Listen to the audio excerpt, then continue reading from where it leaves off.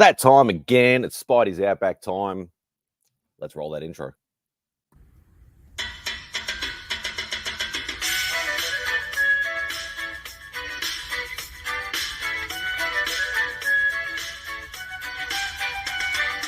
Say goodbye to Remy's place. Looking for my friends on a Saturday. Where's Fantastic Lady, Chip and Journey, Beckerman and Robbie Fatstacks? And they're like, don't you watch MadSpidey'S Outback? Where Lemmy shows up just like that. Live chat here with YouTubers.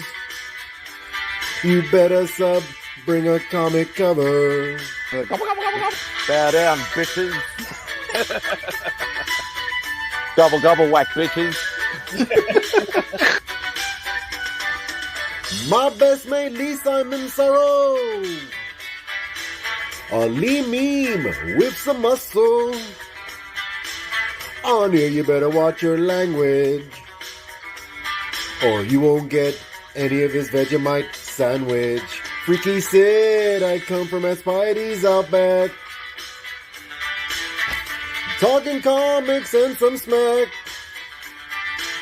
Welcome all to MadSpidey'S Outback. You better sub, bring a comic cover, yeah. Yes, it is Sunday. Well, Sunday over here, anyway, for me. Saturday over on the other side of the world. It is Spidey's Outback time. We do have somebody waiting in the wings before we say a quick hello to the chat. I'll say a quick hello to the chat because I can see he's actually doing something at the moment. So we'll say there's only a couple of people in here. We know Las Crucius is always first. Hope you're doing well, mate. Hooray, woohoo. Miss So, lurking and gaming and listening at the same time as always. Thank you for joining, Miss So. I greatly appreciate it. And hello, Las Crucius. There he is, dropping in a live comment. 10 a.m. Where are you? I'm in Australia, Las Crucius. You should know that by now. Let's just throw him in the deep end, even though he's busy. He's probably restacking the box already and being naughty and not doing it live. No, I'm actually just pulling some books for it to go over it. I'm like, there's so many that it's like you're overflowing. Yeah, but you got to kind of like mix it. If I just pull out nothing but keys in front of you guys just say, yeah, put that in there, put that in there, put that in there. I got to make a mix of some keys and some non-keys. Otherwise, we'll run out of books too fast. You know what I mean? All right, I already answered that, Las Crucius. You know I'm in Australia. Allegedly. Even though, and I've said it before, that I don't even pick up on different people's accents anymore. Like when I jumped on here, I'm like, oh my God, that's so American, or that's so Southern, or so New York, or it all just seems the same to me now. So yeah, well. That's what YouTube will do to you. A world without borders. Yes. Which I'm glad that it is, because it was very, it still is a very predominant US Canadian based sort of thing. North America rules. What can we say? But I'm glad it is branching a lot more over the years of, obviously, Simple Simon got me into this. And Carvey from Comic Book NYC, he's now, Panels, Pages, and Pixels, I think his channel name is. Not that he's doing YouTube much anymore.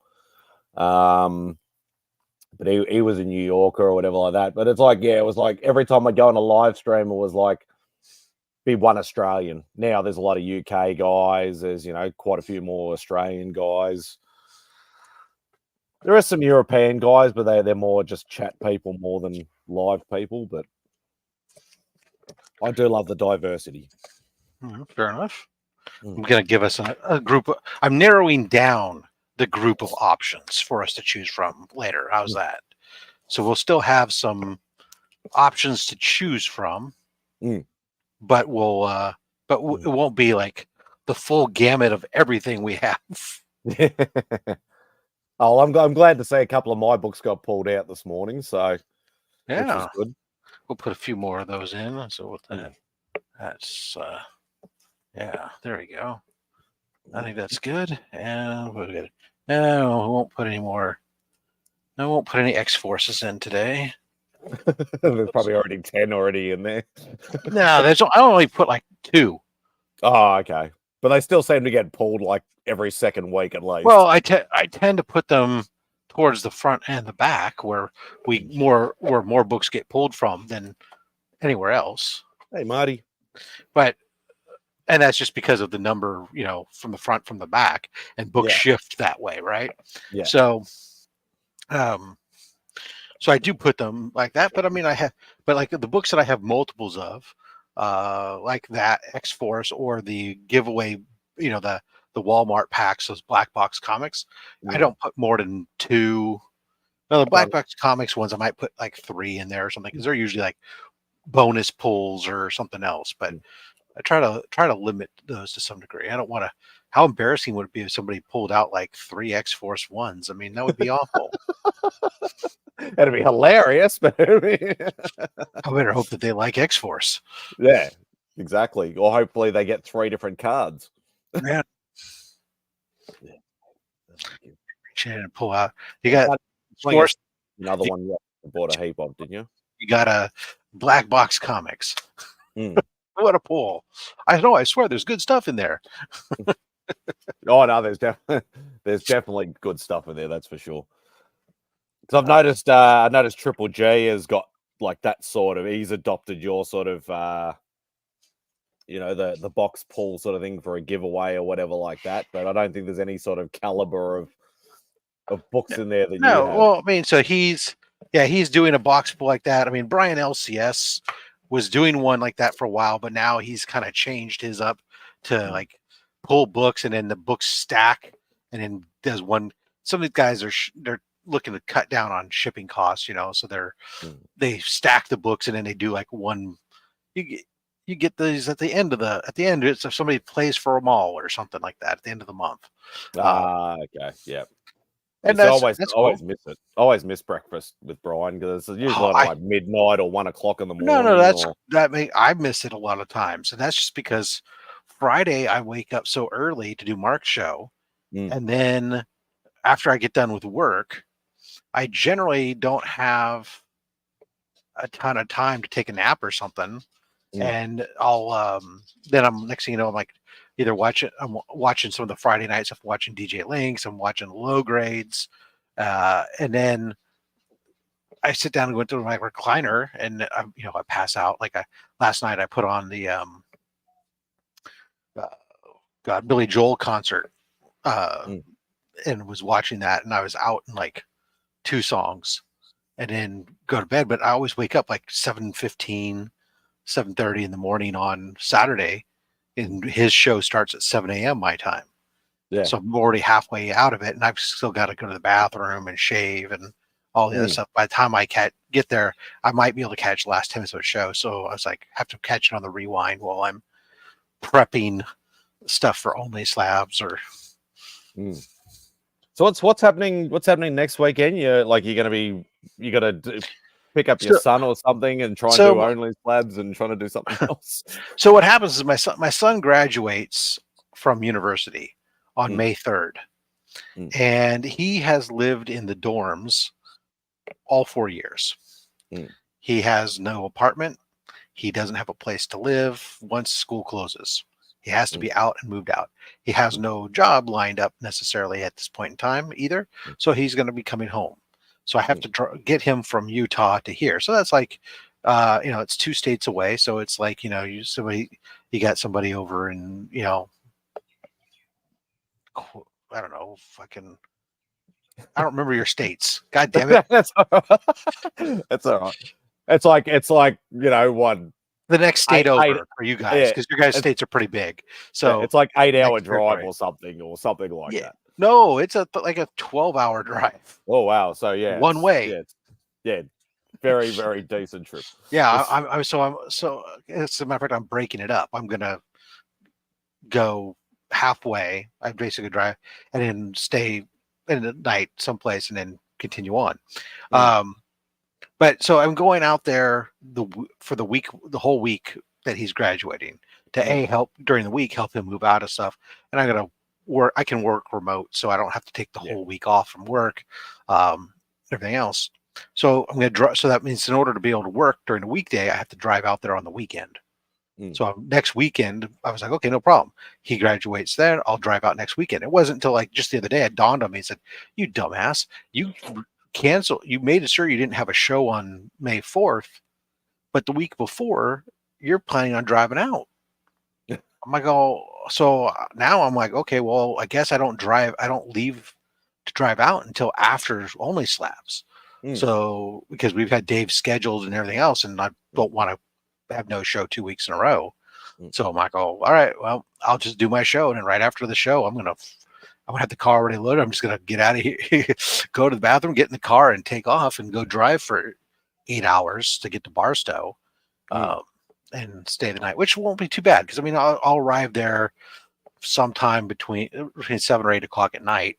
There ain't nothing I'm gonna do there except hang out in the hotel overnight to sleep until I can get back in the car. So it's not like getting there at 1 o'clock in the afternoon would do me any good. I'd just be sitting in the hotel all damn day.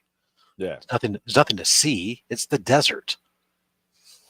The only thing I know about Barstow or Barstow, however you pronounce Barstow. it, Barstow, is I remember it from one of the Fast and Furious movies where they were like in a they had like a smash 'em up derby sort of thing. It literally looked like it was in the middle of nowhere. It was just like red dirt sort of, and it's the middle of nowhere. I mean, the only reason why it exists is it's on a freeway that connects part of California over, and it's how you would go from where I live to go to Nevada if you're driving. I mean, you're basically driving through the desert. The only other thing that's there really is the Marine Corps base.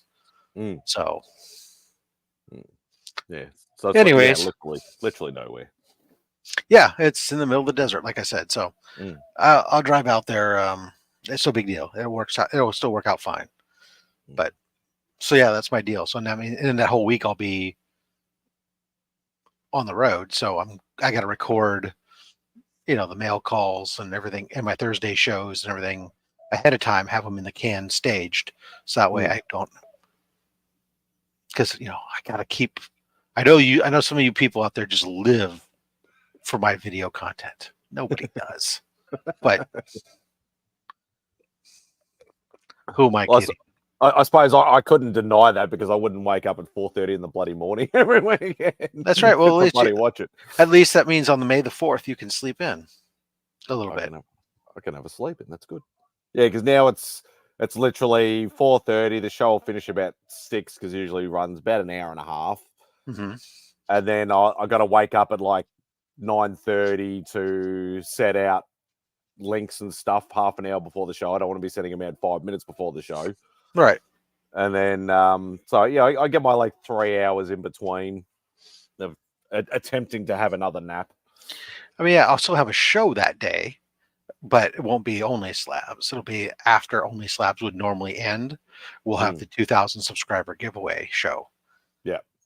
That's going to be like, as long as nothing goes wrong, because I'm literally that morning I'm flying from Utah because I'm driving the car out there.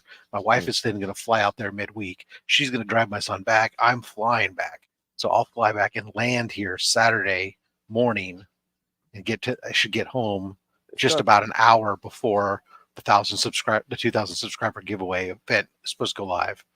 I'll do that and then go to the short boxed VIP event in the evening. Oh God. Busy social butterfly. Yeah, fucking A. What are you gonna do? Yeah, it's like I suppose I should say that. Like I know when Beck and I used to go over to Adelaide, the next western main city, it's about an 8.5 hour drive. We did that about 5-6 years in a row to go to one of the big conventions there when it hits. Like, is that same? It's Supernova. Supernova pretty much does most of the major cities, but they used to do theirs in November. So we used to do ours. We used to do that Adelaide one probably 7 years in a row. It was just the thing that we sort of adopted one year and decided to keep going with it. And I'd always want to leave at like 2 a.m, 3 a.m, sort of thing.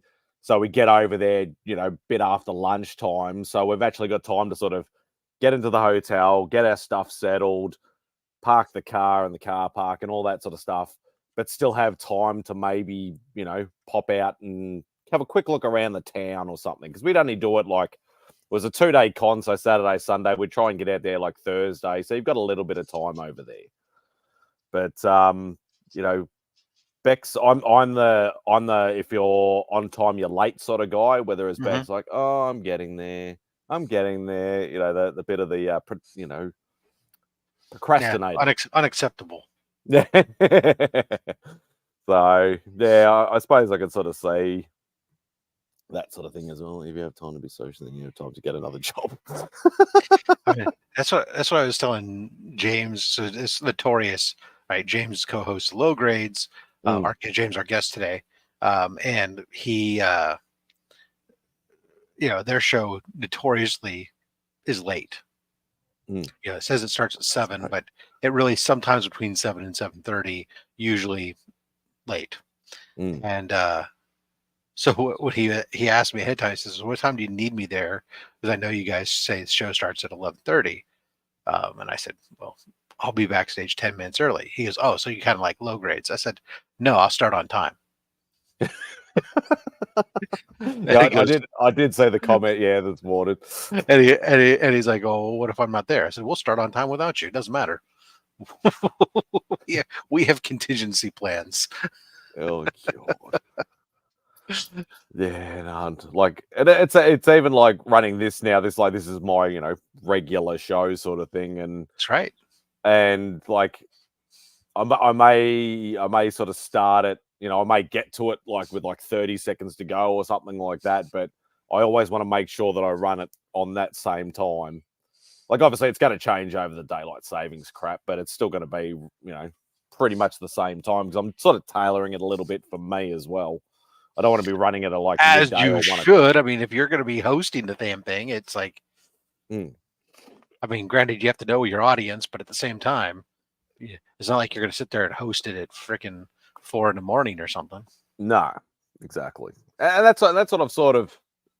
I have the thinking that, and this has backfired on me on most times. If I have the day off on the Monday, or if I've got a late start Monday or something like that, I'll be like, oh, I can run it for longer if I want to. So get up some watch hours. I'll run it for 6 or 7 or 8 hours if people are around and willing to stay. But it always seems to be when it's like, okay, I want to have a short show because I have to work early or I have to start early or work on the Monday or whichever, which I normally do. I'll try and keep it to a respectable thing. Every time that sort of happens, it always works to the opposite. I want to run it short, it goes long, and then I want to run it long and it'll go short. Well, the funny thing about being a host is you have control. Yeah.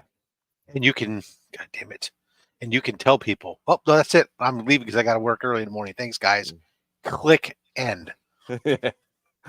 Well, I've sort of thought about that, and I'm like, every time I've done that, and not the Remy thing of you're not shutting down the show, I'm going to keep this going, sort of thing. It's the new faces just popping in at the last second, like when I think I'm going to close it down. I haven't said it yet, but I've thought it, and that's when it goes longer. But well. Them's the breaks. I'm not doing Chip Gettler bloody 12 hours every week. I don't even know what was going on with like CJ the other day. I just saw something I saw that he was doing something, and they next thing I know, people were leaving comments about the fact that the stream had been going for over 12 hours.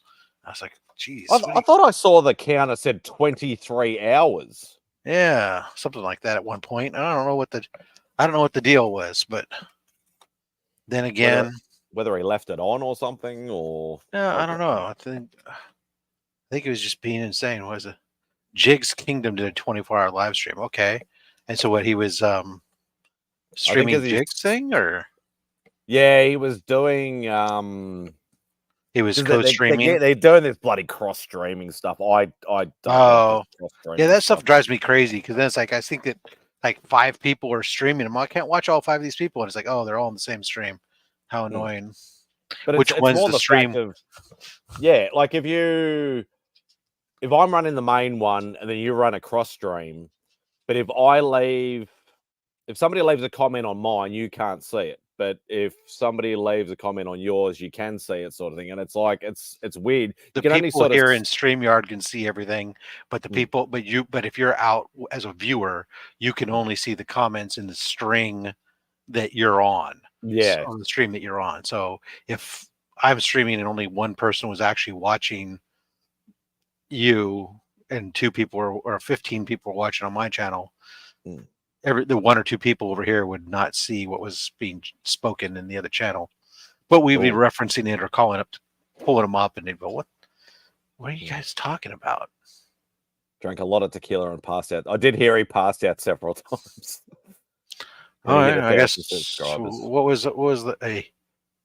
Oh, is that he's trying to push to get 1,000 subscribers? Like what Mark did on the Friday Hangout thing or whatever like that, because he did the same thing when he was getting close to 1,000. He's like, "We'll run until we get to 1,000." So that's probably what he was doing. Wow, Interesting. Scott just sent me a picture of a piece of art he got. Yeah, wow. Like I know it's DC, but like that's old. Showcase Spectre stuff is yeah. That's not you. Scott is the king of I want everything. Yeah. Like I say I want everything, but yeah, he's got the money to back it up. I don't. The connections to get it on the down low. Whatever. Yeah. He doesn't like overspend on stuff. I mean, he'll spend when he wants to, but I mean he also works people for deals too. So oh yeah. But like as I've said before, I think he just buys stuff in bulk sometimes. Nice. Well, because bulk allows you to get stuff cheap oftentimes because people are moving stuff. You get the discount of, well, I have to buy all the stuff I don't want in order to get the thing I do want. So Murphy Anderson. Hello. Sorry. The dog came over to say hello. I could hear. You could hear that. Yeah, click, click, click. Yeah. Hardwood floors and a basset hound. You can't. There's no such thing as cutting the nails short enough that they don't do that because they're meant for digging. So. Oh, you hear the same with Mark's. Yeah, but his dogs have little itty bitty nails. You still hear the little ticking away though. Yeah, sure. These things are like massive spoons because they're meant for digging in burrows and rooting out rabbits and stuff out of the burrows. Them be hunting dogs. That's right. You hunt a nice comfy spot on the couch to sleep. Purebred attention hound. Yeah, unfortunately, we've always had cats. Unfortunately, but yeah, I should grab a bunch of bags and boards and rebag and board some of these books that you had here.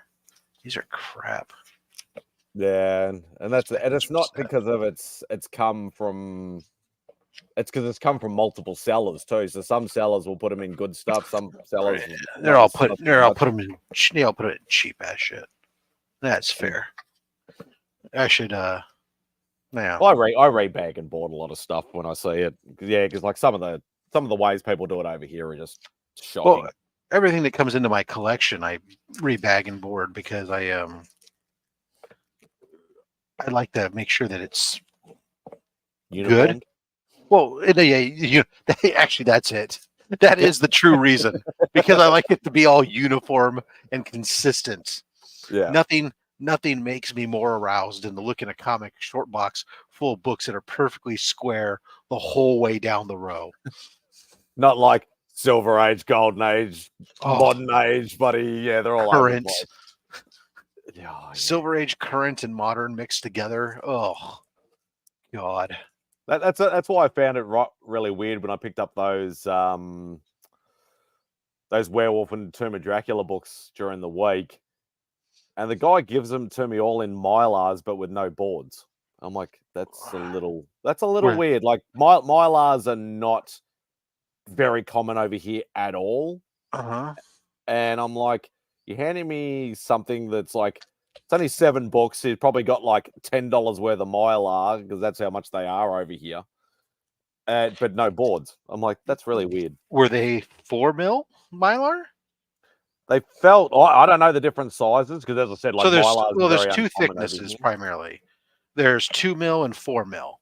And 2 mil is fairly sturdy, but 4 mil is like freaking hard.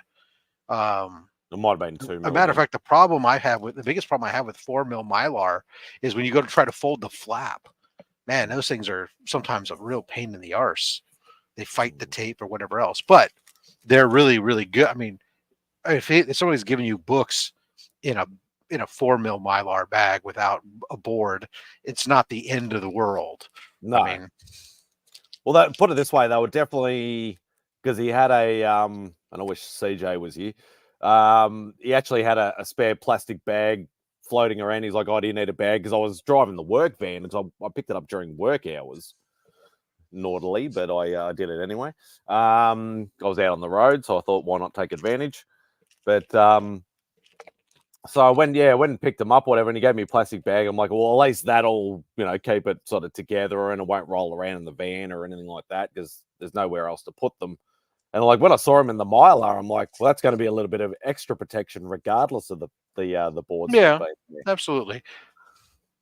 Did you want to send the link out at any of these people or just post it in the chat? Yeah, I'm not doing I'm not doing the chat stuff. Okay, fair enough. I can send links out though. I don't know if they can sit in the back room if you don't like them. I mean, shit. Sorry, if I don't like you. Some of the regulars are on Tony's thing at the moment. So yeah, let's go. Well, there's a lot of stuff going on Saturdays. Yeah, definitely. For some people, they have lives. Me, no.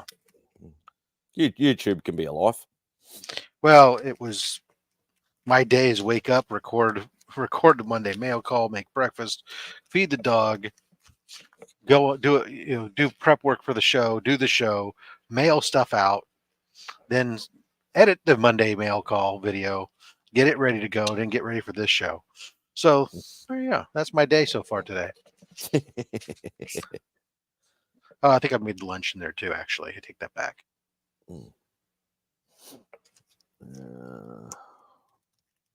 I know Jim should have the link because he's in plenty of the group chats that I'm in. I'll send it to Jim just in case. Yucky bags. There we go.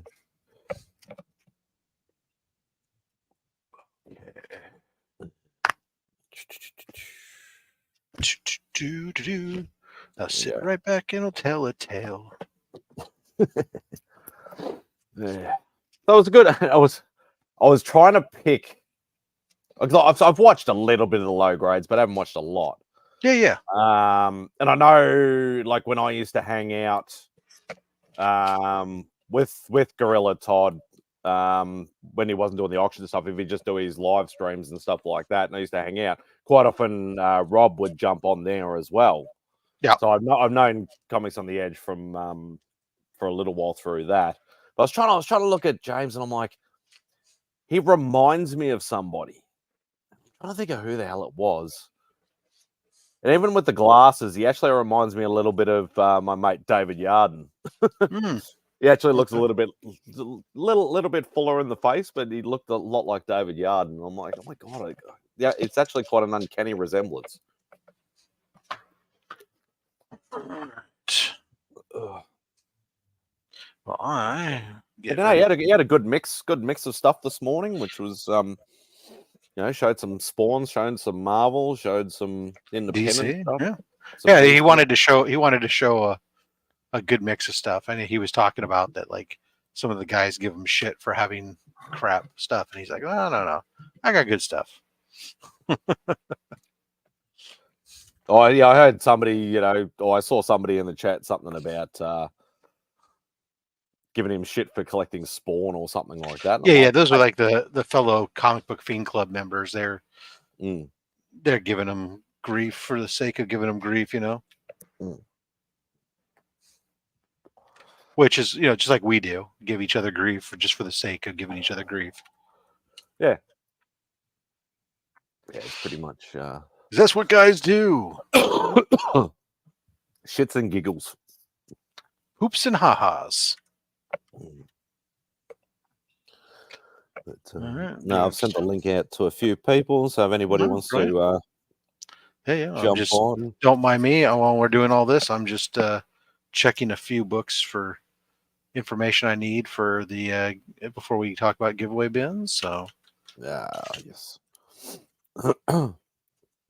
Yeah, I know Tony's running his show. I think Blake and Hoodad are running a Band of Brothers auction thing at the moment, so probably a lot of the Insomniac guys are probably over there at the moment. So, but anybody is welcome. If they want a link, just reach out to me on IG. Boom. So, I used to have that book. What happened to it, I wonder? Yeah, it's probably a good thing, especially with those Virgin variants, putting, at least like it's Spider-Man 35 or something written on the back. So you're just not just looking and going, oh, it's a Virgin variant. I don't know what it is, but here we go. Yeah, no, I like to try to do that as much as I can. That's obviously just that cover. I've been bagging and boarding OA this week in my spare time, so I haven't got original art, yeah, because I have no time.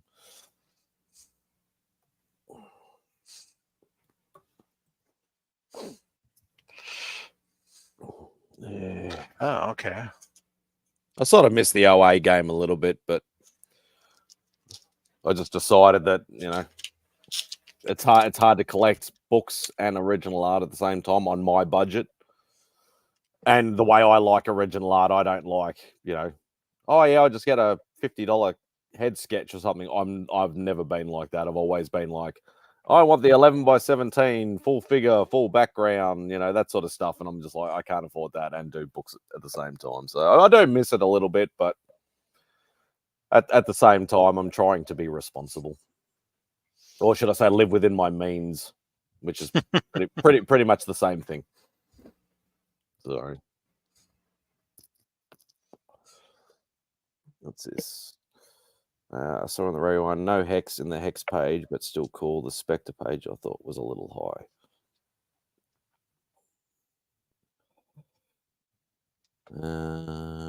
Hex page, Rubens auction. Okay. Yeah, because I know, Jason and Scott are both part of the OA chat group that I'm part of. That got started by the guy I mentioned earlier, Carvey. So they do post a lot of their new conquests in there, and I see that and go, "You assholes! You have too much money, and I have none." Well, that's only because you choose to not work 14 jobs or I don't know. There's lots of reasons why people are the way they are. Yeah. And it's just what you collect. Sometimes people, if they're focused, that helps too. I have no money anymore because I'm not focused. Yeah. Well, I shouldn't say that. I do have money, but I'm not, like I said, people who think that they're all excited to see Heroes Con with me this year. You guys are in for a rude awakening. This is not going to be as it was last year by any stretch of the imagination. Yeah, I think Heroes Con will be an absolute massive event this year. That's for sure. I'm excited for it, just because it was so much fun last year, hanging out with everybody and everything. Like I said, I'm not going in there with the expectation of spending a lot of money, because I've been consistently doing things elsewhere. I mean, I still have a couple things I'd like to look for, but I plan on doing a lot more a lot more stuff with the Comic Screen Cancer booth than anything else. Yeah. So yeah, I know there's one book you'd definitely be wanting to hunt for. yeah, but there's a lot of books out actually that I'd love to hunt for, but there's one in particular, that I'd like to get this year at some point, but it may or may not happen. And Rob wept, seeing as he had no more worlds to conquer. Oh no, there's plenty of worlds to conquer. The problem is there's too many of them. And that's why I said I'm never going to venture down the Golden Age train. Well, for everyone who sees that, I haven't bought a Golden Age book in a long time. In reality, And or at you've least since actually sold quite a few. I've got some I'm trying to sell, because you know what, it's not really a huge part of what I'm doing. I mean, the Atomic Age stuff, some of the sci-fi stuff, no, I'm not. Most of that I'm keeping, but some of the other stuff, I'm like, why did I don't. This isn't what I collect. I don't want to go down this path. Let me just stay in my lane, type of thing. You'll enjoy it by proxy, like by other people's. I can appreciate the art, so I don't have to necessarily own it. And there's other things that I'm like more interested in right now. So, and who knows, if you change your mind down the road, well, then I can always rebuy stuff. Yeah. That's the way things happen, right? Did I just really see that book is in here twice? No. Okay, that's a different book. Sorry. I'm like,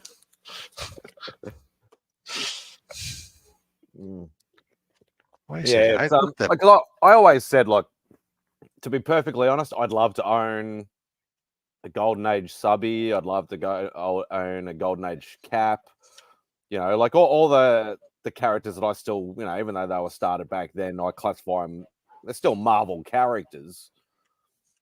I would love to own one of each of those books, but at the end of the day, one, affordability and rarity over here is obviously a totally different kettle of fish. But at the same time, I'm like, there's so many books I still want to get that are still in my lane, like what you said. Like, there's so many Silver Age, and like I'd love to finish my Amazing run. There's a lot of runs I'd love to finish, a lot of key books I still want to try and get. And if I was going after those, I'd never be able to get any Golden Age books. So I'm quite happy with that. What's this? This is really weird. So, like, one of these books that you got has on it a tag, and it has a list of a whole bunch of first appearances on it. But I look it up.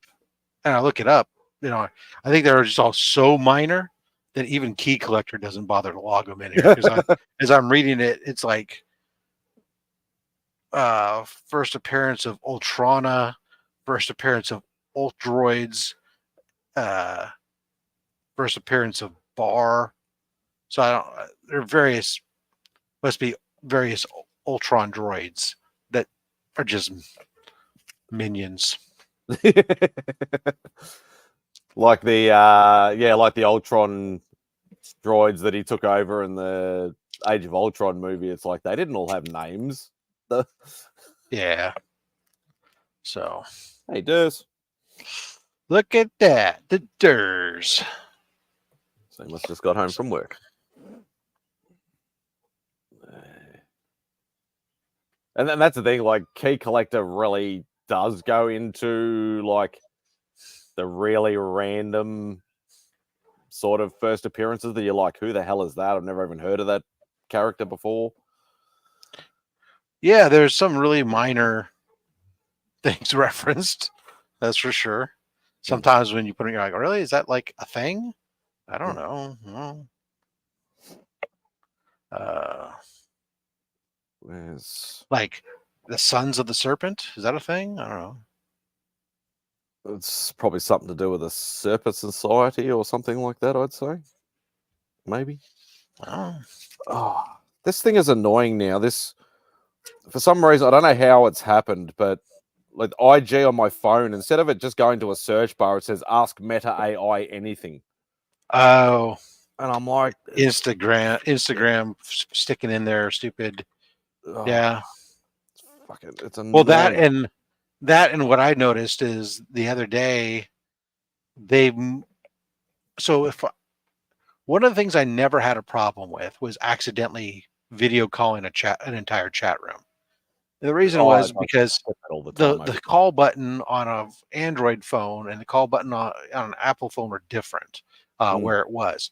But now if I'm in a chat room, the call button's still where it is, but basically all the hearts or likes, whatever that you have that shows you got some there, superimposes on top of it. And if you press that without exiting the room first, it then sits there and calls everybody.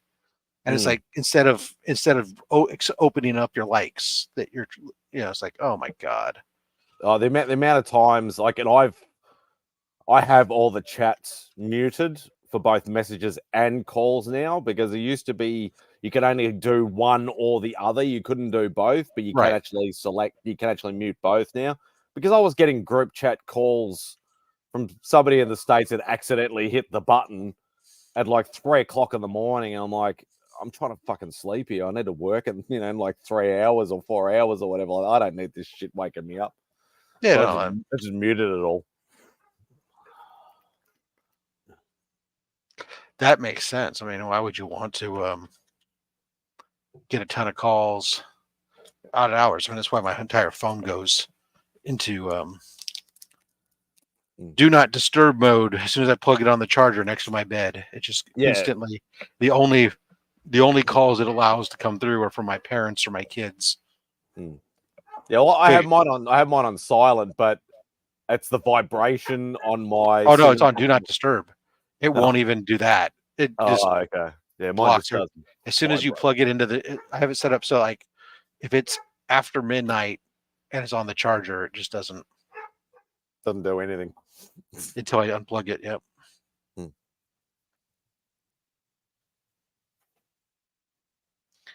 Is it gonna rain? Oh, okay. It's all right.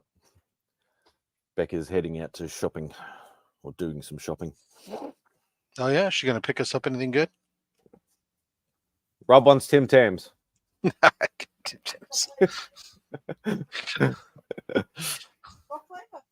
What flavor? He likes plain stuff.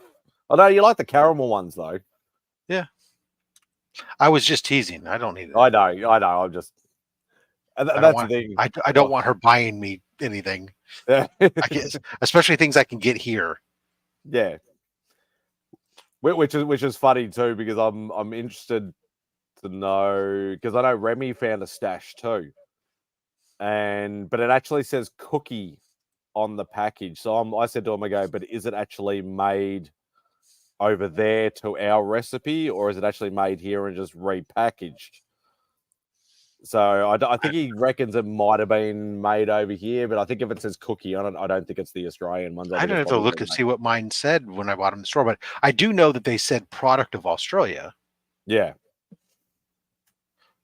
Because we get a lot of that sort of thing where it's like, yeah, it'll say like product of America, but it's been made and packaged here or something like that. It's just been made to the recipe, but over here. The same with a lot of the beers. The beers do that as well.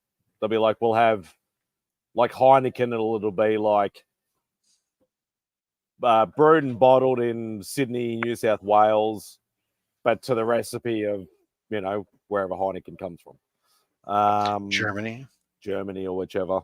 But then you can buy the proper import stuff, which was like twice as much, but it actually tastes nicer because it's actually been made over there. Yeah, well, yeah. Transportation costs from halfway around the world adds a bit. As you well know. As you well know. Yes. Well, I've been We're trying to actually, because we were having a look at because I bought that stuff on eBay, and I have not bought anything on eBay in years. I had to spend that $50 voucher that Simon and Sarah gave me for like my birthday like 2 years ago, and I still hadn't spent it. Mm-hmm. I've been, having a look, and I'm just like, and I stumbled across that werewolf #1, and I'm just like, screw it, let's just do it. And then I'm like, eBay has changed so much over the years. But I remember I was buying all my statues off eBay mainly, like probably 20 plus years ago. So I've been all through the highs and lows of the currency conversions, the shipping changes, the increase in shipping prices and things like that, and weather the storm. But it's also been in comparison to what I've been earning too. So obviously, when I first started, I was only on like bottom wage, retail wages, hardly earning a pretty penny back those days, but still able to do it because the shipping costs weren't as high, the currency conversion wasn't as bad. But nowadays, like, everything has risen. Obviously, COVID, screwed everything up too, which doesn't help. I know it's leveled out the book market a bit, but it's still not nowhere near where it was. Like you were saying that this morning about like Daredevil 1, like, you could pick up one over there for what, low grade $500 to $1,000 easily before COVID. Yeah, and then before COVID. And then now, okay, yeah, it's evened out, but you're still paying for a low grade probably, if you're lucky, $2,000 to $3,000. Well, for a low grade like we were talking about today, like that, is less than $1,500 for the 1.8, whatever. But so you can, you can get like a 2.5 for about $2,000. Yeah. But it's not like it was before, and that's fine if you're holding, and not necessarily fine if you're buying. That's all your perspective, right? Yeah, it's all in hindsight. Like, my greatest regret is never going harder at the bigger Spider-Man books, like, let alone all the other Marvel high-end books that I want, but especially the Spidey books. Like, especially being down to, literally seeing the finish line, but never making it to the finish line at the moment. It's because I've had chances. Like, I had that story of I got offered an ASM 1 mid-grade for $2,000 about 15, 20 years ago. And I'm like, I don't have that kind of money. I can't afford that.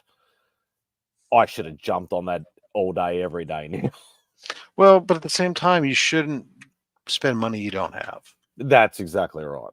Like, I probably could have came up with something to try and get it, but it's like everybody has those kind of regrets. That's the collecting game and the collecting market is everybody has hindsight and has regrets. Yeah.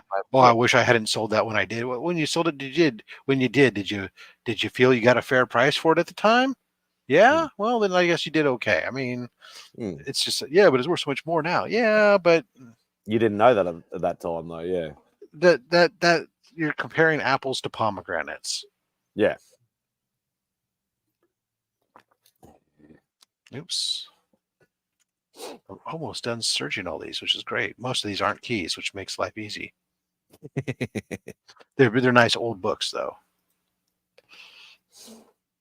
Yeah, I tried to, and that's what I remember. I tried to remember, like, focusing on older books and trying to stick in my lane, but there were a few as we've gone through them. There was a couple of just cover buys. I'm just like, oh, he's selling buy it nows for like $5. Yeah, fuck it. Let's just add it to the pile. And that's what ended up happening. But it's all good. It's all good.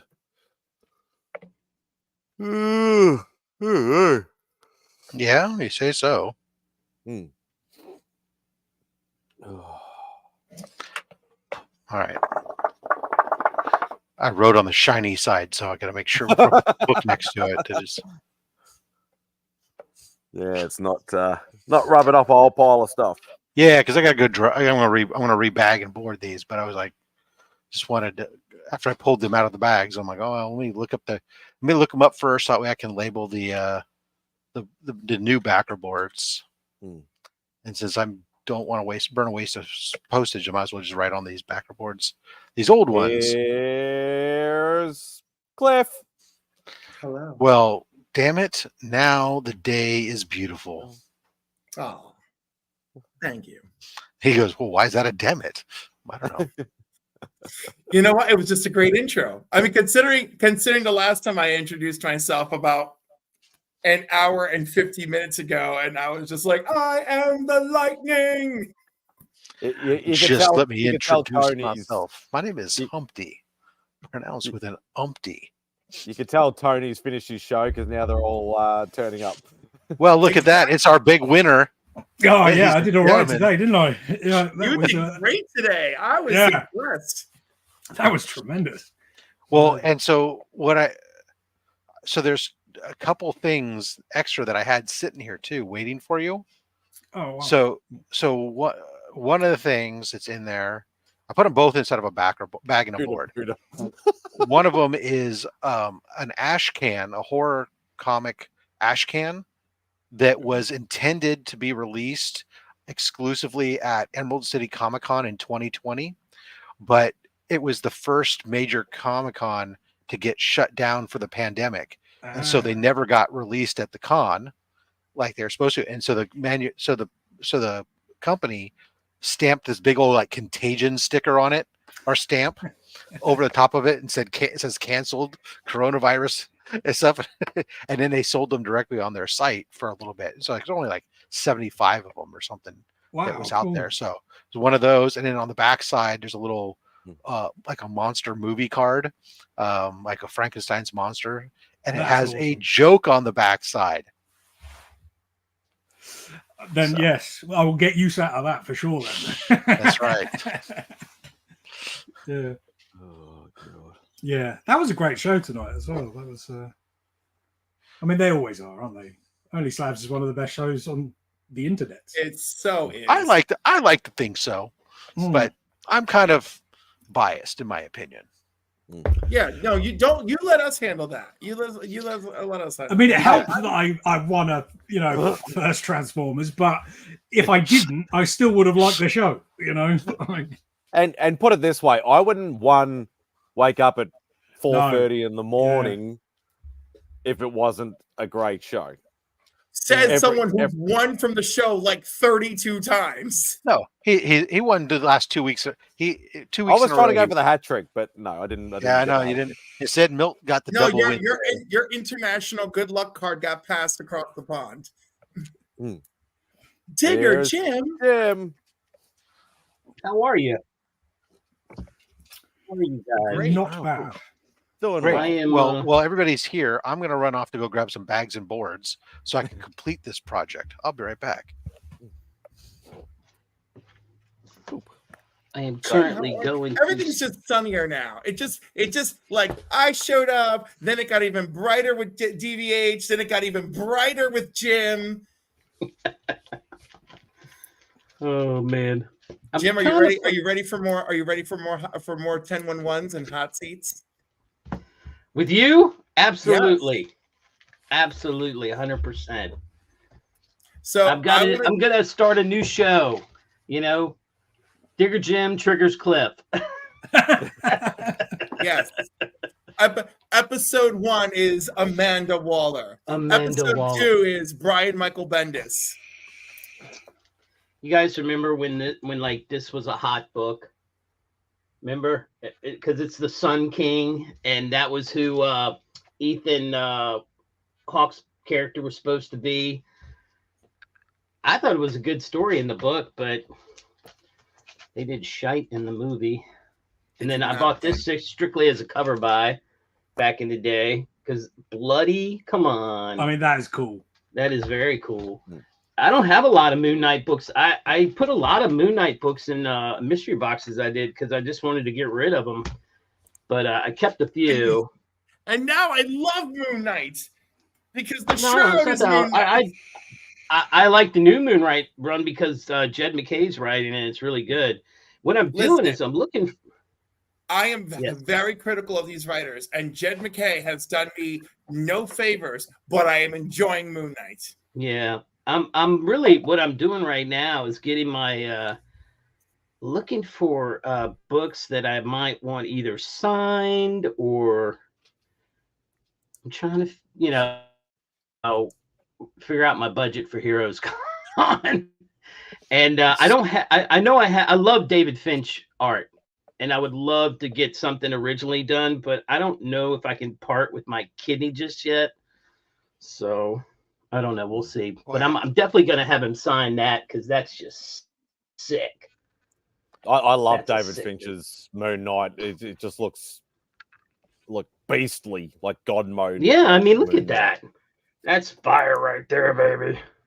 So yeah, I've got this. What the hell did I do with it? I had a. Oh, hold on. Yeah, right here.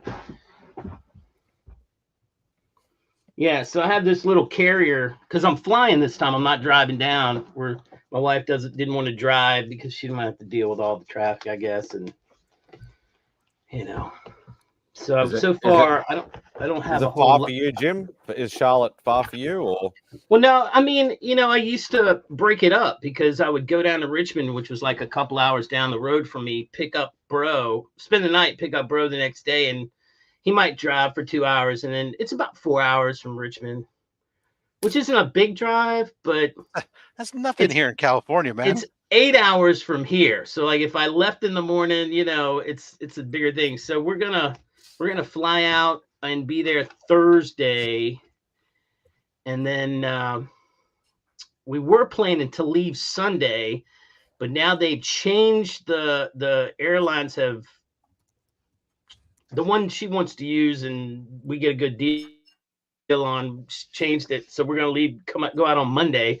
So now I get the full con. If I want some on Sunday, I can still go back, and usually by Sunday though, I'm like, okay, you're done. I'm done. But if I get an original sketch, if I can find somebody I want to do an original sketch, according to Rob's rules of con, you do that on Friday. First thing. You get that taken care of.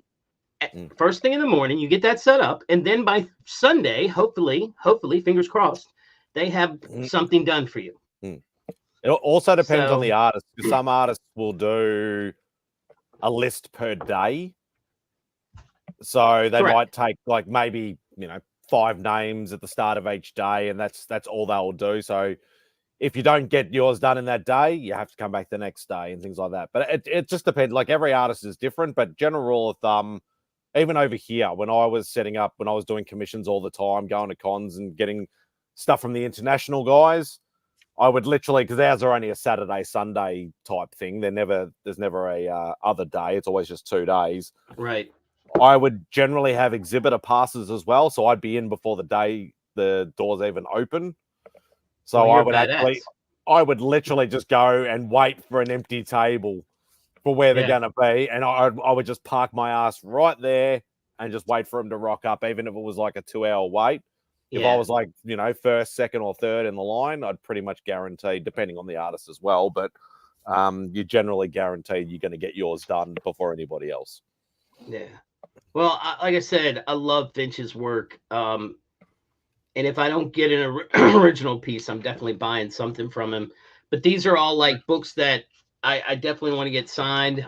I have this 8 billion genies here. When you say that you're looking to get a original piece from Finch, are you talking about getting like 11 by 17, or are you looking at getting like a sketch cover?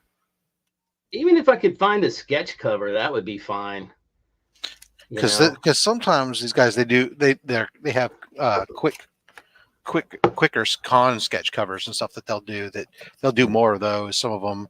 And well, that's what I mean. Yeah. And they're much more affordable. That's what I'm looking for. Affordability, and I don't need a big 11 by 17 piece. I just want. That's why I do sketch covers, because A, they're easier for me to store, and B, they tend to be less expensive. Right. I would like to have something that could fit back into this book thing and take home with me on the plane. See, this Okay, is so perfect. sketch covers. It holds. So grab yourself a couple Yeah. blanks and Yeah, I don't own a lot of blanks. So you- Rob. I you gotta get go find some. some. ahead of time. They're easy to acquire for the most I mean, part. yeah, as long as you're not that picky, they come out like every week. So, it's just, Yeah. Or if you, Yeah. or if there's like, like, oh, hey, I want a Batman one. Okay, well, Yeah. then it's like if you can't readily find there are some places that readily have them available True. to order, and if not, like some of the bigger stuff like Batman and Spider-Man or something, you can reach out to a friend and say, hey, Rob, do you have any extra that you'd be willing to let Yeah. go? And I go, well, geez, I only have like 15 Spider-Man sketch covers and 15 Batman ones. Yeah, I could probably Batman let one sketch go. Well, hey, Rob, I I mean, might do you mind if just it do says that. Batman and Robin on it? I mean, because sometimes I get them like I have an artist that I'm talking to right now that's doing a commission for me for Batman Rogue. I sent him a list of like 3 different rogues to choose from, and he came back. He said, "Okay, yeah, this is cool." And he goes, "I actually have some blanks here, so you don't need to send me a blank." And he sent me a picture of all his blanks that he had, and I was like, "Okay, well, yeah, those are fine. Yeah, I don't need to send you one. I don't need to send you one. I just saves me the hassle." I think I might look for a Moon Knight blank, because if he will draw Moon Knight for me, that would be awesome. There you go. You could always ask Austin. Austin's probably got about 1 million blanks. I know. Actually, I sent Austin some blanks a long time ago. I can't even remember what it was. I think one of them was a gag blank, because I think it was like an Archie or something. And then there was a couple other ones. I don't remember. But that's kind of what I'm doing right now, is just going through. Sometimes you get a blank and you're like, oh, I don't know what I'm going to reuse this for. And then all of a sudden it's like, oh, right, that's perfect. Yeah, and I think I got it in somebody sent me a blank in a mystery box once, and I was like, what am I going to do with this? But like last year, yeah, I had Beckerman hooked me up with Steve Mannion, and I just brought a Spawn one, and I said, you know what? He had drawn a picture of Godzilla in his little sketchbook thing, and I said, you know what? Draw me Godzilla blasting the shit out of Spawn, and he did that. So he was like, nice. Yeah, I can do that. So that's like I had Livio Ramondali do. I got a Magnus Ultra Robot Fighter blank, and I had him do Magnus fighting he's fighting Soundwave. Wait, is it Soundwave? Shockwave. I think I saw that. He's fighting Shockwave. Yeah. I mean, originally I kind of wanted him to do Magnus versus Ultra Magnus, but I just couldn't have Magnus fighting an Autobot. It didn't make any sense. Right. So. Yeah. So I'm looking for different things. I'm looking for different, who's going to be there if I want some signatures. I'm so not many. Yeah. There's so many artists going to be there that I really what I do like for myself on this, I'll look at them. At some point, I'll go through the list, and I'm probably gonna, unless there's like somebody who I really just want one of their solo pieces done. For the most part, I'm just gonna. I have a couple of jam session type signature books that like Marvel 1000, Detective Comics 1000 type things, where 1 trillion people worked on them.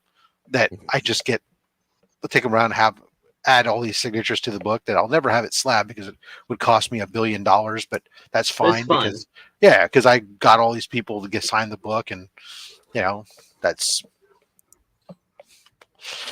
kind of been my thing lately on some of these bigger cons, just because I don't want to drag a stack of like 30 books to get signatures out there and then have to drag those back plus anything I pick up while I'm there and stuff. That's kind of a difference between when I'm going to bigger cons versus smaller cons. So right.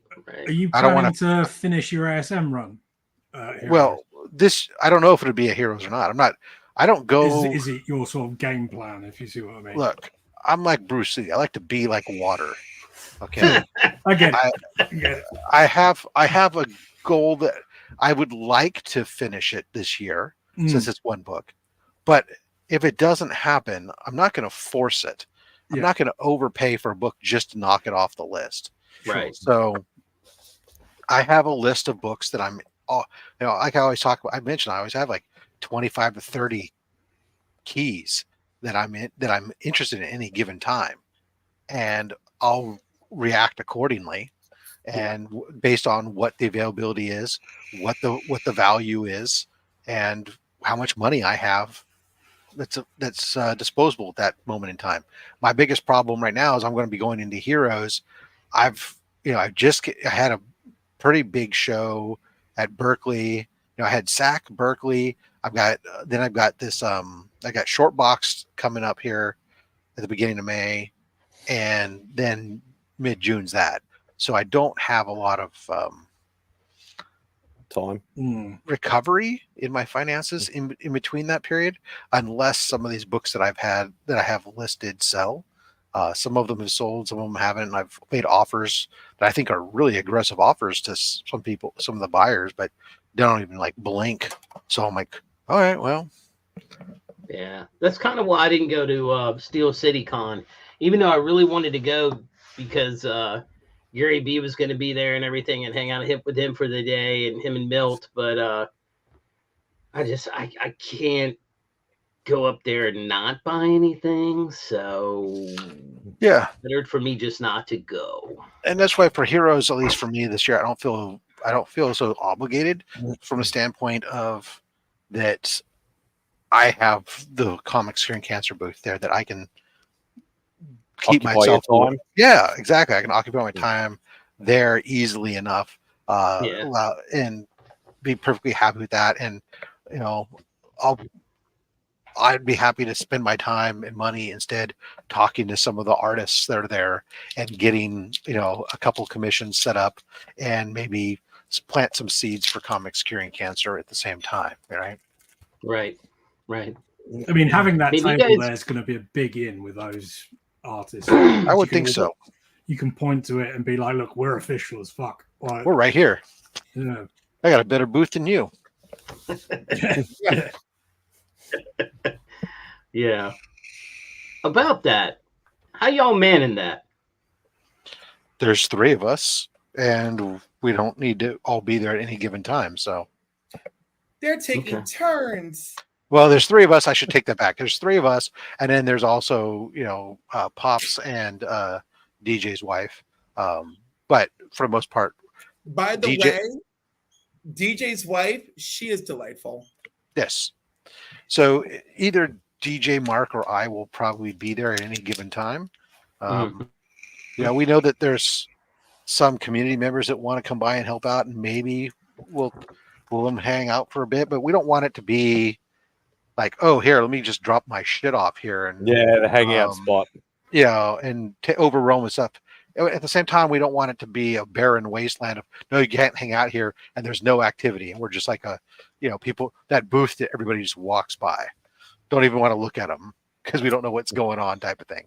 So, there'll be people hanging out and stuff from time to time. So we're sure of it. It's a great place to come meet people. Oh yeah, I'm over here, or coordinate. I'll meet you over at the Comics Curing Cancer booth, whatever type of thing. But at the same time, we're not going to be like, we're not a bag watch, bag check or anything like that. We don't want to put that kind of like, oh, let me just drop all my shit off here and you guys can watch it for me all day long. Nope, sorry, that's not what we would do that. Just out of curiosity, there are people who would. There are people who would definitely. And if you leave it here, that's fine. We'll just probably sell it for Comics Curing Cancer. I mean, what? That would be the first thing out of my mouth. Pick that shit up and carry it with you, bro. We not a bag drop. That's not what this is about. Isn't the hotel 2 minutes away? Go to the hotel. I'm just saying. I'm just gonna say this right here.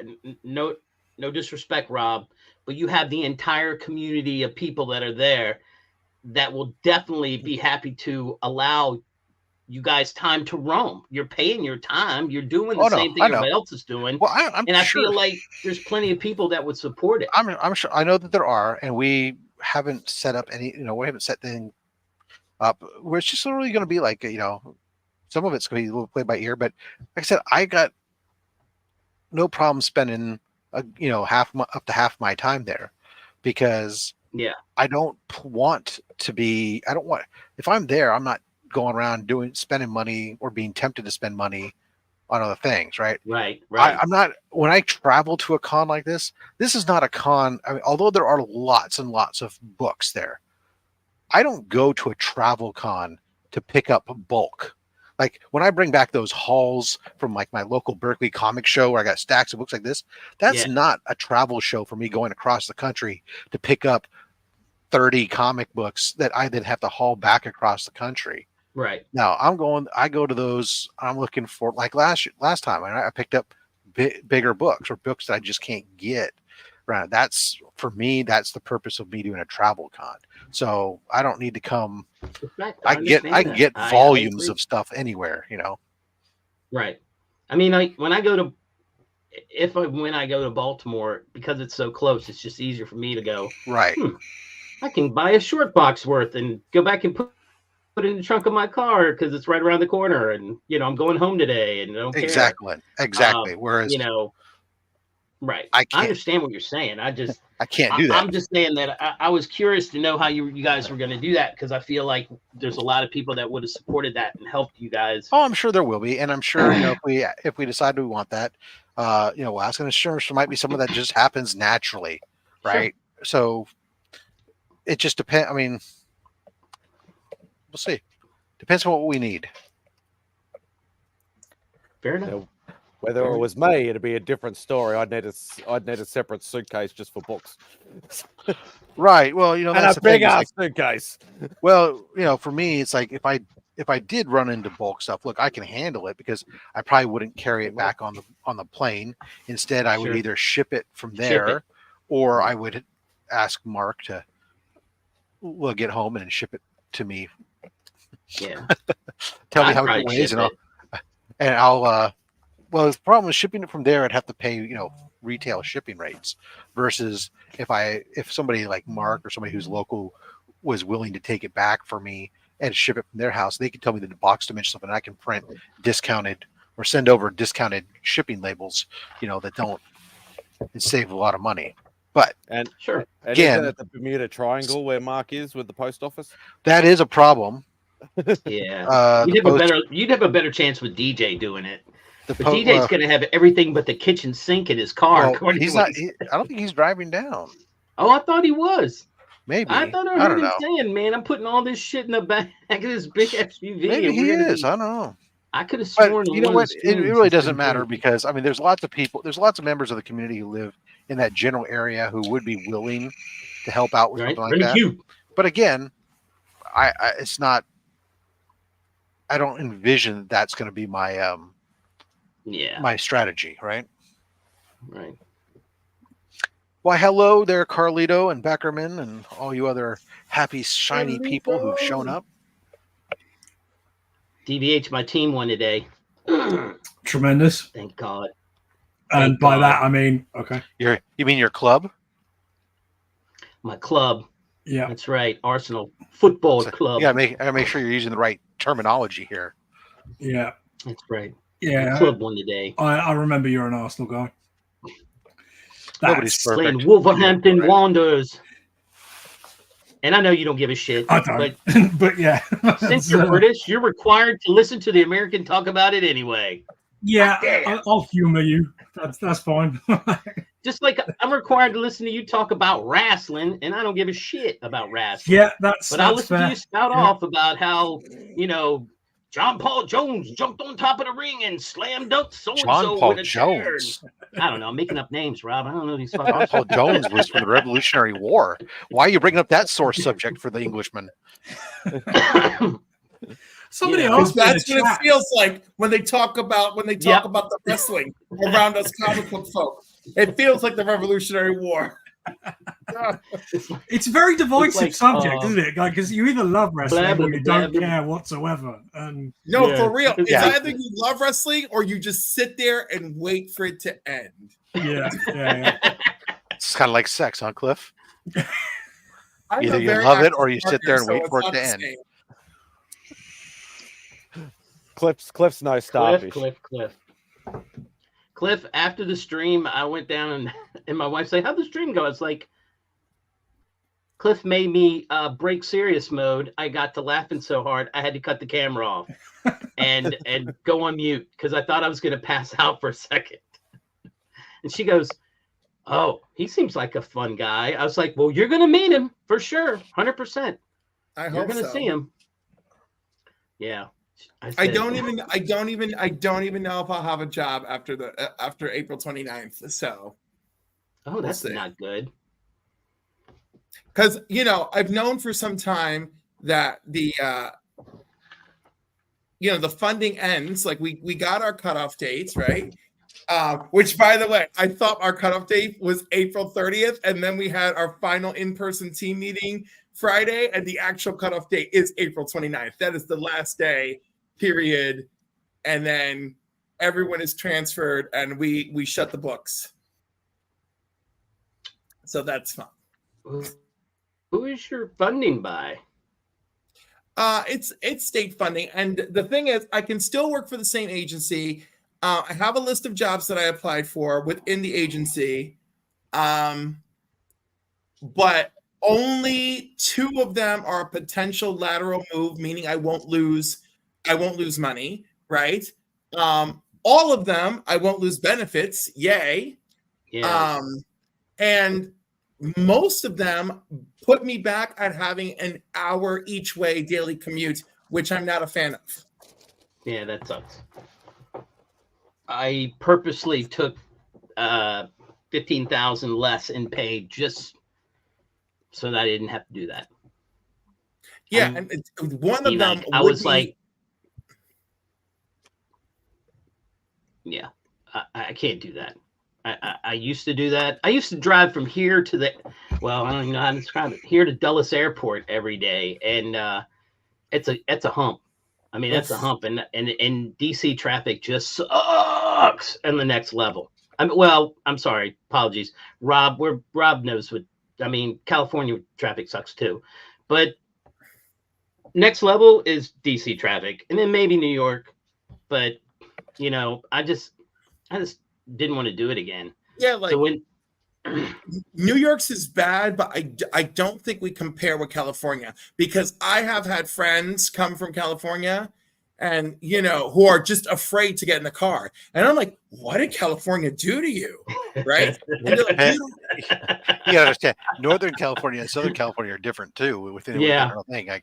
So they're both horrible, but the aggressiveness level is completely different. Southern California is like going to war, whereas at least Northern California, if you turn on your blinker, you have a 30% chance that somebody's going to let you in, as opposed to Southern California, they're just going to go accelerate to block you.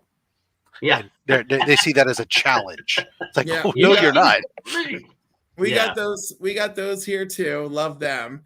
Yeah. The closer you get to New York City, the more terrifying the driving becomes. Yeah. But so I had a friend. Oh my God, why is everything skipping? Why is my head like this? Her name is Gwen. Her full name is Guinevere, right? Gwen Stacy. Last name, yeah. If that's Gwen Stacy, that's awesome. No, but first of all, I love that her name is Gwen, and she could give 2 shits. Like comic books, fantasy, all of it. She's mad that she knows who Guinevere is. And I told her, get over it. You're talking to a guy named Clifford. That's true. Lady Guinevere. Right. So anyhow, Gwen comes from one of those families where you gotta take a lot of shit, or you just gotta get away from them. Right. So she took this job in California, and this is like around 2017, 2018. When were the last super horrific California fires where like every day the sky was on fire? Yeah. So that's all the time. But I mean, like this particular one was one of the more awful ones, right? And the job is going terribly, and she knows she only has 8 months left. And I'm like, just come home. I can't come home. They'll all tell me I'm a failure. I'm like, California is literally on fire, and your family would feel that way? Absolutely. Absolutely. They would think I suck. Yeah, Oh, and the- I was like, this is terrible. And she stayed to the bitter freaking end. And of course, Good for her. typical of a New York, New Jersey transplant, the very first week she's there, it's 3:00 in the morning. You know, her internal clock hasn't adjusted yet, and there's an earthquake, and she falls from her bed to the floor. She's completely rattled by this earthquake, and her roommates are like, "Oh my God, like, get her, it's fine. This happens all the time. That wasn't even a big one." True story. Big one. And she's like, so week one, our first conversation, week one, she's like, these fucking bitches. I literally get very irritated when I hear the news reporting on earthquakes, and they get all like, "Oh, there was an earthquake today," and then they go like, "It was a 3.5," and I'm like, "Really? Why is this news?" You don't get a bed It's not- for less than a 6. Yeah, you know. Well, no. Look, I'll be honest. Anything over a 4.5 is at least newsworthy because there can be, but because everything around here is built to withstand earthquakes, it's not really. You don't really start to see any damage on stuff until you get over a 5.5 at best. I mean, that's only like in the old parts of towns where like they still have a brick facade or something somewhere. But yeah, I mean, and we got a 5 the other day, and everybody here lost it. Like, oh my God, did you Well, feel it? that was respectable. 5 is a respectable earthquake. I'm not, especially in an area that's not built for Earthquakes. Right. because that's different. I mean, look, we don't have brick buildings, you know, because brick doesn't work in an earthquake. It's great if you live in Tornado Alley. Yeah. Ain't so great. Or if you live in hurricane land, but it ain't great if you're living in earthquake land. So that's why all of our stuff is like wood construction, or the big buildings are built on suspension. So that way, you know, they can shake and rattle and stuff and not cause problems to the superstructure. But It's incredible. But I mean, it did rattle me just a little bit. So I'm on a conference call in the morning like this. My team supervisor and manager are in an office together. The psychiatrist we work with, she's in her home in Long Island.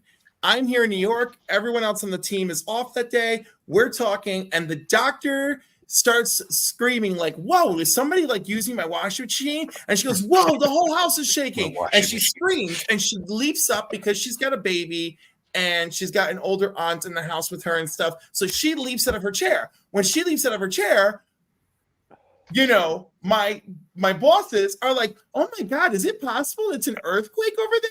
Right? Because her camera starts shaking. And just as the two of them are going, "Is it possible it's an earthquake?" I can hear my manager off camera going, "It is an earthquake."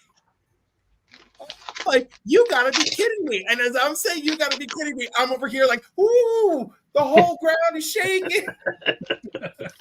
see, we And grew then up. I go, so everyone breaks camera to go check on, hey Kyle, everyone breaks camera to go check on their surroundings. You know, the bosses go to check on the other people in the building.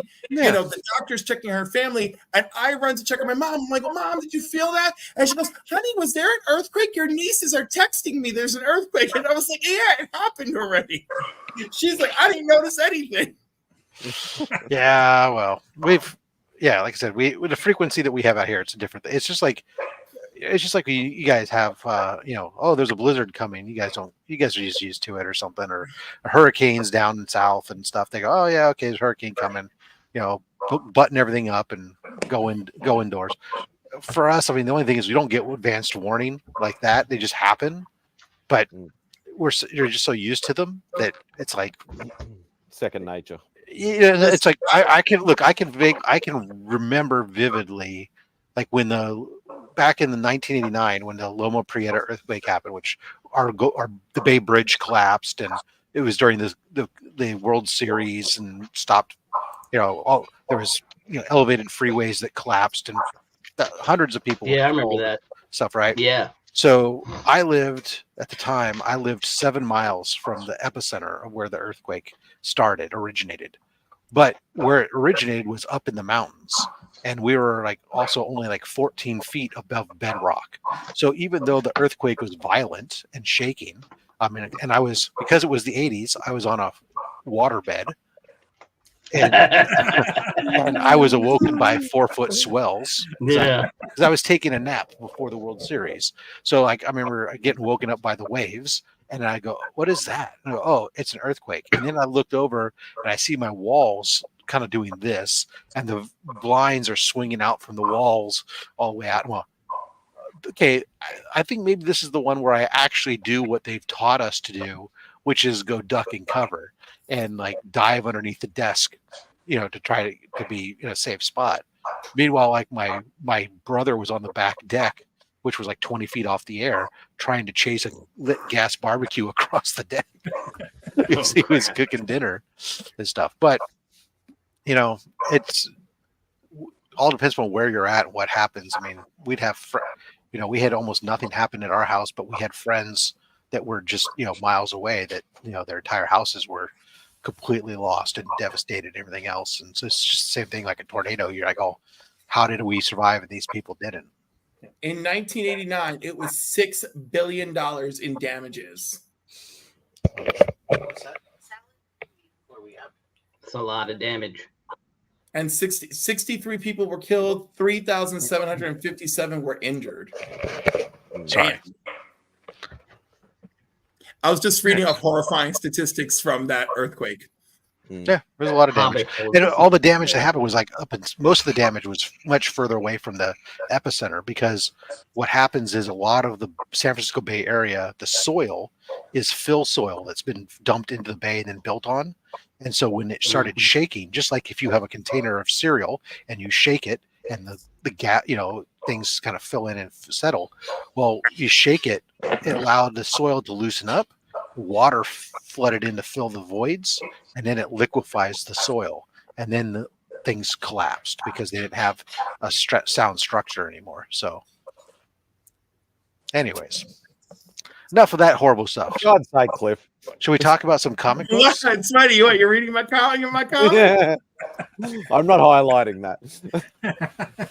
But part of you wants to. All right, 1, 2, 3, 4, 5, 6, 7. When they had the hurricane, it 10, come through 11, 12, in South 13, Carolina. 14, I'll never forget it because my 15. parents went back the following year. They were like, "You going to the beach?" I'm like, "There is no beach right now. It's just it's a mess. I'm not going down there for a mess. I'm not paying to be a part of that." And but when I went back a couple of years later, this person had built, and I shit you not, it looks like a Fred Flintstone house. It's all or something out of Planet of the Apes dome. It's this big rock-looking dome, and it's supposed to be hurricane-proof. And somebody took an old World War II bunker site that they had on the island and converted that into a home. Nice. I was like, that's what I'm like, you should have the gun turret at the window there. All right. I don't know. Yeah. I loved it. So we pulled a lot of books out today. We pulled 21 books out. This has more than 21 books. So there are 7 books from this stack not go in the box. So you guys are going to decide which books don't go in the box. Okay. All right. I love it. This is my favorite thing. One of my favorite things. So we have Defenders number 70. I need that. It goes in. Cliff needs that. It goes in. Tales to Astonish 68. Love it. Keep it. Go. I'll take that. You can just send that to me. We can see some of these things, and then you guys can later. Oh, you know what? Let's go back. I want that. So let's pause. But so we have Doctor Strange issue 5. This is the origin of Silver Dagger, and it's a bondage cover. I'm neutral on this one, guys. I love it. Yeah. I love it. Doctor Strange covers are always good. Yeah. We'll put it in the maybe pile. Okay. Okay. Let me It is an awesome cover, but does it deserve the box? Defenders 57. The box, baby, the box. I have that one already, so I don't care. Somebody's a Defenders guy. Avengers 36. Oh my Oh god! yeah, that should be in the box. 100%. That box. should be in the box. This is when we talked about it's a bunch of first appearances of little Ultroids, but nobody of significance. No, that's Key not- Collector doesn't recognize it, but Ghost Rider 65. I gorgeous love cover. Ghost Rider covers. Yeah, Yeah, that's a that's gorgeous awesome. cover. It's got to go in the box. I feel like it. You know has what? to. Yeah, box. Give it the box. How many did you say can go in the box? 7 Well- cannot. we might be in trouble. Seven cannot, right. Amazing 7 cannot. Spider-Man Oh, okay. 615. No. Yeah, that can go out. You don't have to even bother with that. The cover's not that great, and G.I. Joe issue 109, Casualties of box. War. Yeah, It that's has that's a ton pretty of dope. It has a ton of deaths of Yep. characters. It has the first appearance of Countdown and the first appearance of the Saw Viper. Yeah, I'm not even a Joe fan, and I say in the box. Yeah, that's pretty cool. That cover's dope. Okay. G.I. Joe 57, side by side with Destro. Damn, Deathstroke. Oh, yeah, in the box. God, you're making this difficult. G.I. Joe 59, first appearance of Jinx, Tunnel Rat, Outback, and Raptor. In the box. Well, you I said don't care Outback. for the cover, but because it has first appearances, I feel like it has to go. The cover was Marvel Comics presents Wolverine 86, the first full appearance of Cyber. Nah, I don't. Oh, nah. I'm not a huge Sam Keith. think I like it's these guys. Sam Keith I feel drawing because it. it has his first appearance, it should go in the box. First appearance of Cyber. Eh. No, I'm being dead serious. No one talks about Cyber. Right, You know, yeah, okay. like there are Sam Keith fans, but it doesn't feel like a high level of woo. Kid Venom Origins #1, the 1 per store variant. I don't even know what I want that that in the box. Is that Marvel? Yeah, it's Marvel. Yes. Yeah, it's Marvel. Marvel I- Kid Venom is a 1 per store PDH, variant. you know what that is? I don't even know what that is. Nobody I seems do to know care. what that is. Okay, All right. so That's kicked off to the side for now. I wouldn't put it in the box except for the fact that it's a 1 per store. Like that's Yeah. cool. Yeah. Well, for right now, it's off to the side. Yeah.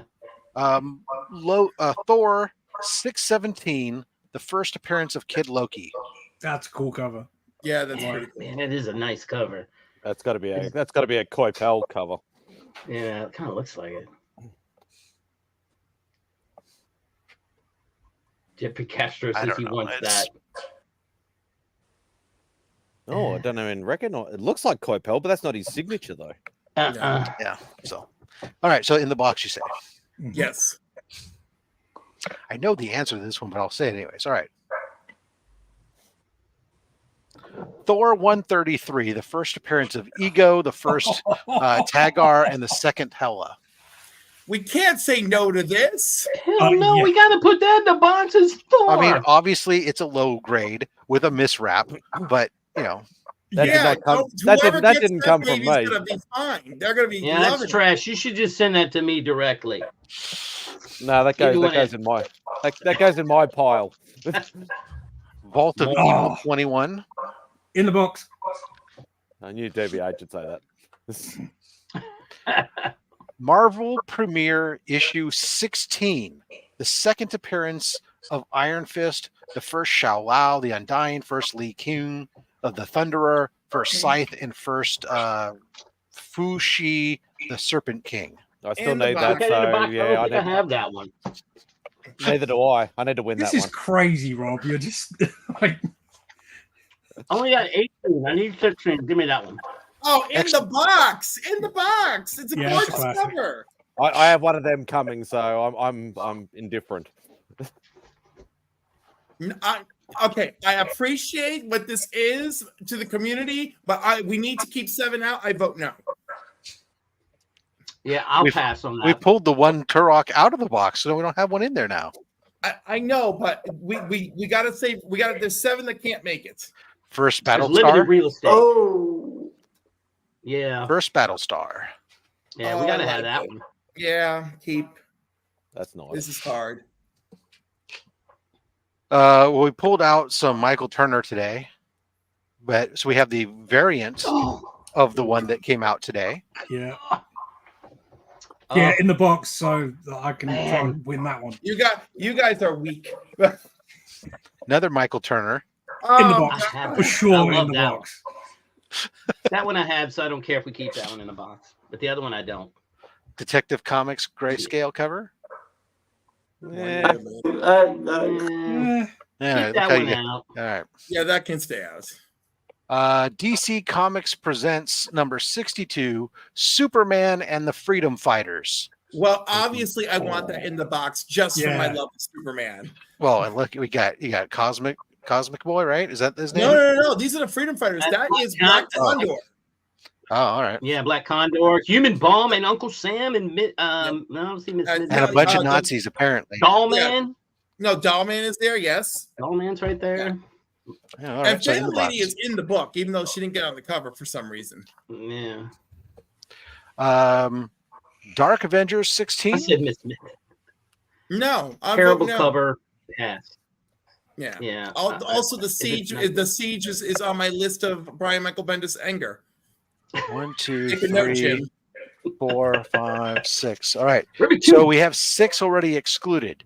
This is the last, baby. This is the last book in the stack, and we have the one maybe. So it's going to come down to these 2 books. One of these 2 books going in there. So you already have the maybe on the Doctor Strange issue 5, the origin of Silver Dagger, and you got a nice bondage cover. Yep. And the other is RWBY 7, which was canceled from store distribution and only available vis-a-vis Walmart pack distribution because of the coronavirus. That's too bad. Keep Doctor Strange. Doctor Strange all day. Yeah, that's trash. I don't know what that is. I mean, listen, I love Dr. Ruby. Strange. I love Ruby. That miniseries didn't do anything for me. So sometime at some point, some of those books are going to have to go in. It can't always be nothing but heavy keys. Yeah, I feel like we just played a game show. Yeah, That's why I love this. That's why I have so much fun. This is a game show, Rob. When I watch people win, I get so excited, and I don't know what this says about me, but when it's stuff that Rob got from one of the boxes I sent him once upon a time, one of my mystery boxes, I'm so thrilled when one of my comics is getting a new home. I'm like, Commanders in Crisis blank cover. That was one of mine. Remy Q, baby. Remy. Whoa. Are you doing a long haul truck? No, Are you a truck driving man? no. I was picking up some essentials for tonight. some essential oils. Some yes. Yeah. Yes. Yeah, A little essential- 420 maybe. Not saying yes, but I'm not saying no. I'm not saying no.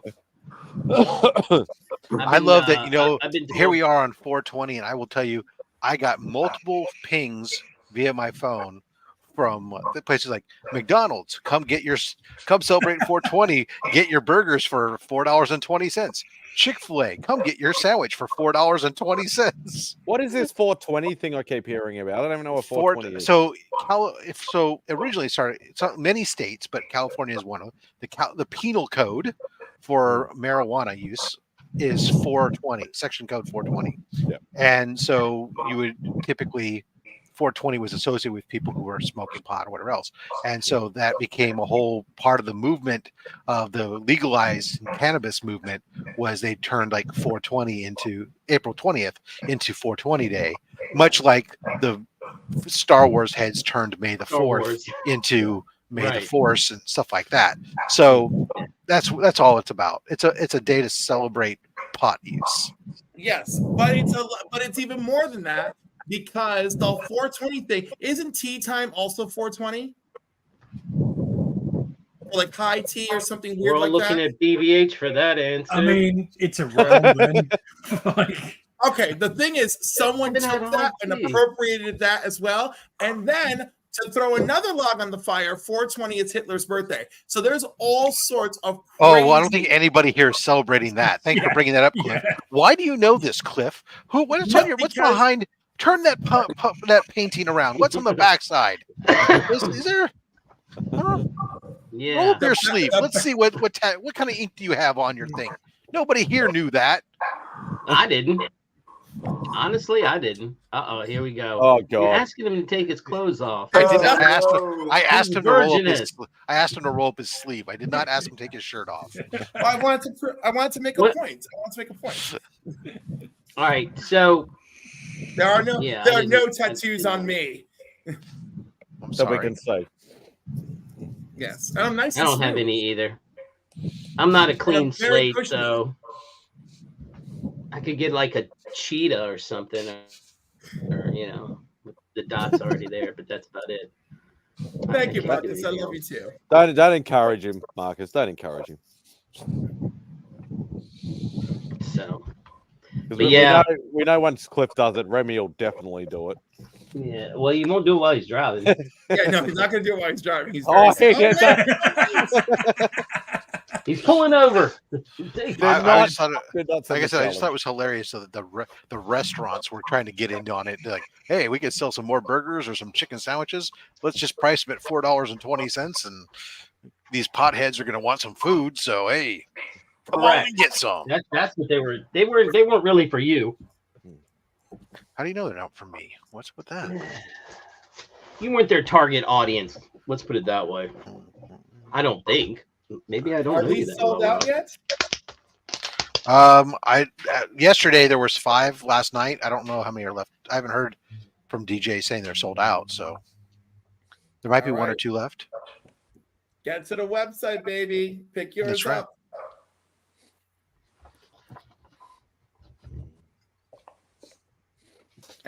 I thought I would just take a moment.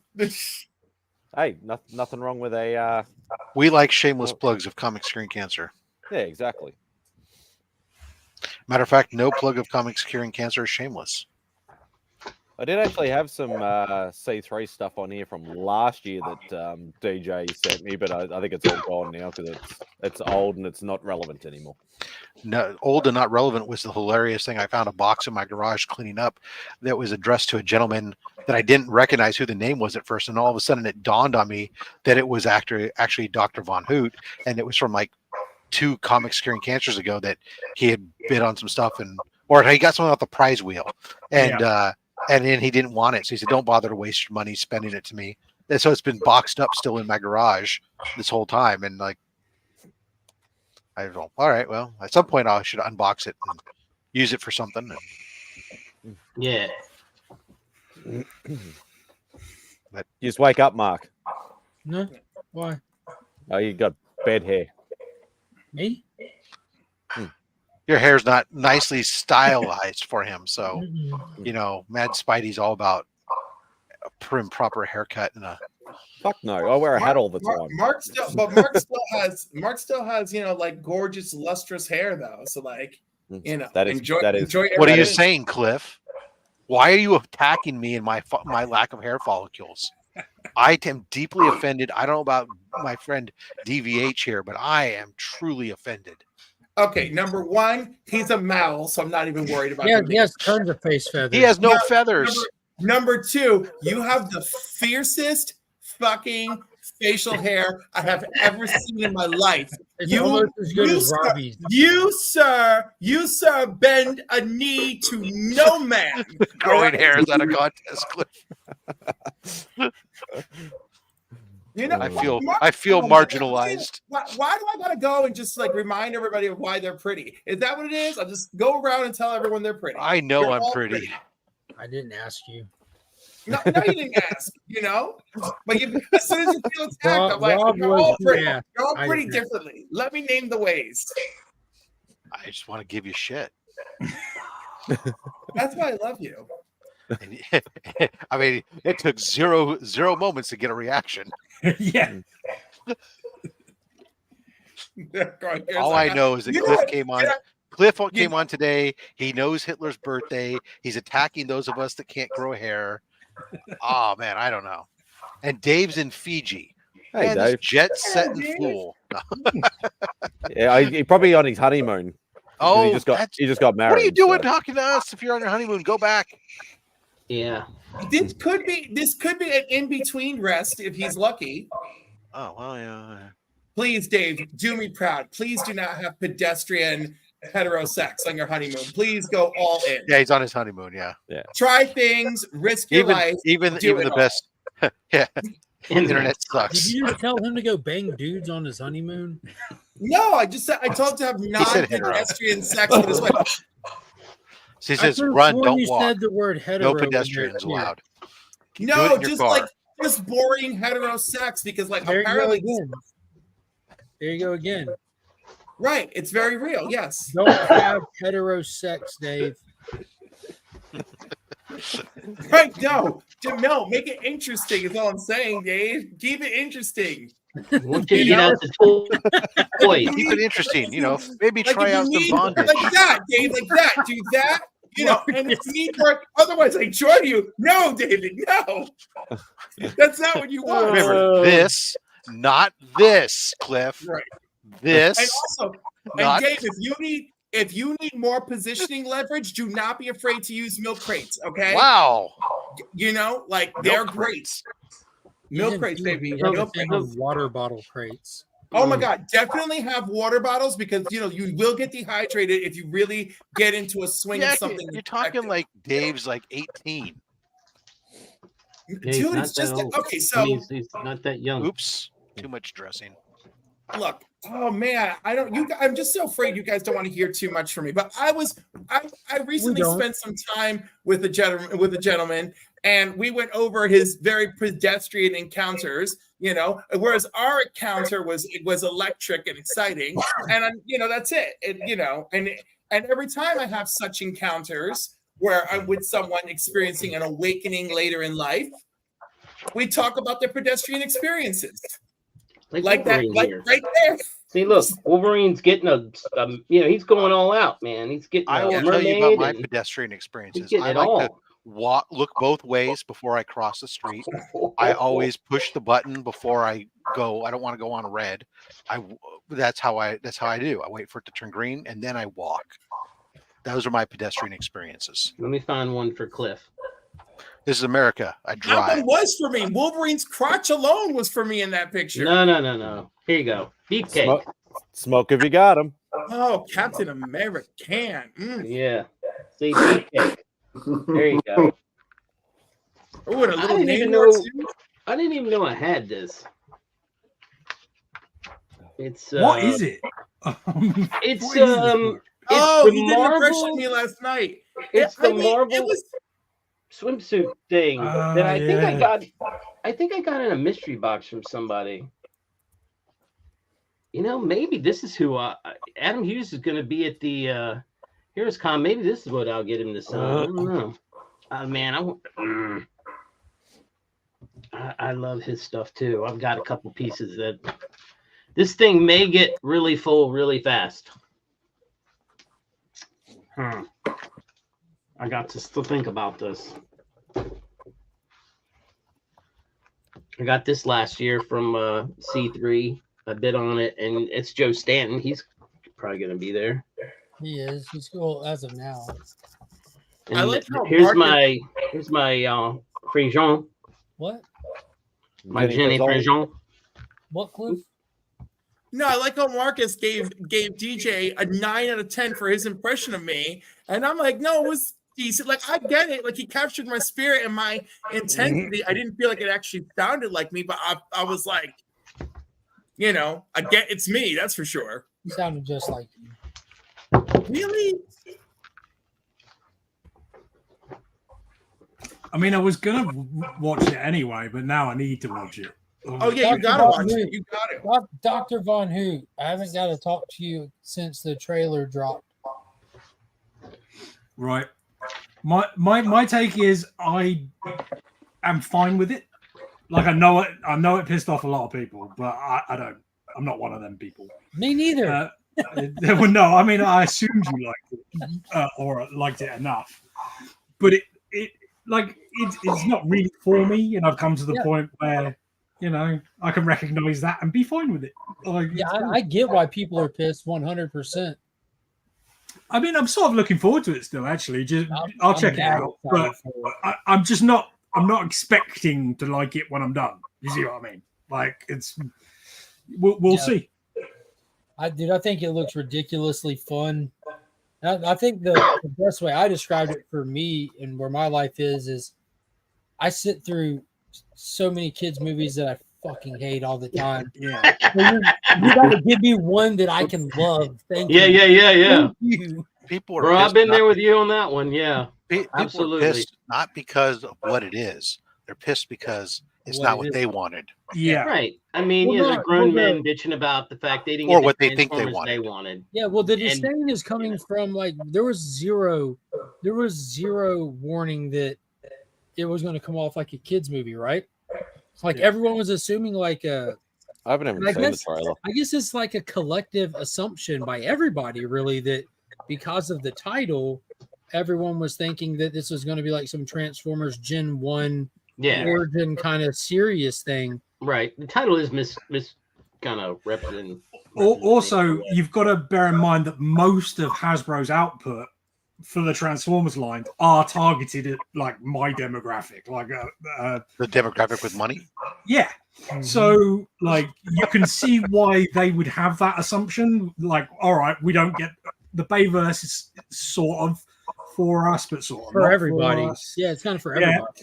So you've got to assume that they when they said cartoon, well, it's a movie, so it probably should be for us. And then it turned out it was a kids movie. Yeah, and then you look at the track record, and 100% of the cartoons that have gone nonstop for 40 years now have all been for kids. Every one of them.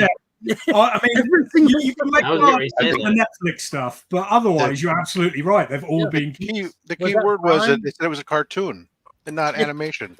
Yeah. Yeah. Was Transformers Prime the one that you're referring to that was more adult oriented? No, there are three of them. There's they based all their toy lines after the names of the last one was Transformers Kingdom. That was No, those are some fire toys. yeah, they are cool. The animation on Netflix was really awesome as well. That first series particularly, I really dug, and that was more in line with what I think people thought it was going to be. But I'm not mad that it isn't. Like, it's fine. Yeah, I thought it looked ridiculously fun. I think the animation was tight in it. It had The those action looks emotional cool. beats in the trailer that got me as an adult excited to explore some of the stories, like with D16. Like I couldn't tell where he was. There's grass. There was a dead Transformers with like grass growing on him. He was in what looked like almost like a cave with just some light coming in, and he's on his knees, sad. I'm like, what's this? And then you see that one shot of like the Decepticon emblem hitting the ground, still hot from where it was forged. I'm like, what's this? And just seeing him in Orion Pax, like, cool. Like that's been a long time coming. It's a weird situation to have the sort of now you can transform scene for a lot of people. I think that made them go, well, this is not Transformers as far as I know. But They didn't read the Marvel comics? yeah, probably not. Okay, because I'm going through that. They weren't born able. They weren't born able to transform. That was something that they discovered and augmented in themselves. I wonder what continuity it's taking from or growing, or whether they're just gonna completely, make up a continuity from it. It'd be that was interesting. something that the Decepticons got a hold of that ability first, and that was helping them win the war. And then the Autobots got a hold of afterwards, kind of thing. In the Marvel Comics Volume 1 that I'm going through, that's what they refer to it as. I thought it was cool. We're getting the quintessence. Yeah, clearly, full on. Yeah. It's a cool trailer. Like I don't understand what all the hubbub is about. Yeah, Other than it's not for people. them. It's going to piss people off when it does gangbusters, though, because it's going to. It's gonna do mad numbers. Like kids. I just want to hear Finn running around going, "I'm badassatron." Yeah, he's That's what running around going. Yeah, That's what he does. I just watched it then because I hadn't seen it before. It's I reckon good. that looks like a lot of fun. Yeah. I've got knife hands. Oh, I just got it over there, and it cuts it in. Dude, when he cut through the door, like, why are you tearing up the room? These are good guys. Oh, I'm sorry, I didn't do that. That was someone else. Tell her, someone else. And like, it wasn't him. Bumblebee It looks like it'd just be a lot of fun. Yeah, he looks like a terror in that movie. And it's Keegan-Michael Key's playing B. Yeah. Badassatron. And he was like, I need wheels. I need wheels. I got wheels. I got wheels. I got wheels. Yeah, that I don't have a problem with it. I think it's great. Yeah, I mean, whatever having the problem of it is, I'm the opposite of that. Yeah. Because again, I mentioned it on In the Mix, but this doesn't slow down or speed up the next installment in the theatrical universe, which it's not the Bayverse anymore after Bumblebee, right? I mean, he's still producer on it, but it's all new timeline. So, and it's G.I. Joe heavy in that one. We're doing it. Yeah, that's exciting. Yeah. My thing with that one is it's an awful lot of G.I. Joe character stuff that they're going to have to sort of fit into a movie. But I guess one of my main problems with those, well, the Bayverse particularly, is like the sort of lack of interesting human characters. So at least they can... The worst part of any Godzilla movie, King Kong movie, Transformer movie, everybody always says it's the human story. Well, what if the humans are the fucking G.I. Joe? That will help, I would hope. We'll see. I'm excited. We'll all be from freaking New York and everything. How come every time somebody saves the day, they got to be from New York? What the fuck's up with that? I don't know. I don't know. Well, I don't want to brag, but we New Yorkers, we just love surviving horrible shit. Well, you're in the midst of it right now. Yeah. May the odds be ever in your favor. Thank you.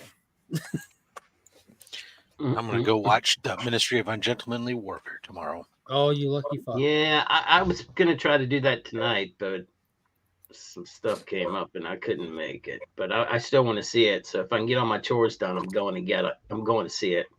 You know what you do is you book yourself a ticket, and then you say, well, I've already booked the ticket. I got to go. I'm getting some good information here from Rob. I'm smarter than the average bear. I did a lot of work today. I feel like that 30 bags of mulch that we got. Really, she wanted to mulch it. I was okay with not mulching it. So I feel like that's something that she should devote her time to. Right. And maybe I go see the movie. There you go. If I was in Richmond, John and I would have already gone and seen it. I'd been like, well, I got to go. John really wants to go see it. We would always do, look, Jim really wants to go see this. I got to go. And I was like, damn it. Go. That's right. Book a ticket. Yeah. I used my app to book a ticket because I got credits for free movies. Mm-hmm. So. Don't we all technically I will have to warn you now?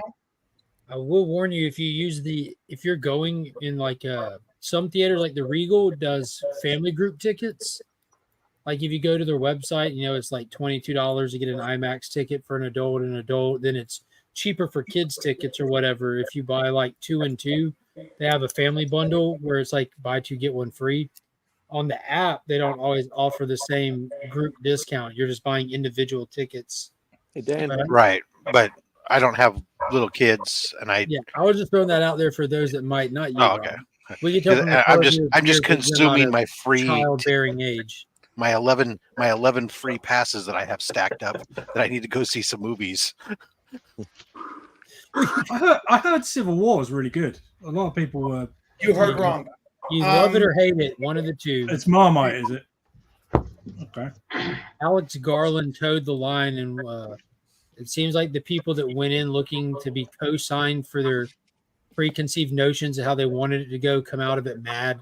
And it's really ambiguous. You don't see how the Civil War starts and stuff like that. And that's pissed people off, right? Yeah, it's a movie about. I just love that it's a good comedy that California and Texas come together. Texas join alliance against the loyalists. That's hilarious, right there. That might be my favorite part. So, Cliff, you weren't a fan? It just doesn't. It does nothing for me. Oh, you haven't seen it? What do you mean? Why would you think that? Why would you think that? Because you said it does nothing for you, or it did not. It did nothing for you. All right, I'm going to put that in there. That was an interesting observation. No, I haven't seen it, but I don't really care to. Bam, just like that. Cliff's basic. Got him. I think that it came out at I'm sorry, I am by far not basic. I think it came out at a time we don't need more division in this world, and I think it can cause that. Well, I think that's the problem with the trailer, because it implies that, but people have seen it and say like it's actually a pretty. It doesn't do that. Interesting. Yeah. Now you're making me want to maybe go see that instead of the. No, I'm not. I'm not. Who am I kidding? Clearly, I want to go see Reacher Warfare. Yeah. Alan Richardson, you know, did you see what he posted, Mark, about he fucked his career up so fast? Is that what you're referring to? No. How he fucking kamikazed his career this past week? No, I'm talking about where he posted something about he went to the director and said, I want to run a thing by you about how my character gets on the ship, because there was a plot hole there where they're like, he just appears on the ship, but nobody explains why or how. And I thought that was interesting how they worked together to make that come together.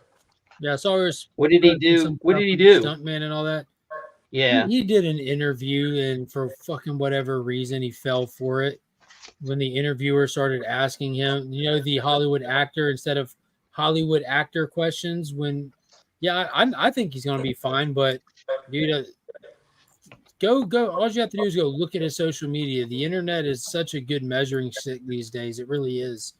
Like, he pissed off so many of his actual like people that follow and engage with him and stuff, and he didn't do anything wrong. He simply just answered a question. Not really hot take on anything, but people that are incapable of nuance just fucking just lost their shit, man. It's crazy. Okay, I think he's gonna be fine, but I think he was on a trajectory to be doing great really fast. You say that, Marcus, and I used to would 100% agree with you, and it isn't always the case, but like you can pretty much gauge how a lot of stuff's going to go. We'll see when I don't expect the Ministry of Ungentlemanly Warfare to do gangbusters before or after anything that he says on the internet. It's a Guy Ritchie World War II film movie, so you're looking at if they pull 100 million domestic on their run, they're doing good. But I didn't even know that was out yet, to be honest. It just came out this weekend. It just came out. We'll see what happens with, getting data for viewership on Amazon is tough. You got the Nielsen numbers, but we'll see how they do with season 3 of Reacher. Let's see how viewership with that does. And it'll still continue, but that show was going to the fucking stars, dude. Like, it was. Yeah, it's badass. This dude was taking off like a rocket. I want him to be Batman. I don't want to see anything he's doing slow down. I want to see this guy get all the success in the world. I love him as an entertainer. I've loved him since American Idol. Yeah, that was OG shit right there. This is the I one love you it. need, Cliff. I remember. That's the one you need right there. You know why? First Wrecking Crew. First Wrecking Crew. That's the only defenders worth having anyway. No, Don't you? How dare you? Model, what is it, 16 or something? 18. I don't know. I just like messing with it. I'm still going for my defenders run. All right. Who wants to buy this for like $100 right now? Spidey. You know it's going to be hot. You know it. Look at them. They're both on the front. Fuck off. That's worse than Australian prices. That was funny.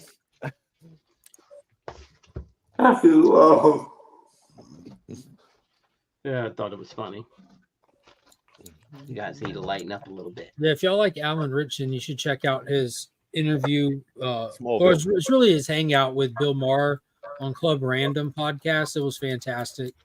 It was a really good sit talk down. On Michael.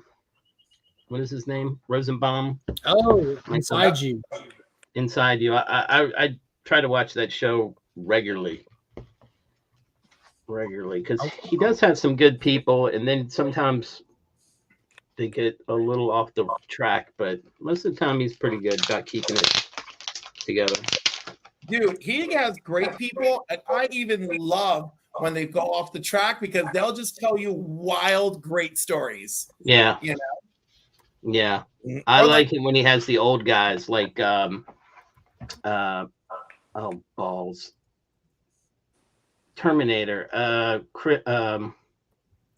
Not Schwarzenegger, but oh crap, what's his name? Michael Bain. Michael Bain. Is that right? Bain. Yeah, he had him on there. He was great. He was great talking about when he was in Tombstone. Oh man, he did not like the Tombstone. He did not like the Tombstone. He told a story about being on the set of Terminator, and while they were filming that, James actually was actively working on writing Avatar all the way back when he was making Terminator. Like he had Avatar on his desk that far back. Yeah, I remember that. On an unrelated note, as I'm scrolling through news stories and stuff, I know that certain elements want to cut education. I think we need to increase money on education. Humanity is getting stupider and stupider. Not only do we continue to have these guys who are going out to Yellowstone, and even though they get handed paperwork to say don't go near the bison, they go up to the bison, and then when they get gored, get all upset that they got gored and attacked by a frickin' wild animal that they weren't supposed to go near to begin with. But now today in North Carolina, we got people who see some bear cubs in a tree and go after them and rip the bear cubs from the tree so they can take selfies with these fucking bear cubs. Well, it's then like, they deserve to die. That's stupidity. No, I haven't ever done that. Yeah, I mean, that's actually Dr. Von Hoot's origin story. It's pretty close. Oh my god, man! What is wrong with fucking people? You know what happened, Rob? It's the internet. It's this thing right here. It made us lazy. It didn't help. And dumber. And the internet. I've always subscribed to the fact that there have always been dumb people. It's not a new thing. The internet just exposes us to them. Yes. Yeah, I don't disagree with that statement, DVH. True. I think you get more news about them because they're like, "Oh my God, did you see that?" That's completely valid because that's the same argument I use when people claim when we talk about like crime stats and stuff that it's not certain things aren't like any worse than they really were that long ago, 20, 30 years ago. It's just the news is different now on how it's reported. The news is different. The stats and are there, though. And the fact that you see news stories from areas outside of your area now at a higher frequency than you used to get. And so you think that it's happening at a higher frequency when it's really not. Yeah, you just weren't aware of it. But you can also still Google like murder stats from 30 years ago and look at them now and find out. There could be some of those stats, sure, and in certain areas. But I'm talking about, like, for example, kidnapping by strangers. The whole concept of stranger danger, right? And that, like, you can't let your kids go play at the park without being supervised nonstop. It's like the instance of that have go down over time. I don't know. That was one thing that I was talking about this at work with the staff the other day. Like 30 years ago, before the internet is what it is, people didn't just go around and steal dogs. Like they were talking about leaving their dog access to go outside while they're at work, like a doggy door. I like to leave my back door open while I'm home. Like my back door is wide ass open right now because I'm down here with the fan on and feels good and shit like that. He said he couldn't do that in his area because he'd be concerned for, like, obviously his own safety and the safety of someone stealing his pet. And I'm like, dude, when we were growing up, you couldn't just go steal a dog. You would have to be a participant of the black market to know how to sell that dog. Today, if you never thought of it ever in your life and you see a dog, you're like, shit, that's a nice dog. You can go steal it, get on the internet, and sell that dog 1,000 different ways without ever having any experience. So I think because of shit like that, that's what causes like Yeah, it's like more accessibility. Hangout City book. I'm with you, Marcus. We lock that shit in my areas.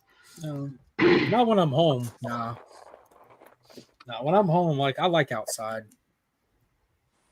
Yeah, my back door is usually open, but that's because the dog's going in and out. And Yeah. That's why I got a screen. That's why I got a Yeah. screen with a magnetic catch, That's so the what dog can go Kyle right was through the doing. screen and it magnetically closes and keeps the bugs out. Yeah. And if somebody comes around the backyard through 2 gates and into that door, then they're going to get what they're going to get.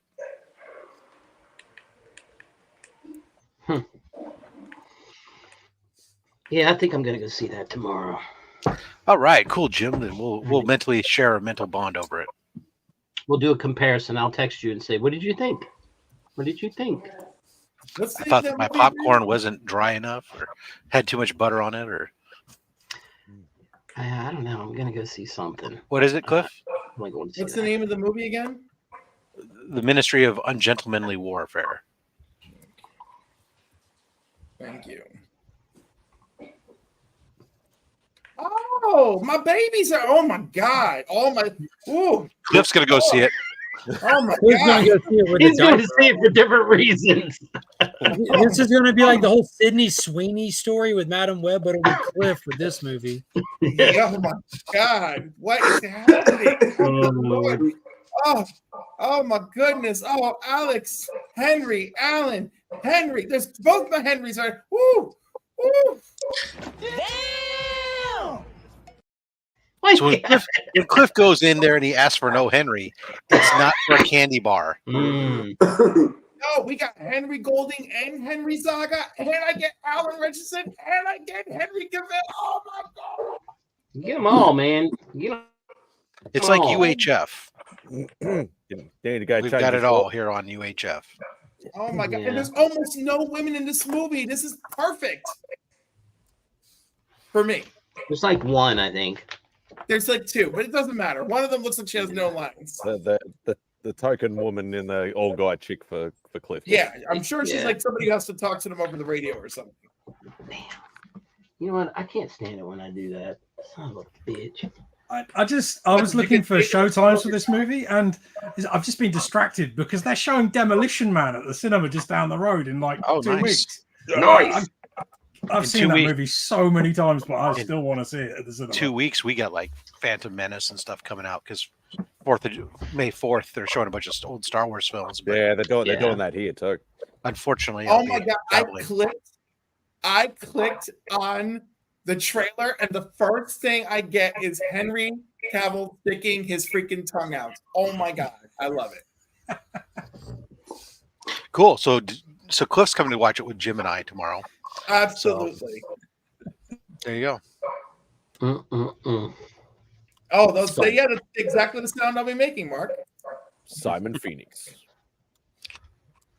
Which Change I boggled. tones forever. Yeah, I mean, it was pretty good in it. He's pretty good in it. So, all right, I'm out. I'm going with I'm gonna Jim. go and I gotta get some sleep before I work on the back 40 tomorrow, dumping mulch. Woo! Before you go see the movie. Before I go see the movie. You think she's gonna let me go see that movie without taking care of that mulch?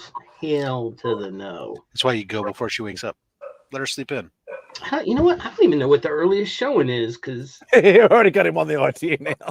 I gotta start looking. I go to the because I'm early thinking showing about that. because I don't want to be there when the I rich tried- crowds are there. I don't want Yeah, to I fight agree. for parking. I usually do this. Well, I don't I have wonder that what problem, but I happened just to white dog poo. It was everywhere in the 70s. I think people are shunned away from letting their dogs just crap everywhere anymore. And then leaving it out the age. Yeah. I actually looked into it, and it's something about the recipes in the dog food. Mm. Because I They can got- remember white dog poo as well, which is weird. I mean, it thing to wasn't say. fresh. I know that. Thank you for doing the research on that for us, DVH. Yeah, That's yeah. right on. Where I did hope the- I know sometimes when you're up late at night and things cross your mind and you there's got to be an I hope it answer. wasn't in an One of the effort many to solve things. your own problems, though. all right, guys. I'll Many see. are reasons to clear your browser history at Thanks, work. Jim. Bye. The worst reason to clear your browser history is if I've been visiting. Don't let you use my computer. Unsupervised. Supervised, I'm okay. Unsupervised. No, we'll give you the Chromebook, and you have your own login profile, and which we can delete when you're done. I like that. I like it. Of course, you'd bring your own device, so why would you need to? We'll just put you on the guest network where it's sanitized, and there we go. I was like, listen, I gotta stay connected to the internet so I can keep hooking up with people who need to explore their bisexuality. So that's fine. We'll put you on the guest network. I love it. I love it. Or that.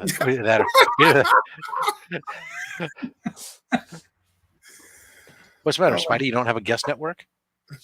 No, I think he's just afraid that I made visual eye contact with him on the screen. No, for some reason the ASM Fantastic Four thing popped into my head just now. Oh, we were talking about this morning. What? Along with Spidey and Human Torch making out? No. Oh fuck. Along with Only Figures?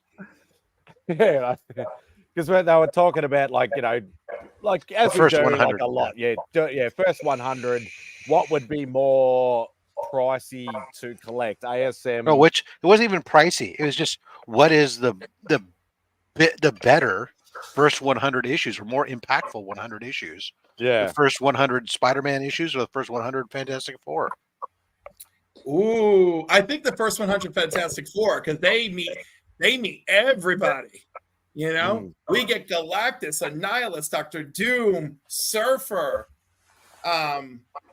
Skrulls. Namor's introduction to the Silver Age. Namor's introduction to the Silver Age. I mean, these are the things off the top of my head. When I think Spidey's first 100 issues, I'm like, yeah, we meet his villains. I think dollar wise, it'd be hard because with FF1 and FF5 are still ginormously expensive books, but everything else besides probably Surfer and Black Panther, like probably Spidey's got like a lot of his villain keys are very, very expensive. Yeah, but I think the answer is right. I think it is really, if you start thinking about the most impactful for the Marvel universe.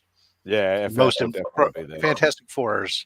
The characters that definitely are in that first 100 are some of the ones that come up that are cross platform, crossed into other books and on a global scale or a galactic scale within the Marvel universe, far more reaching than say. Close, right? Spider-Man was very much at that point in time. Those first 100 issues, he's the street level hero. So his villains are for the most part localized street level villains. They might be really big villains, but they're still, for the most part, in those first 100 issues, they're not cosmic entities or anything like that. Sort of thing. He's not doing that. He's a young kid still. So issue 11, they meet the Impossible Man. Issue 12 is the reintroduction of the Hulk.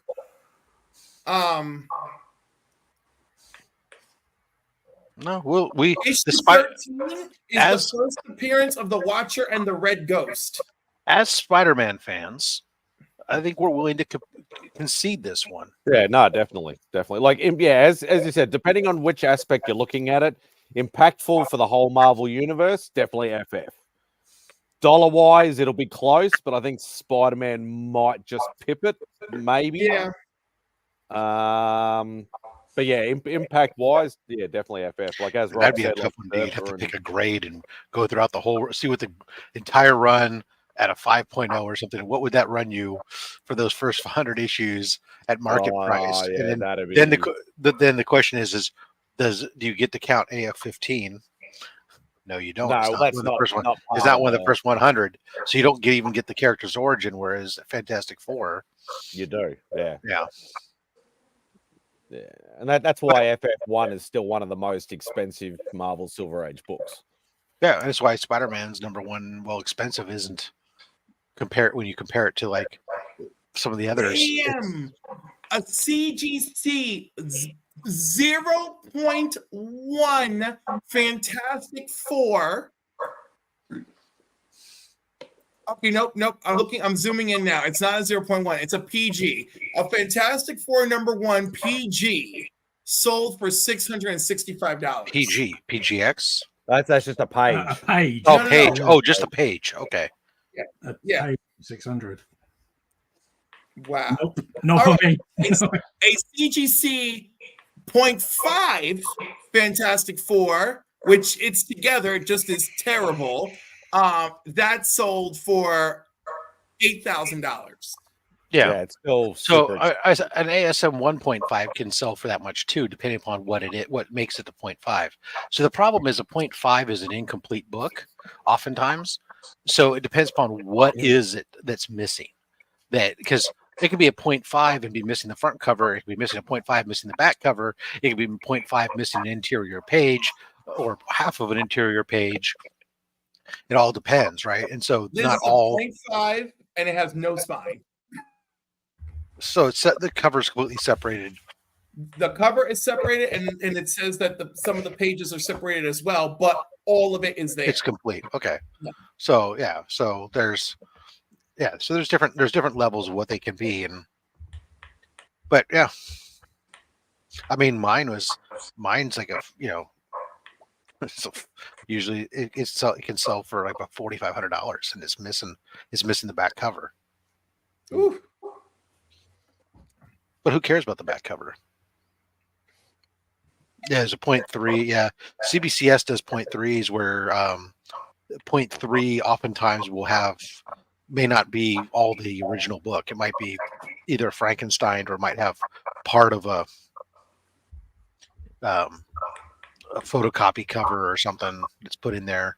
We've seen that with when we had that one guy on our channel that on Only Slabs where he brought in the Detective Comics 27 and a 0.3 where it was like part photocopy cover and part actual cover, or something with his his Action Comics 1. I remember that guy. Yeah. So what's a more fun 52? More fun 52. It should be. Oh God, Scott's gonna probably type it before I can look it up because I know I should know. Is it First Spectre? Yeah, I was gonna say is it like First Spectre or something like that. Oh, thank you. And I did another drink. That would have been my first thought. Saying he's a big Spectre. Yeah. First Spectre. Yeah. You're a bit slow there, Scott. Well, no, there's a delay in typing. I'm sure he already. Yeah, but there's a 4.0 available for $160,000. Bub's Bunny. Yeah, I was on Cover Slingers this morning. The theme was rabbits. So that's a hole to go down. Yeah, it was a good one. Are they starting to run out of ideas? Are they? No, I wish. No, I always have a shit ton of ideas. But bunnies? Yeah, bunnies. It was tough. I didn't win. I came in second, and I usually win, so that was kind of hard for me. But one thing that was cool was that I found it to be quite a challenge because I really did not believe that I had 6 comics with bunny rabbits on them. Like I just didn't believe it, but I did. I had like 10, so it was. I just look for white rabbit covers. I don't have any. Yeah, Hoarders Hide, man. I think that they converted. I see that More Fun 52 missing first wrap, missing centerfold, and 15th wrap detached on a CBCS 0.3, and it's no longer an auction. Now it's just to buy it now for $24,000 or best offer.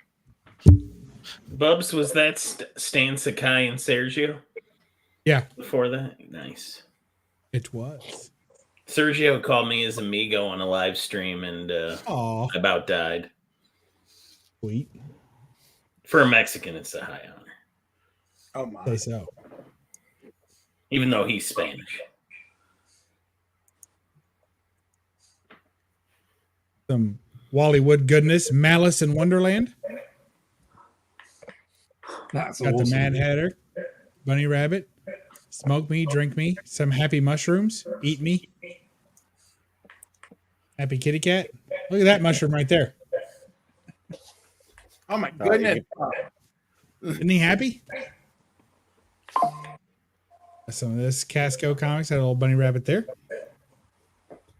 And Who Framed Roger Rabbit with some good Jessica Rabbit bondage. Praise Eddie. Right. Had to break out the blue tape for this one. Bunny Rabbit love right there. Sure. Big bunny. And then this is one of the winners here. Nice Funny Animals 32 with the Shazam bunny. That's it. I just want to show that. I have to put those away. So no Playboy bunny covers then. Somebody had one. It was like a homage type thing, but yeah. Probably Jambo. No, Jambo wasn't on this week. Oh, okay. I don't know what he's doing. I guess he's busy. All right, guys, I'm going to bounce. I'm going to get some food and then go to sleep. I will. All right, DVH. Yeah, you go dream about your incoming package. Yes, thank you again. That was tremendous. Who doesn't? Oh. Oh, nobody dreams about my package, mate. Although I do have several good dreams about incoming packages. I think so. See you later, From guys. all over the world. Right. Thanks, DVH. Nice. Are you all after? Yeah, we know you're a bunny mask guy. You like own the rights to like everything bunny Dude, mask. Hoarder's Hide is on a heater right now for Oh, art. If anybody's getting better art than him, I don't know him. Bub, is your camera on one of those like auto locking things? It's on a gimbal. It's on a yeah, because you leaned and that freaking thing went with you, and I was like, what? Was it too much? Did I shut it off? It was significant for me to notice where I was like, oh shit, it's like locked on his face. Yeah, it's following me around. And it's funny because I haven't paid much attention to it, but I was bombarded with Amazon advertisements for gimbals today from DJI. And so after watching all those videos, it was very apparent. Yeah, that's what I've got. I've got a DJI Osmo Pocket 3. Oh, and I've got it in webcam mode. So I just got it last week. And it shines, baby. It shines. One of these little guys? Yeah, I got one of those. Yeah. Well, how long have you had yours? About a year and a half. So that's a 2? That's an Osmo Pocket 2 then? Probably. I think the 3 just came out like I'd have to pull out the manual and look, but I use it when I go to cons. That's what I use to shoot. What does it say on the side? Nothing. Then okay. Mine says Pocket 3 on the side, so mine is probably a Pocket 2 or maybe a 1, but probably a 2. It says I think it's a 2, as I recall. Does it have a flip screen? Like a screen that flips sideways? Or no, it's got a little itty bitty like yeah, I think that's a 2. Itty bitty little screen. Yeah, I love it so far. I took it to Asheville, North Carolina last weekend and had a great time with it. And I'll be taking it to Heroes and a few other places. So should be good. Yeah, I'm I do like I take it to the cons, and it's really helpful when you're panning because it's having that gimbal is have to slow down the pan. So when you later on when you're getting your footage, it's not like a whoa. Yeah, for real. I never thought about trying to use it as my webcam or something and stuff, but I don't know if that one can. Oh, I don't know. I think it can. It does have. I don't know. It's got a whole bunch of. This is like the pro version, so it came with like 8 billion different accessories and different bottom connectors and everything else. And I'm like, I just want to shoot some fucking footage. Well, I thought that too. So I had got the creator combo, right? And that came with all the stuff. Yeah. And so it's got like the little, lavalier mic and all that. And which drives me crazy when idiots hold their fucking lavalier mic when they're talking on their Instagram shit. That stuff bugs me so much. Well, dude, it's a lavalier mic. Clip it on. Don't hold it like it's a goddamn mic.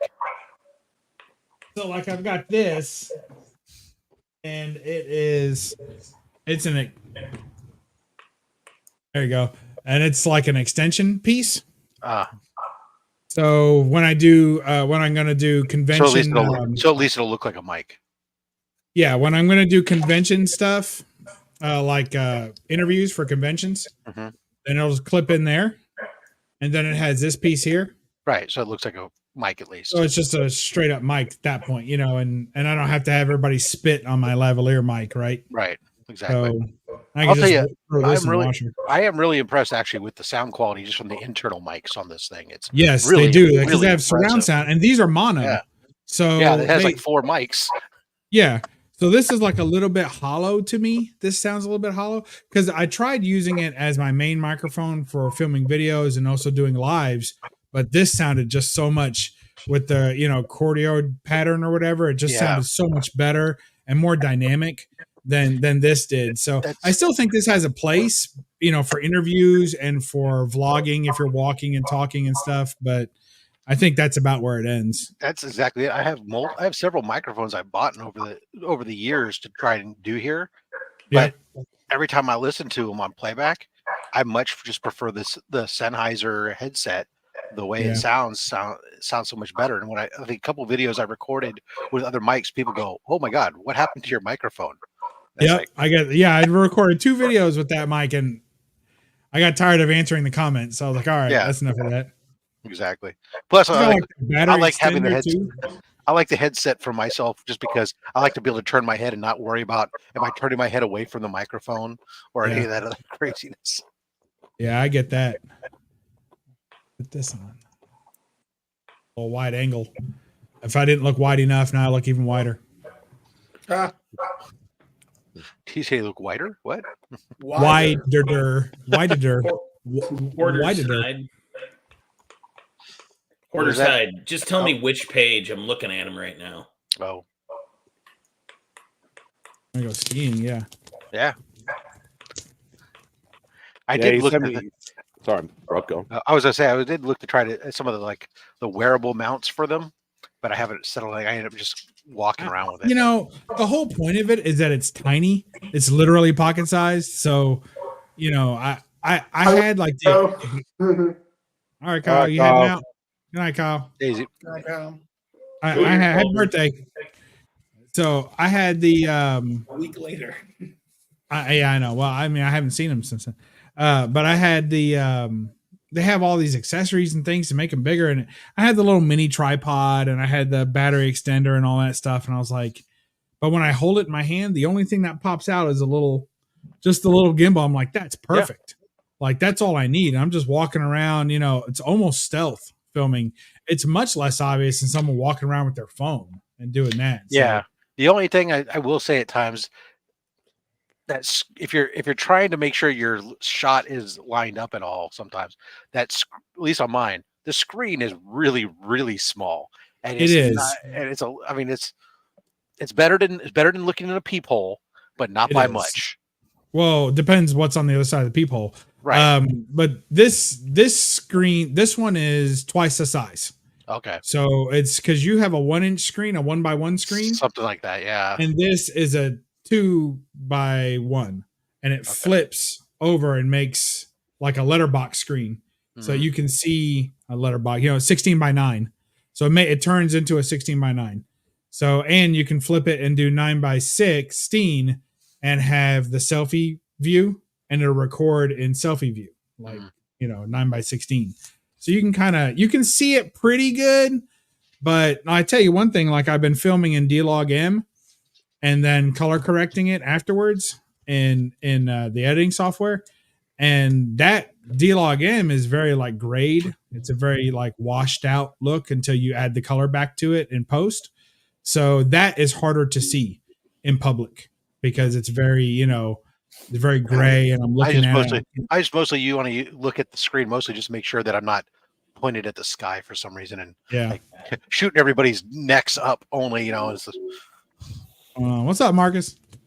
Just got my Comics Curing Cancer Austin LeMay print in. Hung it on the wall. Oh yeah, it looks great. I love it. Put it in a frame, Cliff. It sexies that motherfucker up. Well, I will, but like while they're still available in stores, I like to have it handy to be like, go get one. That we know of. There's only 5 left, last I knew. So yeah, if you want one, you better go. Comics Curing Cancer on Instagram. All right, I'm done. I will say that as of right now, here, it does still show in the cart as available. So there's last I heard there was 5 left. So that was last night, yeah. But yeah, very cool. Only $20. What a deal. Yeah. And Austin LeMay, dude, he really is really good, man. I love his stuff. Scott, I'd go 18. Beckerman's dealing and wheeling and yeah, dealing. He sent me a picture of one of the pieces he picked up, Mike, and he's going big boy. He's on a heater, dude. A heater. But man, art prices are just through the roof right now. I'm about ready to join you quitting. They are, but you know, hiatus. I feel like commissions have gone down. No, I feel like they were much. I feel like they've gone down. Where?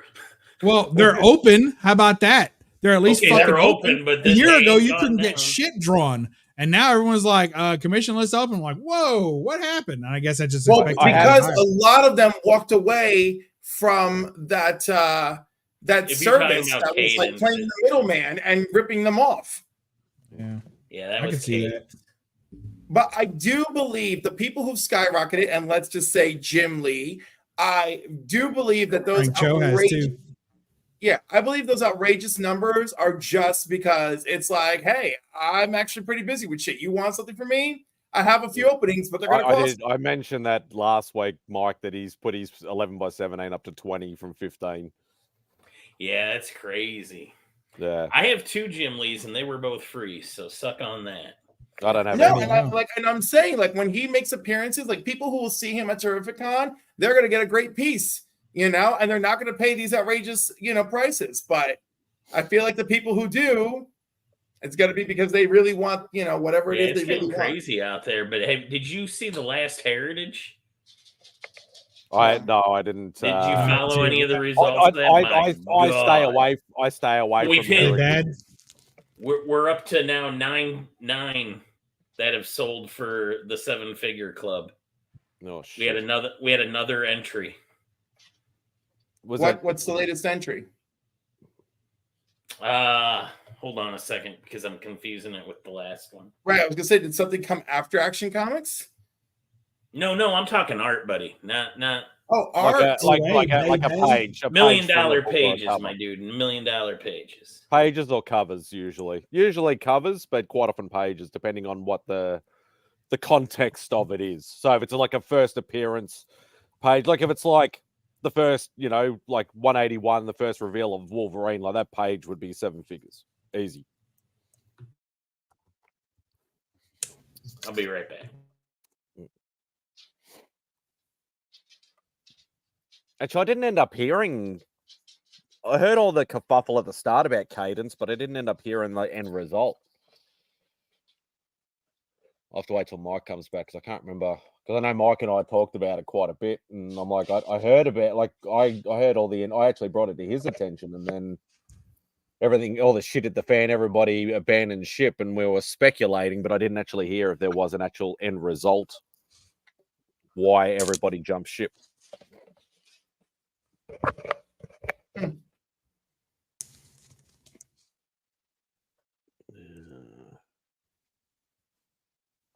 So what's going on, Marcus?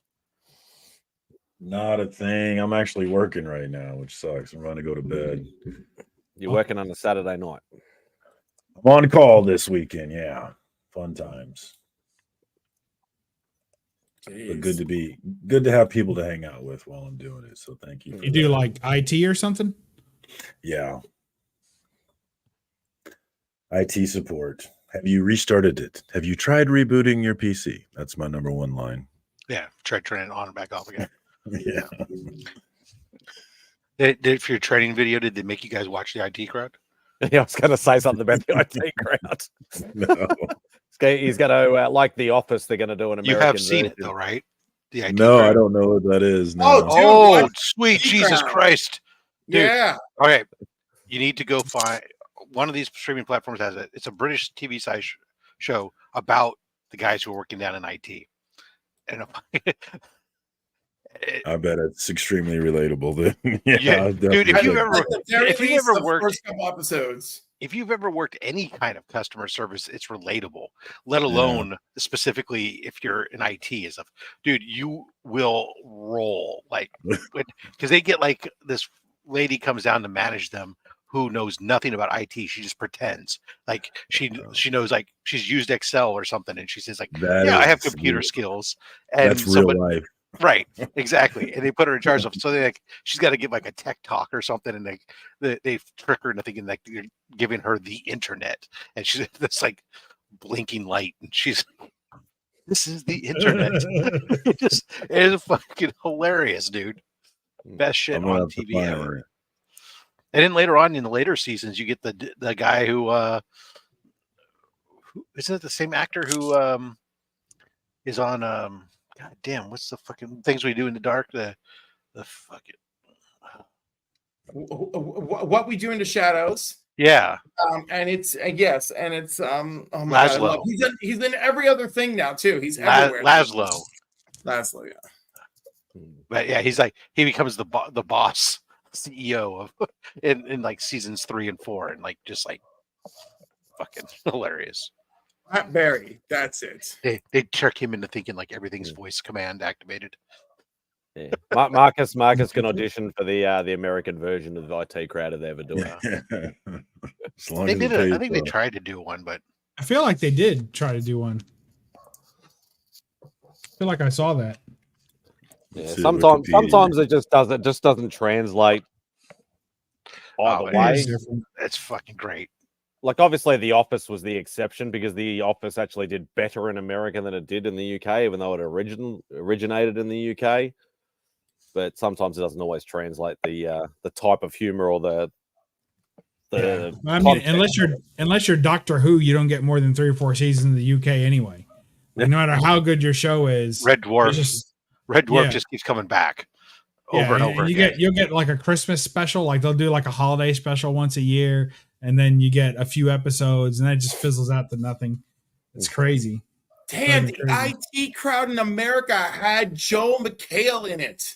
Yes, I remember that. And Richard. Yeah, he came over. He came over to reprise his role, but oh Lord, this could have worked. Oh, sad. As I recall, the episodes were like almost identical. So no, they usually kind of do that to kick it off. Like the very first episode of The Office is identical to the very first episode. The whole first season is pretty close. Yeah. Like, but episode 1 is like the exact same script. And because I listened to the two Office Ladies podcasts, and the girls like talk about stuff. And of course, it's really funny that Jenna there, who played Pam, that she should have such an important role in the show, but she found out from the men who all went out to dinner together. She found out after the guys went and had dinner together, she found out that the British crew who observed the opening of this series was like, you guys gotta lean in hard into Jim and Pam, like that's gonna be your bread and butter for the American series, and that's how she got the information that like Jim and Pam were really gonna be it. It looks like Marcus is available on Amazon Prime, the Roku channel, Netflix. I've got Prime and Netflix. Yeah. There you go. Optimus Prime, Pluto TV even has it, but it's pretty. You gotta watch it out of sequence. What did you guys think of that trailer for the Transformers? You got to buy it on. I literally just watched it during the stream because everybody started talking about it. I'm like, I haven't seen it yet, so I'll just mute myself and watch it. It looks like a lot of fun. It does look like fun. There's a lot of angry people in this space, right? I just waiting to be angry about something. I feel like. Oh, really? That? I'm not angry about it. Oh, I see. for it, and I'm not interested. part of So that's Prime, but it's okay. on Prime via BritBox. Okay, so that's why it's. I hate that But brick box. it's It's probably- bullshit. I'm sure it's on Netflix though for free, so that'll That's work. where I remember watching it was on Netflix. Remy, pass. On the Transformers? It's also He's showing up probably like talking- I don't know. We if could be you've ever talking about either one. Yeah. I mean, that's the thing, though. It's a cartoon, so I don't get tore up about cartoons. Like cartoons, I don't care how, unless it's like South Park, like generally, or maybe a little bit of Rick and Morty, even though I feel like that toes a line to kids as well, at least to preteens, right? So I think if it's a cartoon, it really isn't meant for us. So you don't have to think have it's- hard feelings about it either way. You know, It's funny how these things that we watched as kids, we get angry when it's for kids now that we're grown Yeah. ups. It's like, why can't it still be for kids, guys? What's going on? I agree 100%. That's exactly how I feel about it. I still love cartoons. I don't give a shit. Me too. Yeah, you can love cartoons, but you shouldn't hate a cartoon. Like it's okay to love it. It's okay to be excited that it's going to come out and want to see it. That's normal. But if you have some visceral reaction to a cartoon that's made for a kid and you're like fucking 40, you need to calm that shit down just a little bit. Just a little. Just be like, okay, I'll pass on this one. I'll go rewatch my old movies. And Either be excited for it or indifferent. Right. That's what I think. Mm. And let the opposite of kids have their love is fun. not hate. The opposite of love is not hate, it's apathy. That's right. Yeah, it looks like it's not on Netflix anymore either. Damn it. So I it hate looks like BritBox. yeah, it's like either you have to buy it or I don't know if you have a Roku whether you have to watch it with commercials on Roku channel probably. I'm sure I could bootleg it.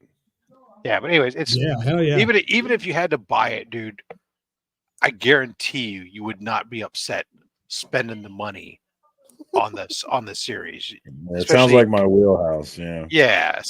I mean, I just thought it was like the fucking greatest thing. And having worked in customer service for many years, let alone We anything lose. We lost financial. Cliff. Cliff's just smoke bombed. Oh. He He's okay? got a hot date. Okay. I didn't want him to get upset about my comments on being neutral on Transformers. If he wants to be angry, I'm upset. he's gonna- I'm so upset. How dare you have an opinion? Sorry. We're sorry you have to He go just to had to Cliff. go. Yeah. Thanks Sorry, for joining, Cliff. Cliff. Yeah.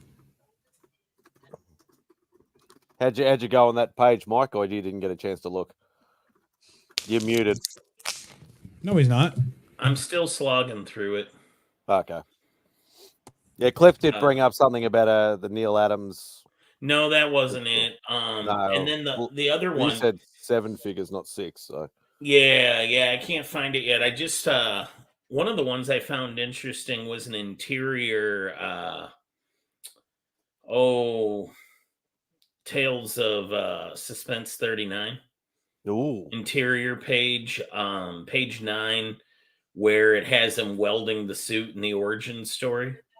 Wow, that'd be big dollars. Yeah, that went for $558, which is not the most a interior page has ever gone for, but still, that's a lot of money. I was at Heritage last November when they did they had the TOS 38 first appearance page in house, and they were prepping it for sale. Nice. And it was like it was awesome. Like just to see that, in person, and we weren't allowed to touch it or anything. So I just walked by and did one of these on the corner, not anywhere on the inks, but just on the corner of the page, but it was pretty fucking cool to see that. They had a lot of nice OA, and I was a little like, part of me was a little disturbed at how cavalier they were with some of it. Cause I'm like, that's going to be a fucking multi-million-dollar piece right there. When was that? That was in November. So that First was week the of one November. where the Secret Wars sold at, right? Yeah, I would The say so. splash page for 3.3 million. I mean, they had, I think, 3 pages that they had going up in that It was the auction only that one were. that sold for 7 that figures. they- So. Well, I think they were estimating the 3 of them to go for that high, including the TOS 38, but I don't think it reached it. No, I don't think no. it got that high. The Secret Wars #8, Zach. It's the interior page. It's the highest selling interior page of all time. Oh, that was selling in November. Spidey. No, that was November. Yeah. Right. It was selling in November. They were showing us the ones that were prepping. So these would be the ones that they were probably selling December, I would say, or. Got it. Yeah, these were the prep ones. At the November. No. It was they were prepping for the next November. sale. Got it. They already had all those vaulted and tagged and ready to go. Yeah, 3/4 splash, Secret Wars #8, 3.3 million, where Spidey first does the jazz hands. That's good stuff. It's a lot of money. Jazz hands has come a long way. Yeah. Later, Cliff. The most expensive to ever sell is still that hasn't been touched. That's still Egyptian Queen from Erie #27 cover, Frank Frazetta. 5.4 million. And that's the thing, like even though Heritage is known for selling a lot of the big stuff, I still have heard a lot of people get deals on books and original art from Heritage. It's just got to be right time, right place, and I got an eye on and not be Canadian. Oh, sorry, hey, Chris. Oh, Chris. Oh, yeah. That always hurts, doesn't it? Comic Link closes tomorrow or Monday, whatever, and there's a Guardians of the Galaxy, like the original lineup from one of their 90s adventures that's sitting at like $50 right now that I've got my eye peeled on. That might even be a Paul Ryan or something like that. Like no, because it's not from their proper title. It's from one of the like special appearance. Yeah. Oh, okay. So it could be anybody. But it's got Major Victory in it, which is alternate Van Sastrovic. I was waiting for yes, sir. Yeah. So there's a new Warriors connection. So I got my eyeball peeled on it. Especially if we can snag it for like $100. Yeah. $200 even at the least. Dream, right? Especially anything from the 90s, because the 90s stuff used to be able to like the stalwart artists, like of the 90s, like back in the day, like Spencer would have like shitloads of Mark Bagley, Spider-Man stuff, like as I mentioned, like Paul Ryan had a whole heap of stuff. You'd be able to buy pages $50, $100, like that of like non-key pages, but still with main characters on it. Even all that stuff is skyrocketed now. It's just gone ridiculous. Because there's a whole new generation of original art collectors now that are like books. They're doing them as investments as well as collecting and things a lot like of that. The people pushing these $1 million sales, they say, are crypto people. It wouldn't surprise me, to be perfectly honest. What's their angle on that? Just to have it? I mean, are they collectors that just made their money in crypto? So the two guys who bought the and I'm getting this secondhand from others, but the two guys who bought the Secret Wars #8, they're not comic book people. That page they bought sheerly for investment. It went for over triple what people had it valued at. I think like a lot of people were thinking it was going to sell in the 700 to 800,000 range. It sold for 3.3 million. Like they just threw money at it. And the people they were buying against or bidding against were also other crypto people. So you've got in art right now, you've got these guys throwing around big money, and I don't know if it's true or not. But I've heard it from more than one source. I heard it on what's the page we both used to follow, Spidey? On Facebook. I heard it there, and I also heard it on Rob's podcast because Liefeld's a big art collector. He's a big John Byrne guy, and yeah, he talks about he calls them the crypto bros. Yeah, it's which Rob Liefeld calling anyone a bro is hilarious to me because man's never wore shoes. and yet he Today can't I draw learned- feet. So he stares at feet all day, and he still don't know what to do about it. Yeah, he's a sandals guy. California kid. I learned today he's married to Tori from Saved by the Bell. I'm sure everybody knew No, that, he's but not married to Tori. He's married to her sister. Yeah. They're triplets. Oh, really? Joy Okay. felt I was joy. that makes me feel better because I was looking. I was like, that does not look like Tori. Who I was cannot Tori? see it. Which one She- was I Tori? don't- Liefeld's She came wife in was- later. jacket. Yeah, she always had the leather jacket on. Yeah. Yeah. Oh, she was like in the replaced late Kelly episodes, right? Kapowski for one Later season. episodes. Yeah. Yes, I remember that. Who was her aged boyfriend? well. Was it Slater? Who was her boy? Oh no, it was Zach. Was it? Zach. She Slater dated was with Zach. Jesse, right? Yeah. At that point. So what ended up? What was the end result with Cadence, Mike? I never ended up following up with the end of the story. Just what you would think. It all fell apart. They lost. Powell lost all the clients, and he's trying to grab a few new ones. But who? You know what I mean? He's got a couple of internationals left, and that's going to be it. I mean, what do you do? So there was no. I mean, like there was no. That I know of it. There hasn't been criminal charges as of yet, but that's coming.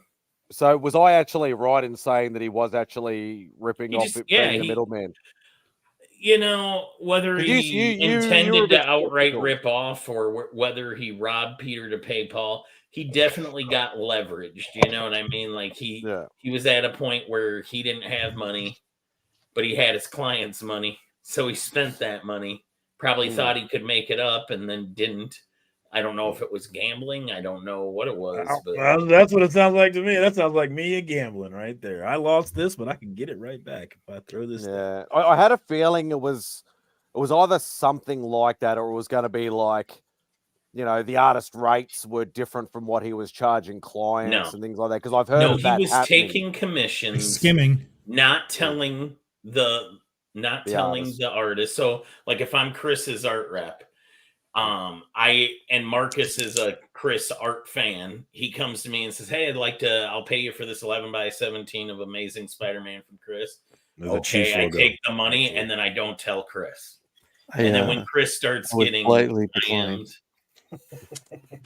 when he starts getting DMs from Marcus saying, "Hey, where's my damn Spider-Man?" He's like, "What the hell are you talking about?" You Buffalo fans, you just refuse to win, don't you? Oh, just refuse. Shit. I'm glad. I'm glad that the couple of dealings I had with him were all fine. Yeah, the Blue Jays are winning tonight. I'm just saying. The Royals lost a heartbreaker out. Did you see that's that? That's where I was. That's why I didn't come on. I thought we were gonna come back too. I thought they were coming back. I thought the Blue Jays are spanking the Padres right now. Yeah, nobody cares about the Blue Jays. What are you talking about, man? Back-to-back World Series. Who cares? Yeah, but what about that 2015 run though? That was a run, wasn't it? Hey man, I can't hear you. I got the Blue Jays rings in my ears right over here. Damn, that's a huge score in hockey, 7-1. I am not listening to Jeffrey, but he's still talking. I am not listening to you. That's a wrestling clip normally, but speaking of spanking, the Nailers and Fuel. Who's that? The Wheeling Nailers. They are minor league hockey. Oh, okay. All right. Regular hockey's over right now. We're waiting for playoffs. No, it started tonight. Playoffs started tonight. Yep. ECH. We played the Canucks in the first round. Yeah, the Leafs lost to the Bruins. Predators. Why aren't you back on here, Remy? He was here earlier when he was in the car, and now he won't pop back on. Sports ball. I love that term, sports ball. Yay, local sports team. Yeah. It's a puck, so we're good. It always reminds me of Leonard in The Big Bang Theory. We actually ended up getting a shirt saying "Go Sports." Interestingly enough, there's an entire episode of the IT Crowd that's very similar, where the guys have to go to see a soccer game. Oh, yay, look, they're running the ball over there, and the other guy just kicked it to the other guy, and he's going that way. Oh, yay, go. We're talking about sports, though, not soccer. That's a rescue. I can't argue. Oh, look at this. Oh, Mad Spidey's Outback is on. I wonder what's going on. But you just get an in notification. No. I YouTube pop up here, and it's like I just went to the YouTube screen for a second on the other window, and it first corner you have the prime position. Ooh. You have the pole position. Yeah, he's been working that pole for years, hasn't he? Yep. Don't you forget it, bitch. How could I? As long as you get down to the bottom, I'm all right. Oh god. I got a bag and board like fucking 500 books between now and You're next still week. prepping for that con. Were you doing this 2 weeks ago, bub? Yeah, he was. Yes, yes, I was. Slowly though. Now I'm a little bit more motivated. This is from the box I bought. I'm charging $1 if they don't like it. Timestamp. Yeah. Yeah. No recording me anymore, Remy. You've got enough clips. Oh god. You know what's finally coming back in a couple of months? Saga. It's been a long hiatus for that series. I need to get back to reading that one. That's where I fell off of it. Yeah. I got So the did Ryan trade. Cave on. Yeah. Andy will be happy. Yeah. Taylor Winters. That's never been optioned, has it? The Saga? Nope. And I think Fiona Staples and Brian K. Vaughan are both in agreement they don't want it to be. Really? That's surprising. Yeah. Well, they're opposed to making money. Yeah. No, I think they're protective because they don't think it'd be able to translate well because it sex violence, the whole Too weird. 9 yards. Yeah. I think that would Youth opera. translate. I think it could. I'm not worried. The more I think about something is killing the children, the more I worry that it can't translate. I'm not sure that it can. They couldn't translate a simple story like Wanted. What makes you think they could do Fable? I liked that movie, but I didn't know the book, so that changed. Saga in animation, I think, would be interesting, but Yeah, that'd be fine. it's As long as you broke it down scene by scene. So for those who are a bit more, obviously me being a Marvel boy, have absolutely no idea. Is it Dead Boys Detectives or something or other? The show that's coming on Netflix, is that based on a comic or a graphic novel or something? Is it Sandman? I've Is never that a heard of Sandman? It's something it's literally coming out like next week or something. It's like the Dead Boy Detective or I don't know if I've heard of this show. Yeah, I haven't something. heard I of it. thought I heard somebody say it was It's something to do Vertigo. with something to Vertigo? do with the Sandman world or something. That's Sandman. It looks interesting. As for a show. As for something is killing the children, I think they could do it. They could do a full season, but there really has to be. I think the origin story of the second arc has to be tied in to the first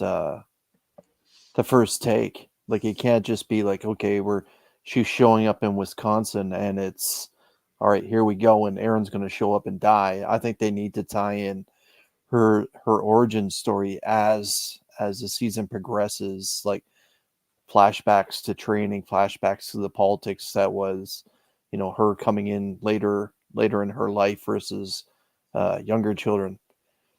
But again, if they go and get themselves a superstar actress right off the bat, that it could lead to some respect right off the way. Or if they go and get a big time director, because I know the showrunners are respected, but the showrunners are known more for the European Netflix programs than they are the American ones. I think the biggest problem is just children dying. Nobody wants to see kids dying. That's the biggest. Like, I've said, I watched Bird Box. Remember that movie with Sandra Bullock, and she has her 2 kids with her. And I remember watching that movie, and I was just so stressed by the kids, where I had to call my wife and I asked her, "Does anything happen to these kids? Because I'm not fucking watching this movie if anything happens to these kids." And that same thought is like, yeah, I would feel the same way about something is killing. So do you reckon they have to put it? Do you reckon they'd have to like like do it on Max or something like that, maybe instead of Netflix. Well, it's not. It's not just that. It's just nobody wants to see kids dying. Nobody wants to attach to a kid and then watch it get slaughtered by mom. They could show the kids like about to happen kind of thing, and then images of. They have to be very careful with it. I think very careful. I agree. What was that, Rob? They would just disappear. Yeah, I mean, it can't get too nasty because I don't want to see that. I don't want to. Because what's the from the absolute novice? Like, I know about something is killing children, but I don't know the premise behind the story. Is it basically just monsters killing children, or is something is killing the children? There's nothing hidden in the title. I will give you. Nothing at all. Yeah, that's pretty much the be all and end all of it, sort of. It's similar to Department of Truth, where your thoughts can create. You're talking to a Marvel guy, don't forget, and okay. It's the same setup as Department of Truth, where thoughts create reality, but in this world, it's the thoughts of kids can create real monsters. Yeah, but these monsters can only be seen by kids and by hunters like Erica. So kids are dying, but no one has any idea what's happening until Erica shows up. But the thing is, more the kids are getting ripped to pieces in the comic, and so it'd have to be an R-rated type series. It would have to, yeah. But it's not just that. It's just like nobody wants to see kids die. Like, that's the problem. Nobody wants. I had a hard time when Walking Dead, when the Walking Dead first came out, and I was like, "Oh, you got to watch that show." And the very first episode, like, he shoots a kid in the head, and I know, like, later you're like, "Oh, well, that must have been a zombie or whatever." But I couldn't. I turned it off, and I didn't watch that show for years until it was almost over, and everyone's like, "No, it really is good." I was like, "All right, I'll try it." Everybody has a line. Mm-hmm. How did Hunger Games get so many people to watch it? That's because no kid. I don't know. I never watched it. I didn't really like that movie. There's tons of kids dead in it. Yeah, I had it go the opposite way. Yeah. Like, I used to watch South Park all the time, but with the episode when the fucking Cartman fed a kid his own parents, that was it. I never watched another episode after that. That was my line. That was my line. I was like, oh wow, that's too much. You fed his own parents. So you're able to stomach the Canadians with the bobbing heads. Yeah, never mind. Canadians aren't real people, Chris. Yeah, there's only 12 of us. That's right. They walk among us, though, which really concerns me from a security point. Your favorite creators, your favorite comedians, your favorite actors. Everybody talks my favorite comedians, creators, and actors are all American. Yeah. By God. Did you enjoy Ace Ventura? Nope. Especially when he talked about the Bills. I was pretty sure it was a commie plot. Do you enjoy the music of Drake? No. I don't even know what that is. That's an easy one. Is that a group? So what you're saying, Mike, is only hunters and children can see Canadians? Is that a rap? So I have to say, I did see one movie. It was called Debbie Gets Mounted, and it was about a Mountie and a gal named Debbie, and it was pretty good. It too was a little hard to stomach after minute two. You enjoyed yourself, though. So you're saying Captain Kirk is not much of a guy? Listen, I like Iron Eagle movies. Yeah, Iron Eagle. And bow hunting. I got bad news about where Iron Eagle was filmed. I took a gamble. I didn't think Lou Gossett Jr. I have no idea. Like that. Yeah. Damn it, Lou! Rest in peace. Yeah. Dudley Do Right. Yeah, I had Canadian bacon this morning. Good stuff. Canadian bacon's also. You know what we call that up here? Bacon. Wasn't that just Canadian ham? bacon? No. Do you call it bacon up there? No, Canadian bacon. That's just wrong. We don't call anything American. We don't say, well, I guess we have American cheese, but it's not even real cheese. Yeah, nobody. No, it's actually but everybody the most recognizes American thing ever. Everybody recognizes that real bacon is bacon, not. Yeah, must be. The movie Canadian Bacon was such a great movie about manufacturing a war with Canada. You know what? There was something I saw the other day. Remember that? Was that Canadian Bacon or was that Wag the Dog? Canadian Bacon. Well, they both are manufactured wars. Okay. But John Canadian Candy Bacon and, is John Candy, Alan Alda. So how do you feel about John Candy then, Mike? What? John Candy, he's good in that movie as Bud Boomer. Here's the thing, Candy. I won't stand for it. Yeah, but Let's as say much as you, that's in line with most Americans. So like, yeah, You can't disrespect John Candy. What's no John Candy though? But as much as you love your Canadians, they all saw the better side of things, moved south of the border, and stayed here for the rest of their freaking lives. No, they just none of them went back. $1. None of them went back. They all saw the light. No, they all experienced warmth. Yeah, this is great, eh? Because even Chris tells us how he's ready to move to America. Oh, it's no secret. If I hit the lottery, it's like, move over, man. I'm coming in. All right, I got a serious question for you guys. All right, there's a dollar bill on the line here. Okay, would you rather pay $1 for this book or $1 for this book? First one. Ghost Rider. This one. Second. Can I pay $1 to have it torn in half? Yes. I don't care what you do with it after you buy it for $1. You can most certainly do that. Do you think the Ghost Rider is the better seller? I would go on personally. I think it's a better cover. All right. It seems to me like you should bag that one with a clear backer board. Yes, that'll be worth $1. I'll lose money on that deal. Right, thank you so much. I appreciate only if you let them. But you're winning with that shirt, so yeah, absolutely. All day. If you take one more button down, I'll just assume you just came back from burning a rival nightclub to the ground. He's a gold. They weren't rivals; they were partners, but they crossed me. It was a shame. I went all in on this one today. So I had the Hawaiian-esque whatever this is, right? I had my khakis on, my khaki shorts. I even went with the bamboo laden cup. I was just ready, man. I just felt like it was cold as hell here, but it was so beautiful out. It just looked like summer. I was like, I'll just sit here and pretend. Some Birkenstocks. Oh no, I went with my Skechers. Look at them legs. Careful with that. The shorts. Yeah, I was gonna say that angle was almost. You're welcome. I tell you, non-flattering. It's worth at least 1.5 subs. I'm digging this. Show them khaki shorts again. Khakis. The khakis.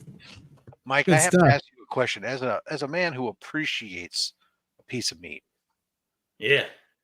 Just a piece? I opened up my grocery store ad the other day. Oh, and they had brisket in there. But you know what they called it? Boneless brisket. Have you ever seen bone-in fucking brisket? Yeah, I don't even know what I don't think I've seen that. I've only seen it. The only if it's the whole fucking cow. Is that? But I mean, once you remove it from the cow, it ain't fucking bone. There's no bone. Some disassembly required. Was I ordering half a cow otherwise? I mean, what was? Yeah, that's weird. Why would you say it like that? That makes me think it's not brisket. Or that it's just some weird, somebody who just doesn't know anything, fucking writing the ads. But brisket formerly known. I love the idea that you're still going through the Savor ads. No, not to say. I just always like to look at the grocery store that we go to. I always like whenever the ad comes, I like to go through it to look to see what meats are on deal, and to call them out to my wife so she knows what meats I want her to pick up. Like sometimes I've never heard of anyone looking at those things. That's crazy. No, because all of a sudden you see hey, this week my grandma did. I should go this week. The rib roasts, the beef rib roasts are on sale for $5.99 a pound. All right, well let's go get one because that's a fucking great price. Oh hey, look, this is all this. I like to call it out. That's all. Oh, this is on special. I haven't had that for a while. I'll buy that this week. Extremely. That's fine. Look, everybody knows that inflation's been there. Meat. And it's like I'm going to buy. I'll stock up on stuff. Like when they throw like New York strips on sale for $4.99 a pound, I'm going to stock up on them. I'll put them in the freezer and I'm ready to go. I got to save some money to be able to buy comics all the goddamn time. Do you guys like Gene Colan's art? Hell yeah. Who? Yeah. Do you really? Yeah. Who is this? Gene Colan. Gene Colan. I prefer early Gene Colan. Oh, like Tomb stuff, or earlier than that, or even earlier, like Golden Age War stuff. Yeah, I'll do that. But I mean, I this love his Marvel food Comics stuff. Presents stuff is just fucking. Yeah, that's look at that. the. He was old by that Oh, point. that's terrible. Is she cross-eyed? What's going on there? He. Yeah, That's a he? Gene is a he. Look at that. Look at that panel. He's right saying there. the character. No, yeah, the girl in the bottom left corner. He's talking about this girl right here. Yeah, like Yeah, She she's got a little Sydney Sweeney pre-surgery going on there. But here's, I mean, that's not. I've seen worse, but it's not. Yeah, it's not like I do love Gene Colan's art, but yeah, that's not. What year was that, Bubs? Give me the year of that. 91. It's a Marvel Comics Presents. 80, 92? 92? Oh, that's really late. I thought that was early 80s. So here we go. I gotta. Whereas all the stuff that I love, of like all these horror stuff from like late 60s, early to mid 70s, even later 70s, was gorgeous. Did he You do said some? that was 92 or 93, you said? 92. It said it was cover date 92. I didn't check the indicia. I can't remember him doing. So he was 66 at that point. That's not that old. I think he did. When you started when you were like 17, yeah, it is, man. Your eyes He's still are collecting a check for this, right? So don't give me that shit. You gonna can't be do it that retired. guy. You're gonna be that guy. Yeah. Oh, he's collecting Yeah. a Who do we check. have that'll work for half price? Who do we got? He's got to pull Gene Colan off the fucking colonoscopy line, and let's get him going here. Somebody get a space heater on Gene Colan. Yeah. Wrap him in blankets and give him a pen. God damn it, we got a deadline. Savages. I mean, you're brutal. At that point, I feel like you can coast a little bit. You're Yeah, allowed probably. to hack. You're allowed to hack my into dollar your fifty, didn't career. You've paid your dues already. Don't you plan on phoning it in at the end of your career, Bubs? Like, have we seen this stuff like Miller's been pumping out? Like, come on. I just hope to make it to the end of my career, Beckham. Exactly. I'm hacking in my 40s. I can only imagine how hard I'm going to phone it in my 60s. I just want to be able to live long enough to claim Social Security and enjoy it for a year or two. Just a year or two. Good luck with that. Fucking Thelma and Louise and shit. No, What are you I'm gonna just. do? I know that's funny. After that, it's all bonus, baby.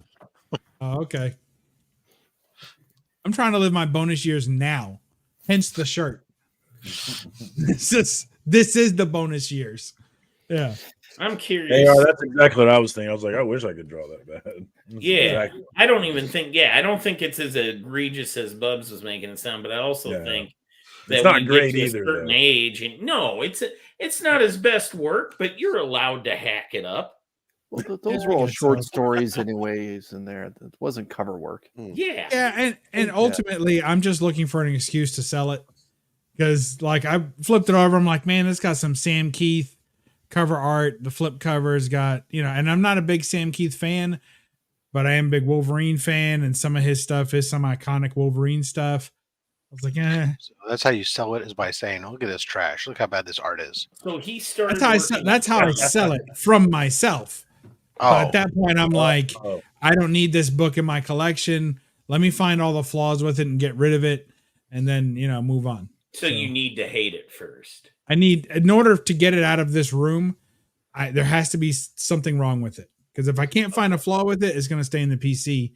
And then, as you all know, things get a little hectic when you keep too much shit. Like, for me, I have to find reasons to get rid of it. Yeah, I just buy another shelf.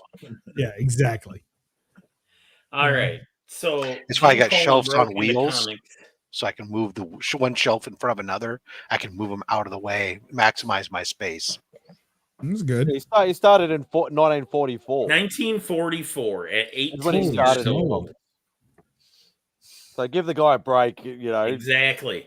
Freaking Almost 50 years into his career, and he can't just turn in a half-assed piece of work. He According to can. Bubs. I'm not mad at him. Oh, man, this book's missing shit. That's why number one rule is never open a dollar book. Just don't fucking open it. Just put it in the fucking dollar bin, sell it. Somebody else's fucking problem. Never open it. And you grow a conscience, and then you got problems. Damn. So what This is one's got some major problems. He did do a little bit of Captain America, Chris. I said that.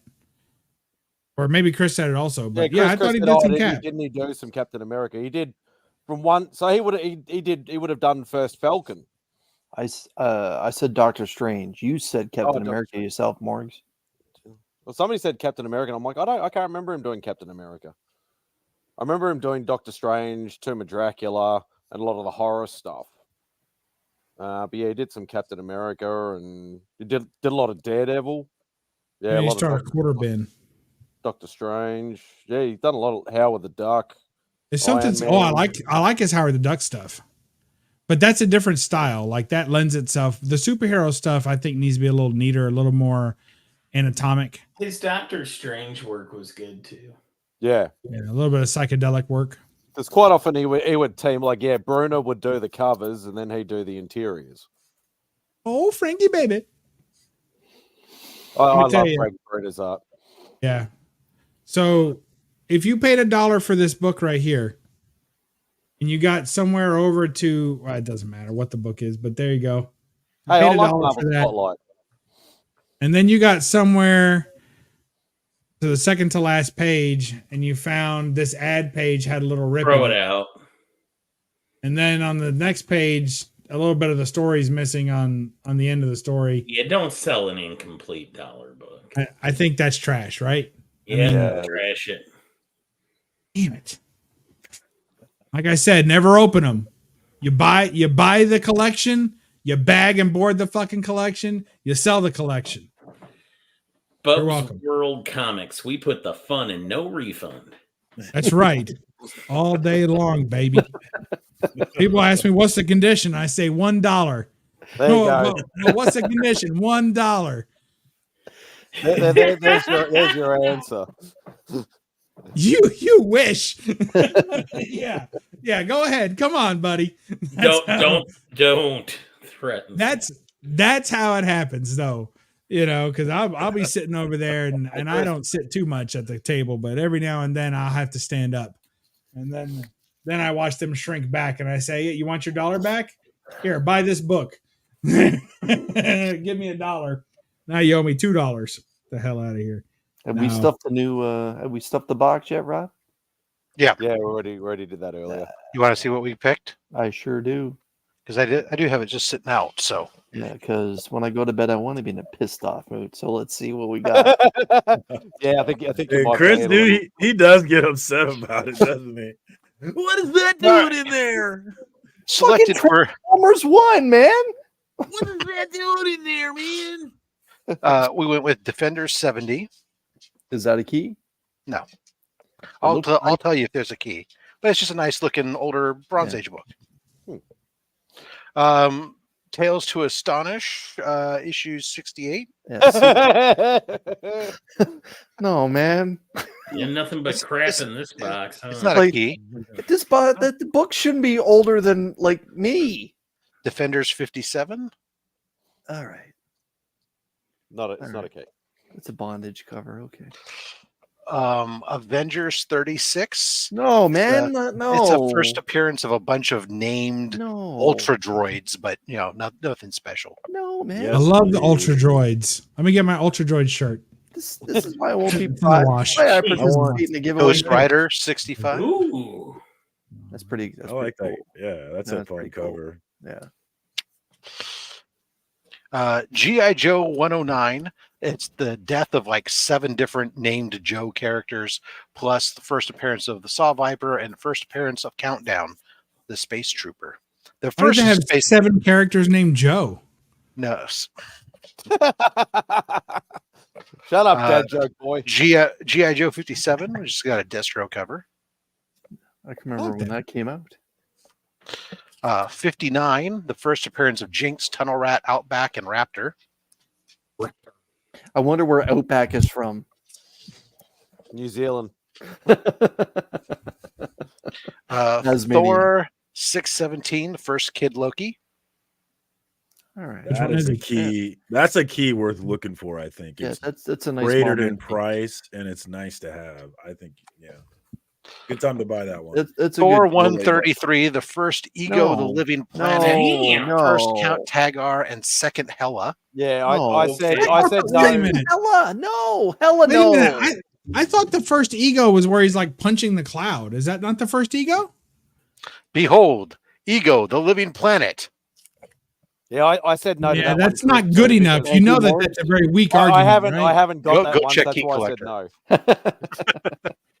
I'll check the key collector. As in, whatever they say, they could be wrong. That's all.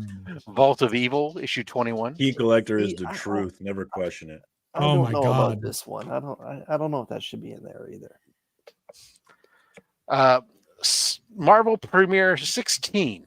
The second appearance of Iron Fist, first Shao Lao, the Undying, first Li Kung, the Thunderer, first Scythe, and first Fushi, the Serpent King. See, this is mystery box books. That should not be in a giveaway. Like, come on, that's. I just said put it in Rob's my a pile. madcap. But he He's said a no. maverick. Oh, X-Men 31, little DNA action. So see, Gorgeous Magic should go in there, so we can, yeah. Captain America 341, first Battlestar. Yeah, the big fists of fury there. Yeah, the glove is bigger than their legs.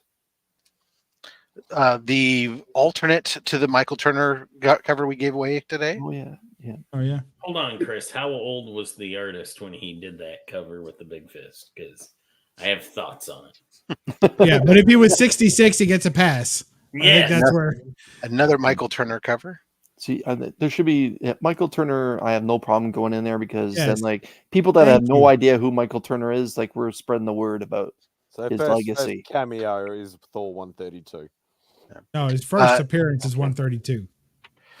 DC Comics presents issue 62, Superman and the Freedom Fighters. Are they going at Nazis? Like, what's with the Yes, hands in the air? of course. Okay. Yeah, and that's when Cliff decided to tell us that it was 420 was It was Hitler's birthday. And we Yep. had to question why he knew that. Yeah, that's a good question. How does he? Doctor Strange, issue 5, the origin of the Silver Dagger, and it's a bondage cover. That was from the MadSpidey collection. Okay. So those are the books that are going in. Yeah, see, there's two flat nose to me in there. Is it the 133, the second appearance of Ego the Living Planet? Is that one of your no's, Chris? The first full appearance? No, it's not. Its first full appearance is 132. It's 132. First appearance. Look, Scott just said it's a cameo, though. What does Key I don't care Collector what Scott, say? Scott's already going to kick my ass for something else. He can come What's kick it my gonna ass say on the for right too. side of the blue 132. There you go. The right side of the blue label Don't will cite cure the everything. curly-haired one. Oh, sorry. 132 is first Ego. I like that.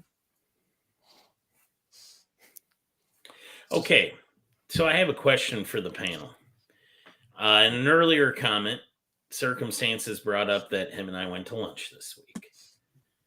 And at this lunch, he not only paid for it, but then also while we were sitting at the table, bought me tickets to a wrestling show we're going to go to. Yes, you need to put out. So yeah, was I on a date? At least gas money. Were you on a date? Well, yeah. I think it's implied it that he feels has like to put it out was a after the date. wrestling show. I don't think he has to put out now. Yeah, He just has all to right. put out after the wrestling show. After Possibly before or during the wrestling show, too. I But just definitely don't after. want to be an ungrateful. After you watch the show, you're expected to go back to his place to do some wrestling where he's going to pin you. I think I always knew he was going to take a shot at my pail. So I mean, it was only I'm the heel. I'm the heel. You're the face, bro. Let's go. Go. If he asks you to bite the turnbuckle, don't do it. It's not what you think. it's something different. When he says, might just be like I handied a nice day, and when he says he's going to stretch you. When I went home, I was like, was I just on a date? Yeah. Well, what he's failing to I just treated my wife. What he's failing to point out is that he usually pays for our wrestling tickets, and I don't give him shit. But you always put out, so you do some Greco-Roman wrestling. You got to get all olive oil and naked. It's better with the oil, Rob. What isn't? Yeah, the Blumpkin. I haven't heard that in a while. That is an oldie. Yeah, it is. That's showing your age right there, Chris. Yeah. All So right, any guys, work you I'm do from tired. now I'm on going is okay. You get a free pass on all your future work there, Chris. No matter how I shitty need to it go to is. bed too, but I'm going to try and hang out for a little longer. Later, Bucky. Mike, are you coming to Heroes this year or no? No, he's not. He's got a previous engagement. He's been saying it for like 12 months that he's got I a know, previous but I hope engagement. that plans change. He kept On a wrestling immediately. Durs told me that Kansas Sticky City Goose is sending will be at Marcus as Heroes. its rep. Yeah, only one of us can go, apparently. Somebody's got to keep Yeah. the lights on. Chaos, I don't need to know. I don't need to look up Blumpkin. I'm aware of. I'm also old, so I know what it is. Yeah. All right, fellas. He's the see ya. king of his throne. He knows what it is. Better, Mike. Keep it oily. Keep it greased up for me. Lubricated, if you will. What you do in your spare just time? try is to your- relax. Yeah. Breathe in on the count of one. Here we go. Define Blum.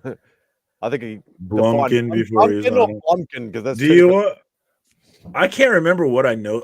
I was trying to remember what it's from. But a Blumkin, not a bumpkin, but a Blumkin is getting a blowjob while you're taking a shit. Is what that is. There's a bumpkin is more somebody from like the backwoods sort of hillbilly It's a type bumpkin, sort of yeah. thing. Chris, yeah. Wasn't there a Blumpkin in a horror movie where a guy was in an outhouse and she came in, but it was like that movie. Was it Red Snow? Was that the name of it? Where like there was zombie Nazis that were showing up in the movie. I think you're thinking of brown frosting. I think it. Yeah. It's very similar. But Thanks for typing that out, Chris. Appreciate it. yeah. Yeah, I'm not highlighting that shit. Thanks, Chaos. To be fair, they don't technically have to be on a toilet. It's the act of defecation that matters, not the location. Just saying. If the cops ever ask. We're getting technical. I do always love when somebody describes one of these acts and uses the most proper language possible. Because I myself have been a Cleveland's kind of- steamer. No, well, I've always loved to explain to people, felching. It's like when you orally extract the ejaculate. I always thought the Casper the Friendly Ghost was the funny one. You have to explain, but explain we miss it you, Chaos. you have to explain it in proper medical terminology. No, That's what makes it even worse. It's just like doing. It's just also like when I used to do, 80s gangster rap in spoken word. It's just absolutely like horrific car accident. That's beautiful at the same time. Is it though? And what up, Taylor? Good to see you, homie. Hey, all I know, Bub, is it's wider than Canada. FOC and chill is Wednesdays. Is that right, Marcus? Might be Wednesday for you, yeah. Tuesday for real people, though. I was going to say if it was Wednesday. That's 'cause mainlanders. I have a public holiday on Thursday, so I thought I might be able to join. But yeah, Thursday is obviously not the right day. Here's Papa. No, but you could join Chris's Hangout. Yeah. Show us what you got. Yeah, but Fresh. I have Mark's closed down at the moment, so I don't know when I'm getting my books. What up, Papa? It doesn't have to be brand new book. It Gone could be to new his books for your secret. PC. Doesn't he have like a secret lair or something that you could go to and make an appointment? And Hasn't been set up yet. oh man, He's still in the mix of doing Yeah, that. you said it's this Thursday.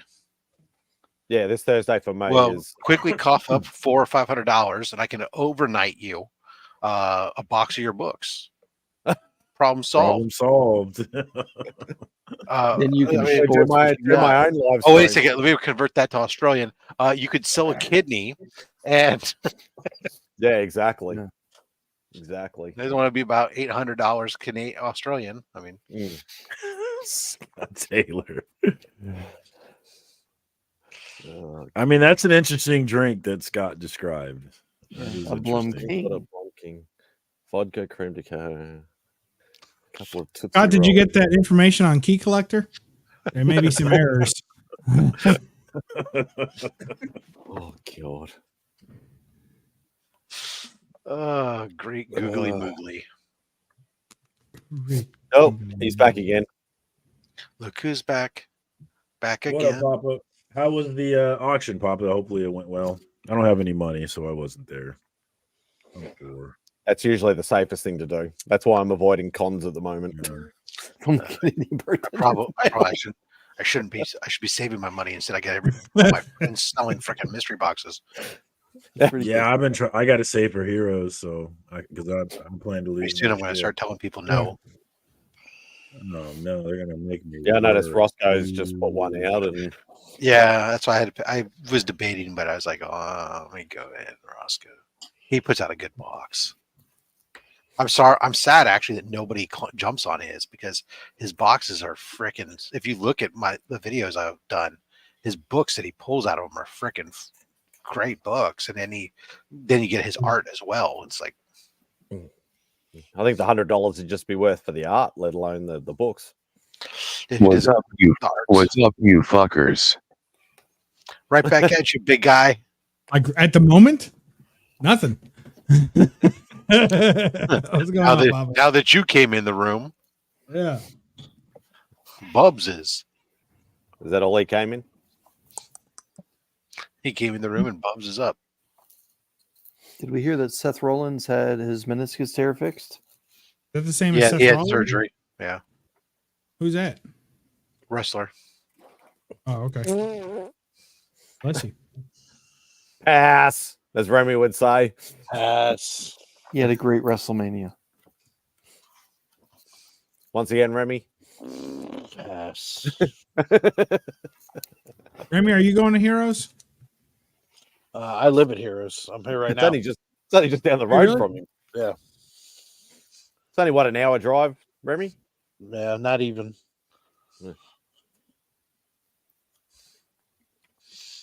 So that's a no pass.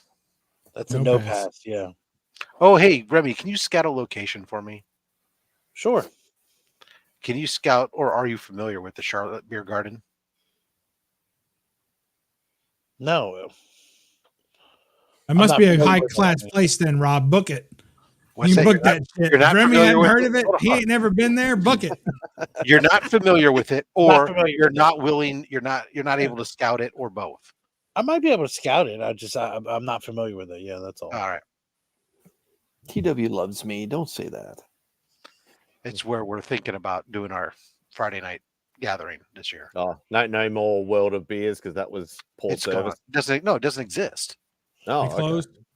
Yeah, that whole shopping center is like They shut it down after we left. Yeah, man. Yeah. Boom. Like we're not doing that. I again. wonder That's why, Canadians you don't know how to rowdy tip. bastard. Thanks, Chris. The beers weren't necessarily that cheap, though. Chris was leaving them loonies and doonies on the counter, and they didn't know what the fuck to do with them. Couldn't pay the light bill. this other Tim place. Hortons seems to have a big copies space. weren't accepted.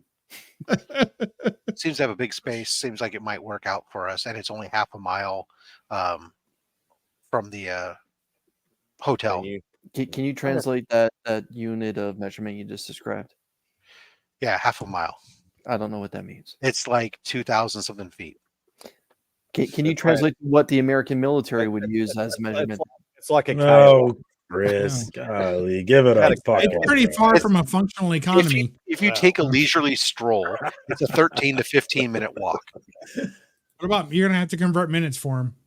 Chris, have you seen that sketch with Nate Vigart? Well, I can't say his last name, but it was on SNL where he's playing George Washington. Talking about, oh my god, that is the funniest SNL sketch in such a long time. It's about 0.8 kilometers. That's easy. Even I could walk that, and that's saying something. Yeah, I'm just saying. Like, am I putting on Jordans or am I keeping on my flips? Yeah, but in which direction? It's a little rough down there. It's the opposite direction of where we went last year. Oh, that can only be good. Yeah, well, it's uphill. It's in an area where there's like other bars and other things. Oh, okay. So Not just things that go bump in the night. What if there's going to be a cigar bar in that neighborhood? But cigar bar. Same side of the train tracks. Yeah, I was going with them. They they have for a group size, in order to have a space kind of set off the side reserved for you, they have to have a certain minimum amount on. And I was going back and forth with them on something. Okay, this is fine. I don't care. We had that last time. But then I said, but does that include because I said, what about drinks? This is gonna be a problem with the drinks being, everybody buy their own drinks. And he's all, you have a waitress in that area, and it's got to be on the same thing. I'm like, oh, whoa. He said, I said, I can't. This isn't going to work for me if I have to try to. Everybody's going to be paying me for their food up front. That's fine. I don't mind being at your minimum contracted amount for food and have you paid that up front. But I don't want to be trying to go around and collect everybody's drink money from them while we're there. That's just going to be horrific. And he goes, oh no, if you get the minimum on food ahead of time and locked in. He's like, then I don't care. I can work with a cash bar. I'm like, oh, all right, there we go. That's the answer I wanted to hear. That sounds good. I can't wait, man. I love you, Chrissy. I'm gonna buy it. I'm gonna buy you a Chiefs hat, Chris. You better wear it too. Yeah. Can I tape the burning of it? No, I wouldn't do that. Not I would happily take the hat off his hands. I never said anything about putting it up. But yeah. Yeah, well, go on. I'll tell you what. I'll bring you a Bills hat, and then we'll exchange hats. Nah, I can't do that. See, I can't do that. I can't do that. I only wear Super Bowl winning hats. All right. Then I'll bring you a Blue Jays hat. They didn't. They never won a Super Bowl. No, but they won back-to-back World Series, baby. He said Super Bowl. He said Super Bowl though. He cleared not World Champion. Yeah. He clearly said Super Bowl. You know what? I think I'd rather wear a Chiefs hat than a Kansas City Royals hat. I'm just saying. That's fair. That is not fair. Can I get a Kansas City Athletics hat? I think I could. I'd wear a Kansas City Athletics hat. Give me some throwback.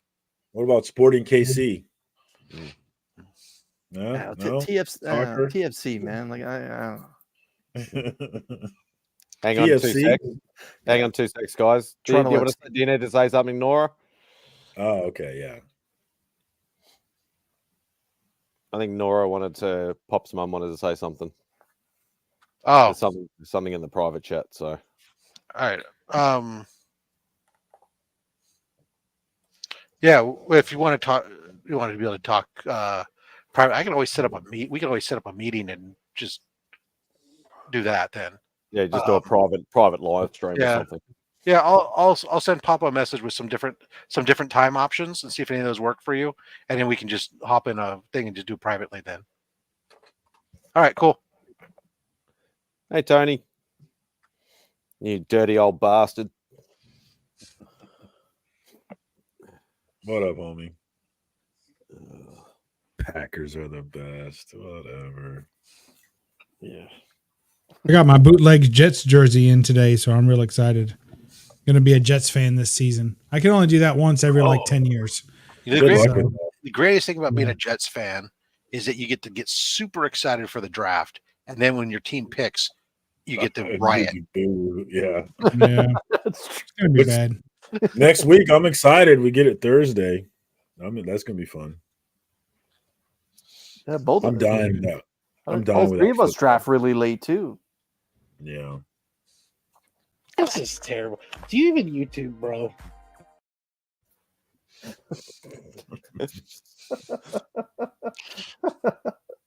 Oh God, what's Remy putting on? Hockey jersey. Washington Capitals. It's the only sports ball that I had available. You are in Charlotte, right? Yeah. Does hockey count? Does hockey No, count? I'm not in Charlotte. Hold on. I retract all three statements. Yeah, World of Beer was not applicable. Yeah, it's not a sports ball if it's hockey, right? Yeah, it's a sports puck. Maybe that's why I accepted then. Even YouTube, bro.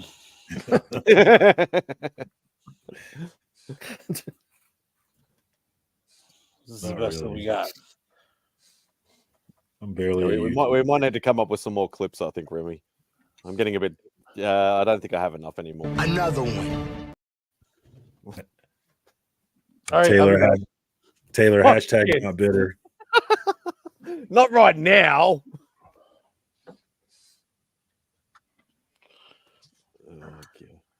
Yeah. I just let's see didn't if know he how makes it it would work past a out if quarter they, like, this year. clip That it. was wild, dude. That's For him to freaking come ridiculous. out, You're all that welcome. was so wild. Whatever.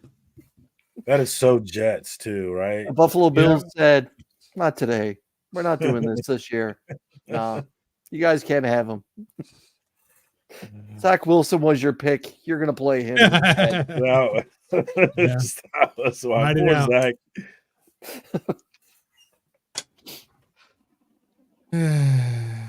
Yeah, that did work out, Taylor. I agree. It did work out. They probably should have played him 2 years ago. Yeah, they probably. Yeah, I agree with that. Yeah. Maybe not though. I mean, this might have been the best thing for Draft Jordan. late. We got number 1 and 9. Yeah, that's going to be big. 1 and 9. I think I can see the Bears moving back a little bit. There's so many receivers. I'm hearing rumors that they're going to get Caleb, and then they're going to move up with that second pick and go get Marvin Harrison, which would be crazy. And that would be dope if they did that though, because by all accounts, Marvin Harrison Jr. is a lock. It's an absolute lock, the biggest lock in the draft, really. Yep. But I'm sure nobody gives a shit about all this sports ball stuff. Sports We ball. can talk about. Hey, I got my jersey today. I'm excited. This bootleg jersey, ordered it off Amazon. Like, and I'm not giving the Jets any of my money. Kidding me? Have you worked Cost me on too much spelling in Jets yet? Have you worked on it? J-E-T. Yes. J-E. Jets. Yeah, I'm ready. It's always impressive that you. I would rather them change their name to the Jersey Jets. I think it sounds better. But we'll take. They could be the Jet for life. They play in New Jersey, and they are both New Jersey teams. Yeah, that's right. There's only one New York team. Let's be honest. No, there's several. Jordan, the Rangers. Rogers is cooked. There's one NFL New York team. Yeah, Buffalo Bills. That's right. Yeah, that's New York State, not New York City. It's all the same thing to me, man. Only if you're not from New York City. It's all the same thing. If you're from New York State, you think it's the same thing, and everywhere else. But if you're from New York City, then no, they're not New Yorkers. They just happen to live in the state that protects us from other states. New York would be wild. New York is wild. I went to the convention in Denver, and I remember walking down the main street, and it was just wildness everywhere. Protesters here, protesters there, bullhorns. It's just nuts, right, for the convention in 2008. And my friend I was walking with, he was like, you know what this reminds me of? This reminds me of a regular day in New York City. Damn, okay. It's fucking crazy right now, but okay. So that always made me interested in. I've never been to New York, but I want to go just to see that because I love people watching. It's my favorite. Oh yeah, it's addicting up there. It's so many weird things happening, and the sights and sounds, and people just screaming and saying all kinds of weird stuff. And that's the thing, though. When you see those videos, though, you see all the New Yorkers just walking like it ain't nothing. I was like, why aren't you all we got shit to do? Yeah, we got like if you stopped, like two things you can't stop for in New York, and that's to give money to the homeless or to watch a weirdo. Because you'll run out of money and time. You'll never get what the hell you're going. And when you do, you'll be broke. So it's just the way it is. You can give to some, but you can't give to all of them. And you can look at some, but you can't look at all of them. You got to stay focused. Get the hell where you're going. That makes sense, actually. Yeah. And eye contact is a form of aggression where I'm from. So it's not like you're walking around going, hey, you know, that shit ain't happening. Walk down, walk forward, wear your peripherals. Keep moving. Yeah, good stuff. I miss it some until I get there. Like I go to visit family or whatever. As soon as I get there, I'm like, all right, that's it. Here we go. You know, you're in New York. Yeah, place to visit, not a place to live. It seems to me. No, it's a terrible place to live. Raise a family and all that. Yeah, my team is New Jersey. You're right. Come to Kansas City. Joyzy. Clean and wholesome. Yeah. Well, there's no. You got sports in Kansas City too, don't you? We got Tons great of it. sports, man. Yeah, you got we're tons the of sports. soccer capital of the U.S. Some might say. It's called football. We're gonna have world. We're gonna have world. Chris, don't fucking start. We got the World Cup coming here. Do you guys got a World Cup game up there? Because we do. We're sharing it, by the way. Pay attention. They're to kicking the snowballs up there. Don't worry about it, Marcus. Nobody fucking cares, Chris. All right? Yeah, our stadium is bigger than yours. Well, we went. It's because you have more land to spare. Nobody wants that shit. I'm just saying, land's not free, man. I'm just saying. Chris, I love doing this with you. By the way, it's so fun. What's the biggest stadium capacity there is in America? Is it where the Wolverines play? Is it the Horseshoe where the Buckeyes play? I'd be surprised if it was it's definitely college football. It's definitely college football. I think it might be the Michigan Wolverines or the Ohio State capacity Buckeyes. you're talking. Those seats must be terrible. I think Michigan can hold like 110. I think Ohio State's around the same thing. Chris, you nailed it. Number one is Michigan at 107,000. Beaver Stadium, 106. Beaver Stadium. Hold on. Yeah. I'm going to check Key Oregon Collector State, and see if they concur on this. In Oregon, they know how to stuff a lot of people into their beaver. Well done, Rob. Every time I hear about like stadiums, they're like, "Oh, it's full capacity at 35,000." I'm like, "That's shit house." Like, Well, that depends on the It's game. a Walmart. So, like, if you go to like a baseball game, that would be a pretty good sized baseball stadium these days. Yeah, but the ball's smaller, so you got to get closer to see it. Taylor, the Chiefs is not the equivalent you go of to the a- other name. It's you go not to at an all. indoor football game or a soccer game or a hockey game, it's like way smaller than that. You're only talking like 10 to 15,000 usually. yeah. So, Like I know most Depends of where. the basketball major courts and that are like like 15, 20 sort of. yeah, thing they're at much most. smaller. There's much smaller arenas than say a football arena. Football stadiums are our bigger ones. Because our the biggest stadium that we have in Australia is in Melbourne, where I am, and capacity I think is 100,000 for that. So, and that's a huge stadium. Don't come at us, Taylor, with your progressivism. Kansas City, you don't have to worry about it. Actually, I guess looking at it, a lot of the baseball stadiums, the bigger ones are 40,000. The Chiefs have changed a ton of things, though. Like they used to have like this chick in headdress riding around on a horse back in the day. They got rid of that. All the stuff that is. Well, she hurt her hip. She's on All the call. stuff- She couldn't ride forever. I mean, give me her. Hey, she was over 66. She was not doing her best work. That's all I know. She was giving her though. Yeah. all the stuff that was problematic, they've definitely gotten rid of it. I don't know the chop though. That's. And I'm telling you, I That get was borrowed from the Braves, though. Yeah, I get even uncomfortable with that one. I do Yeah, in the stadium every time. And I remember I saw Taylor doing it once. I was like, "Oh, is that a good idea?" I remember I was chatting Don't with do Mike that. about it. I was chatting with Mike. I'm like, this isn't necessarily a good thing. He's like, yeah, I don't know, like why they. Taylor, you still got do us it. there, buddy. You got us there. We definitely Yeah, still do that. that's- Shit. that's- I don't. I that's seriously gotta don't go. do it. Bro. That's I gotta don't fucking go. do it. Yeah, yeah. I remember. It is like that's the one thing that we kept right. Fuck it, we're gonna be blatant. This is what we're doing here. Chiefs, the Indians fans, or I'm sorry, the Commanders, or Yeah. command. What are they called? Commanders. Are they the Commanders? Why do we care so much about sports? Good question.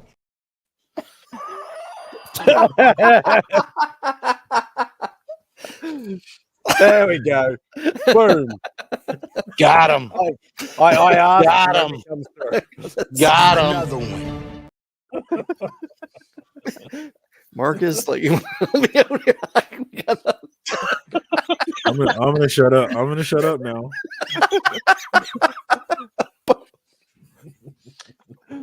All right, new topic. Go, Spidey. yeah. That's up to you, Spidey. Fuck you, Aussie. Make yourself big and leave the comment. Come on, let's go. I Papa didn't always- do the clip. I just asked Remy. I said, I think I need new clips. He came up with the goods. Papa always says or types what I want to say or hear. You know, he's so good at that. Thank you, Papa. No filter. That's the way we love you, man. Like I was. Thank you. I was thinking exactly that, Papa. Yes, that's exactly what I was thinking. Thank you. Papa's basically like an honorary Australian. He just blunt and straight to the truth. Somebody time out. We need a timeout, Taylor. Do that. Oh man. Oh, T-Dub's rolling. Happy 420, everyone. Hell yeah. Oh yeah. Medication Correct, you can everybody. afford. For those who partake, as they say. Taylor is an absolute gift with the comments. He comes up with the stuff just as much as AR does. Like those two keep me thoroughly entertained. Yeah, AR is great. Yeah. Oh.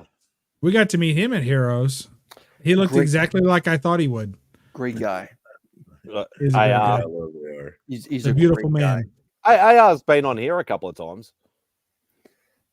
Has he? On his face? Showed his face? His actually showed comic his face. book was great too. Suck It Up, Old Man. That was I don't know if you guys got a copy of it, but he was giving it out at Heroes. And yeah, it's great. It's a story of a vacuum cleaner. Suck it up, old man. It's really good. He's got a good sense of humor, I'll tell. Yeah, he's hilarious, dude. Yeah. As Roomba Rob and an once said, what obnoxiously, as Rob once said.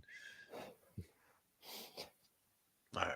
Well, I'm going to venture off here. I'm going to go do the dishes and sit down in a chair that's not sitting completely upright.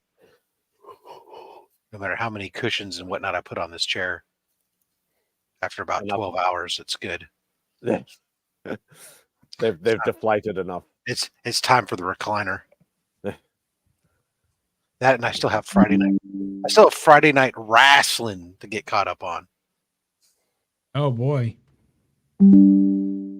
How's that going? I have to watch it. How's Cody's? I mean, how's Cody's run started? Is he going well? Is it fun? Is it? We mentioned Roman yet? No opinion yet. Too early to say. Nothing's really kicked off. He'll drop it in SummerSlam. Other than they continue to belittle the heavyweight championship by having Cody show up on both shows and refer to him as the champion. They really make Damian Priest into a nothing. He instead got to interact with group stuff instead of be a dominant champion or anything. So, but I'm leaving before I get this wrestling talk crap stuff pinned on me. So, yeah, MadSpidey's nodding. Yeah, that's right. He knows he can't be too mean to me because I do possess a lot of his comic books. Yes, that's right. And he wants to see them in one piece. Rob has a lot of, like, what's the word I'm looking for? Leniency with me.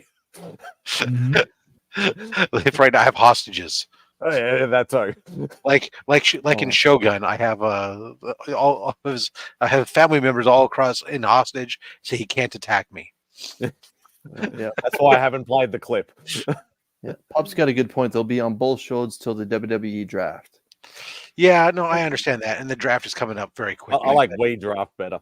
But it's still it's still the way that they treat one champion versus the other champion and how they book and how they have him presented is they were, so even when they were doing it a little bit with Seth, even as they were doing all this build up with both Roman and Seth, the whole build up to it really kind of diminished, made it so like Seth accepted being like the secondary champion as opposed to an equal champion.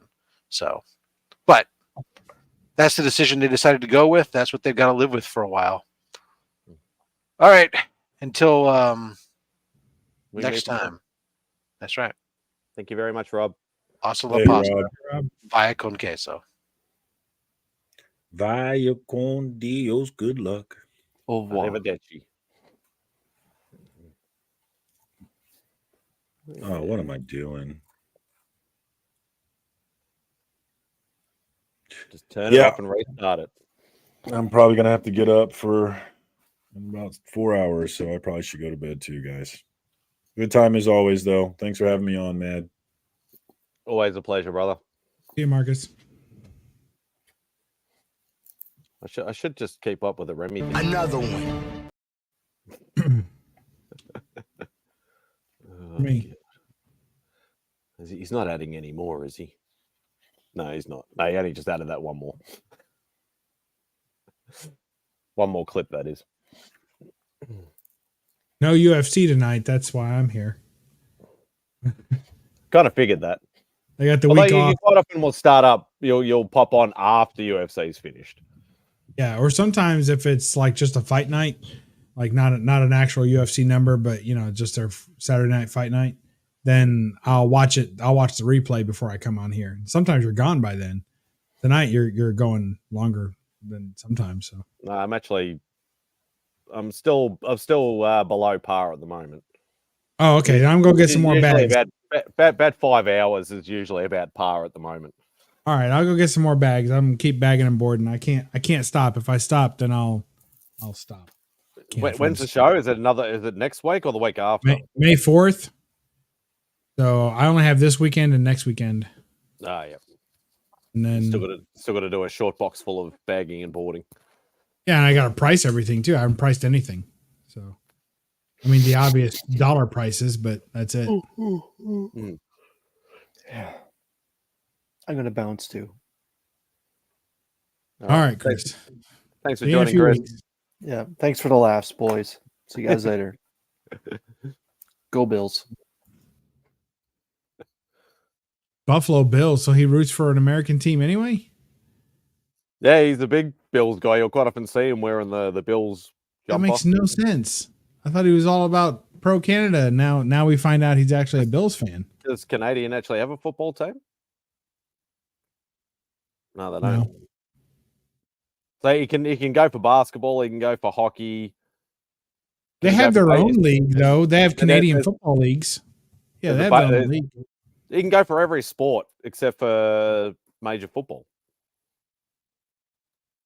Because there's And hockey, another there's basketball, there's There's not too many baseball left. I think there's only one or two baseball teams left, right? Toronto, The well, Blue it's Maple- Jays. Blue Jays, and that's it. I That's think. it, I think. Still one team though. It's better than You used to have the no- Montreal Expos, but they left. Hmm. I don't think there's another. Is there another Canadian baseball team, or is there just one? Yeah, so Just I one? don't know enough about just one. I don't know enough about baseball to warrant on that topic. Mhm. And they do water polo with moose, right? Fucking hell. Is that not right? I have no idea. You guys are closer to them than I am. Well, we're downwind. I can tell you, there's some moose action going on up there. Can moose swim? Yeah, I mean, if you make them, what choice do they have? Put They floaties on certainly their can antlers. sink if they don't try hard enough. As long as their antlers are above ground and they can just, pin the ball between the I think antlers. there's some sort of scuba gear or one of those snorkels. I think they're using snorkels. Yeah. Moose with goggles and snorkels. No, the Mounties. They've Oh. got the snorkels too. Fucking hell. Oh, God. Horrible. All right, let me go get some bags. Go get some bags and boards. All right. Oh, that's hilarious. I want to watch that clip again. Why do we care so much about sports? Good question. Remy. Oh, God. He's hilarious. Oh, boy. What time is it? 2 in the afternoon. That's not too bad. Make sure nobody needs a link. That's good.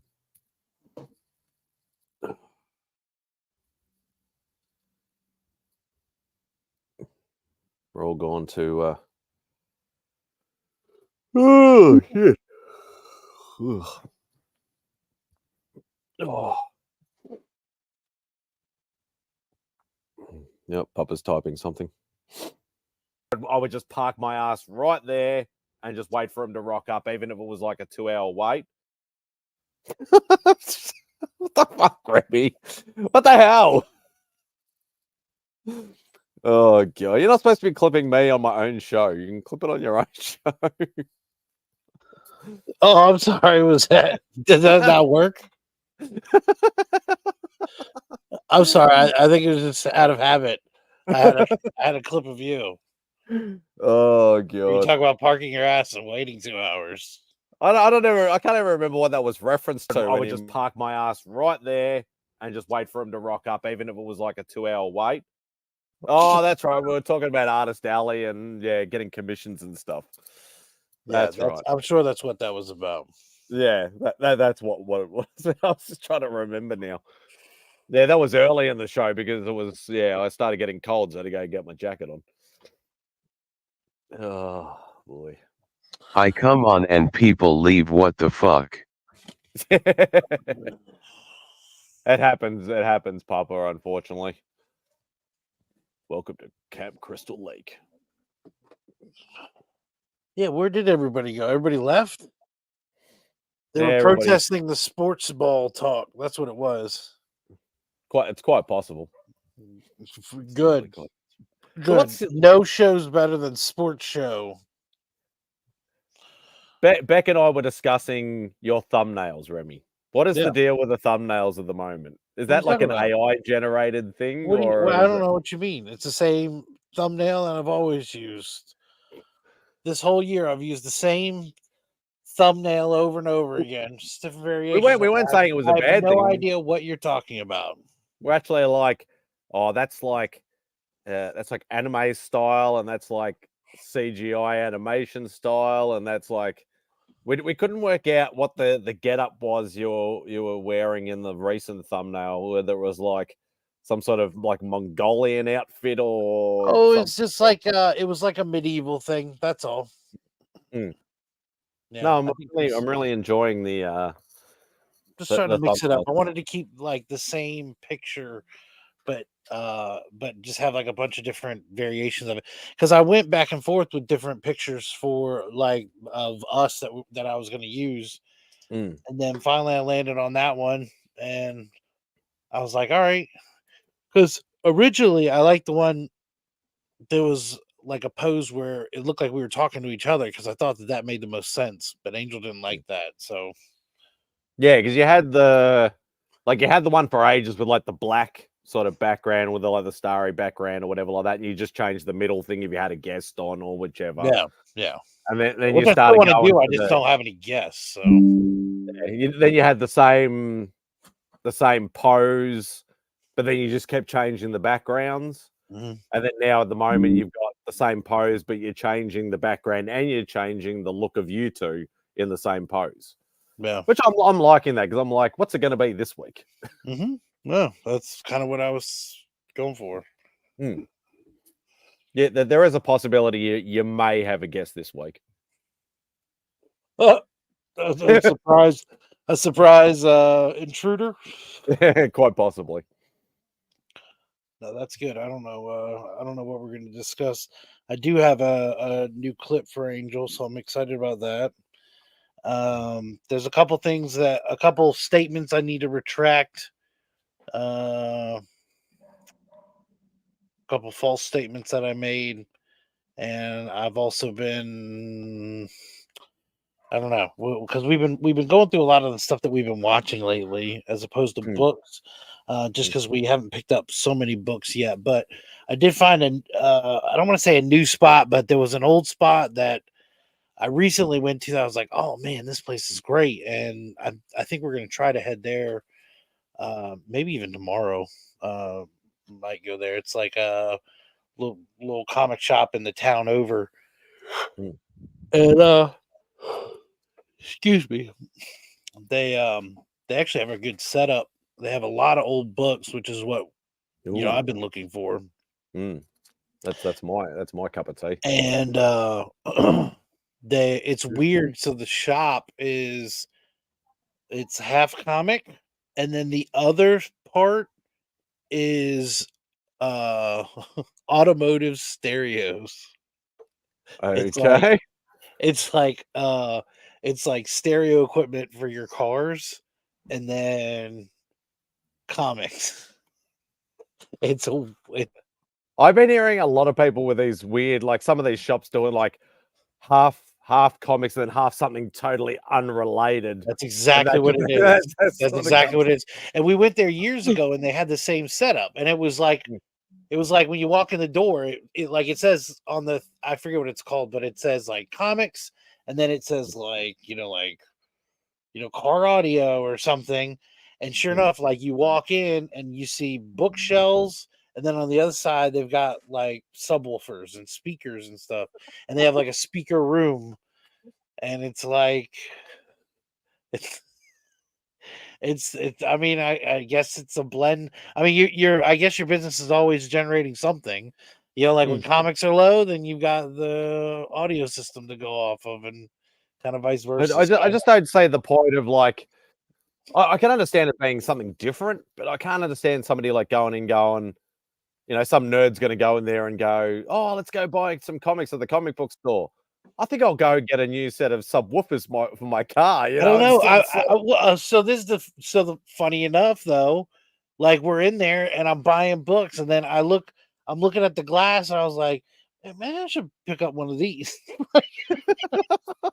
I need a new stereo. I used to have all kinds of I used to have a good setup. I was like, man, I was looking at some different stuff they had, and I was pointing out to Angel, and she was like shaking her head. But I don't know. I mean, I guess if that's his passion, you know what I mean? Somebody has a shop. It does seem kind of weird, but I mean, at the same time, it's like maybe they're into this and that, and it's like, I think it's just that it's two different realms. So it's like maybe if they were into like vintage vinyl or something, it would be more acceptable. Like if you mesh those two, Bubs. Maybe that's why I thought of it. But you know what I mean? Like if you walked in and it was a comic shop, and then on the other side they had again vintage vinyl and stuff, it'd be like, all right, this is in the same nerd area where car audio is a little different. But again, I don't know. I mean, I missed it.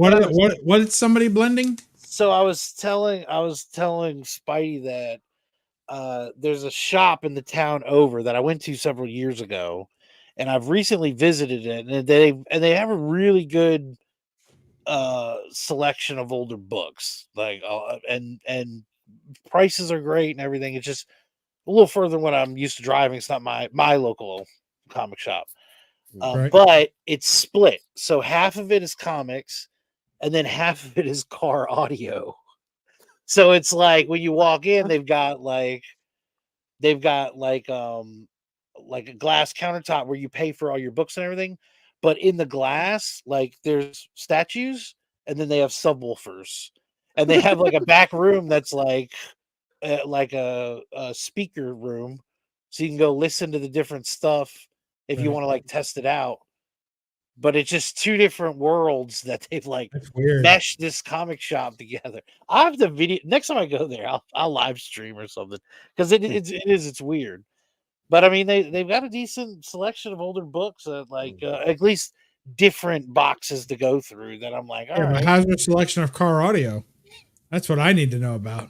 I mean, they still had a decent amount. The speaker room, I looked in there, and it definitely wasn't as filled as it was from years past. I mean, there was a lot of holes that they had, so it looks like they're doing some of that, but it's like, okay, so if one side of the shop had to absorb the other side, take it over, and expand, which one's more likely to do that? Think the comic shop is a bigger deal than the audio shop? So they definitely have dedicated more room to the comic shop. Okay. I don't know. I'm assuming though, from the way that it looks, I'm assuming they do installation and everything. So I think they have like a garage or something, or maybe around the back or something. Like they've got somewhere they can maybe pull in a vehicle and like an installation bay of some kind. Yeah, I think they have like a car bay or something. And there were people like when I was there, there were employees that were going into a back room that I would assume had nothing to do with the comics because they didn't. I mean, the main guy that was there that was running the counter knew all about the books. And he was like, he's the guy that was there last time. I'm assuming he's the owner, but he knew all about everything. These guys were not comic people. They were 100% there for the car audio. So, and then again, they were like employees. So it seemed like he had a couple people working in the back for the car audio. Because I would assume that, like looking at those sort of, even just looking at the types of businesses, the comic stuff is like people can walk in there, buy comics anytime. You know, they always want to buy new stuff or, you know, buy more stuff or whatever. Whereas car audio is sort of almost a one and done sort of type business. Well, and so I also know, or I also saw that it looked like he had stuff that was on consignment for people. So, oh, that's good. Like that can be treacherous too. Yeah, but at least it means he has some method of getting new stock in there. Yeah, he's not just selling an old collection. So, like some of these books, the sticker says Fred $1. And so Fred had a bunch of like Thor books, and I was like, "Oh, Fred, I would like to take all of these." And then I just started grabbing a bunch of this stuff. Maybe Fred means nothing, but it was like only certain books had Fred on it. I'm going to start that. I'm going to do that at the next con. I'm going to label a bunch of books. Simon, $1. Jeremy, $1. That's what I mean. Yes. I think we got this. And then the Papa Special, or do the Papa Special. Papa Special, no fucking discounts. No discounts. Yeah, I'm sorry. I can't do it. No I was discounts. thinking the most discount, just one book. One book, like a $20 book, $2. Like you find the Papa Special and all this. Yeah. Yeah, but you got to take a fucking raffle for that sumbitch and come back at 4:00 at the end of the con. You ain't getting shit. You ain't getting fucking shit. And it's $2 a raffle. And then whoever wins, they pay $2. They get the fucking book. Yeah, 40 spots. 40 spots. I got you. All right. All right. The only way to do it. Oh fuck. Yeah, because the only reason why I say that is because one of the sellers that's from a couple of states up that it comes to the cons a lot down here now. He's always got great books. He's always got great pricing. He's always gives you like fantastic deals. Like he's one of the guys that I will try and buy from every time I'm at a con that he's there. He does a lot of consignment stuff. It's mainly through a couple of his sort of regular customers or old customers or mates or whatever. But the problem with the consignment stuff is like, and it must be something about green stickers because he uses green little circle stickers for his consignment stock too. Yeah. And he will say, like he told me, he goes, look, the first time I saw the consignment stock, he goes, whatever's got a green sticker, it's consignment through this guy. The most I can take off is 10%. He goes, if it's my books, I can go nuts. I can do whatever I want. The second time I saw him, the third time I saw him, he had a different pile from a different guy, and he goes, I can only take a maximum of 20% off. But the thing is, though, that a lot of these books were books, big boy books that I wanted. Like they had a couple of the ASM books that I needed for my run. So, like you're talking, like he had like a number 3 and a number 4 and stuff like that. But they were already exorbitantly priced, like even for Australian standards. Yeah. And then had the consignment sticker on it. And I'm like, even with 20%, even if he was willing to give me the full 20% off, it's still not even close to what I would even try and pay for it. And that's what I mean by the consignment stuff. So it can be a little bit of a double-edged sword. This one, he told me he was like he had a section of short boxes that were just older books and runs. And he was like, it's 50% off all this. And then he was like, anything on the spinner racks is 50% off. And he's like, those are dollar books. Those are 50% off. And then it was like, that was like, it basically, he had like this whole section where it was just half off. And I was like, well, shit. And then he had like some walls that had the new stuff in it.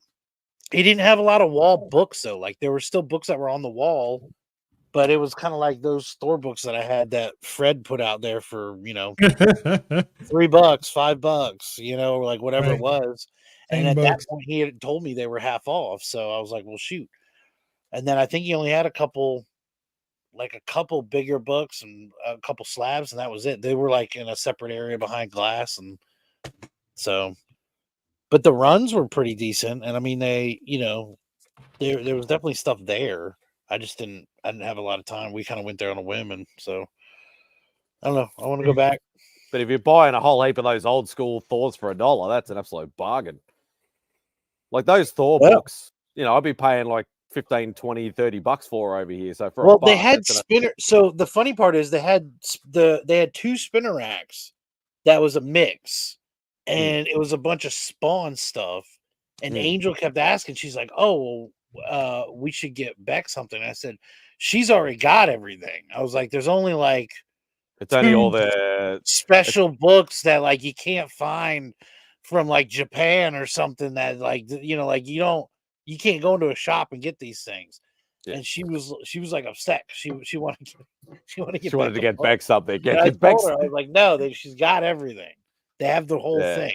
It's the exclusives that she struggles with that we can't really get over here. That was the thing. Is you know, unless you find like the black and white #1 for some stupid ass like cheap price. That's about the only one I can think of off the top of my head. But I know that's not a cheap book. That's like a $500,000 book. So no. Oh.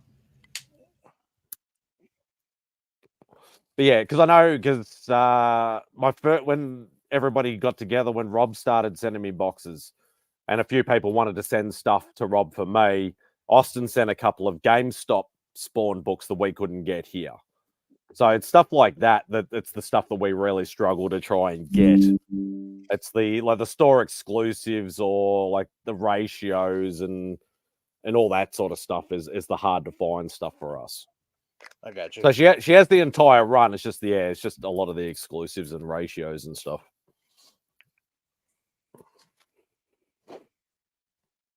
But she's not. She's sort of like if you come across it, she would come across it, but not like actively eBay hunting for them or anything like that. Yeah, no. Like I said, it was just funny because when we were going through it, she saw the Spawn stuff and started asking about it. I was like, no, there's nothing here. Like I didn't even look at it. I was like, I just know she's got the run. Like there's nothing there's missing here. It's like a Spider-Man. Like I'll never send you a Spider-Man book. You know what I mean? Like, yeah, because I know. Because didn't Angel go and buy a whole pile at one point? She got something, yeah, and I was like, I don't remember what it was. I think it was like a bunch of. It wasn't a bunch, but there was a couple different Spider-Man books in there, and she'd got them through like different auctions and stuff. And I was like, nah, we'll send these to somebody else. Like he doesn't need these. Like there's only a couple books that he needs. It's none of these. Like I don't even have to look at it. I know you didn't get it. It's not like buying a booby book and sending it to Bubs because he'll just love it regardless of whether he has it or not. So there's a guy in the community who collects a lot of Golden Age and stuff like that, and I wouldn't say we're close, but we've known each other for a long time. We have never really done any deals together, right? So he's like, "Oh, we got a fresh face." He's like, "Oh, what do we got?" Hey, Jason, what's going on? What's going on? So he's like, "Hey, bub, I'm gonna send you a book. I think it belongs in your collection." I got really fucking excited because this guy picks up a lot of Golden Age. He knows I'm into all this Golden Age stuff. And the book he sent, I can't even describe it. It was a photo cover from the 90s with some like chick on a bike with her boobs hanging out, and I was like, "Oh my god, what is this?" I'm like, "I don't collect this."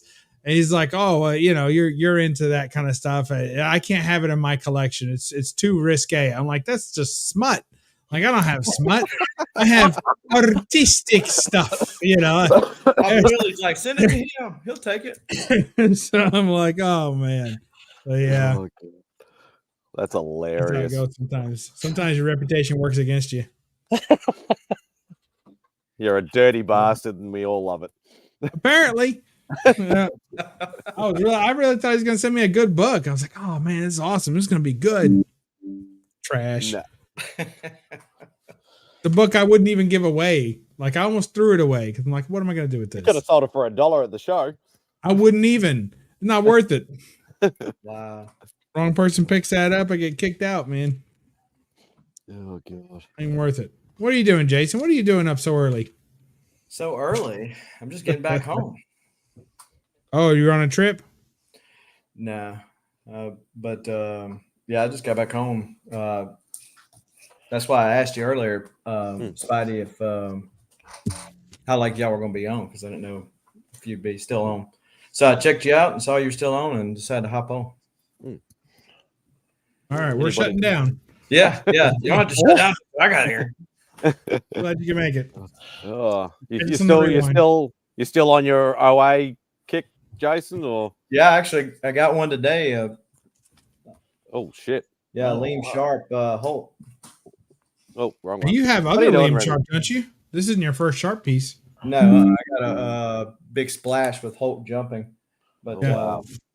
Yeah, so it's a death page. Holt kills. I love Liam Sharp's art. I don't have anything from him, unfortunately, but I do love his art. Well, and it's crazy. He had that great run on Exo Man of War, which is again right up my alley. And I asked about it, and then they said, no, it was all done digitally. I'm like, crap. Yeah. At least he's not trying to sell expensive prints of it. Yeah, inkings. You ever get those? Ink. Don't even get me started with the artist proof stuff. Yeah, well, that's happening at the yeah, moment. the Blue Line inks is one thing. At least it's like semi, part of the process, and especially if it's like the person drew it digitally, printed it out on Blue Line, and then inked himself. So it's all their whole process. Right. But yeah, I mean, when it's an artist proof, you're just trusting that person's never going to sell another one just like it. I've seen artist proofs like you see Mike Diodato's artist proofs, and they're selling for what most people's pages sell for. And it's like, okay. Yeah, they've been, like I've noticed a big influx in the South American and even the European artists doing a lot of this. I did a cover digitally, but I'll print out a 1-of-1 artist proof and sell that as the original art cover. And it's like, it's not original art. It's just a freaking print. Like at the end of the day, it's not. It's sort of the next iteration of the NFTs. You're getting something physical, but it's just a print of something that they've done on a computer.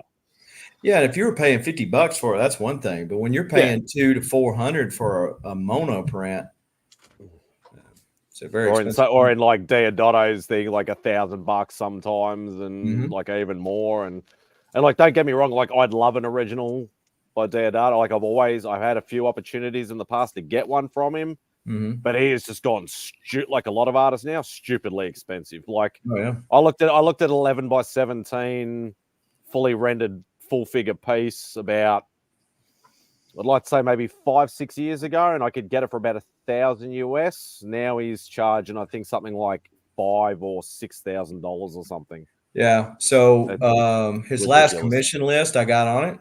And dumb me, I didn't even think about it. I was just excited to be on it. Yeah. And they said, hey, yeah, you got on it. I was like, all right, awesome. And they said, go ahead and wire us over this much. And I was like, what? I mean, what do you do at that point? Do you say, I was just joking, or ghost them? I mean, I guess I could have done that.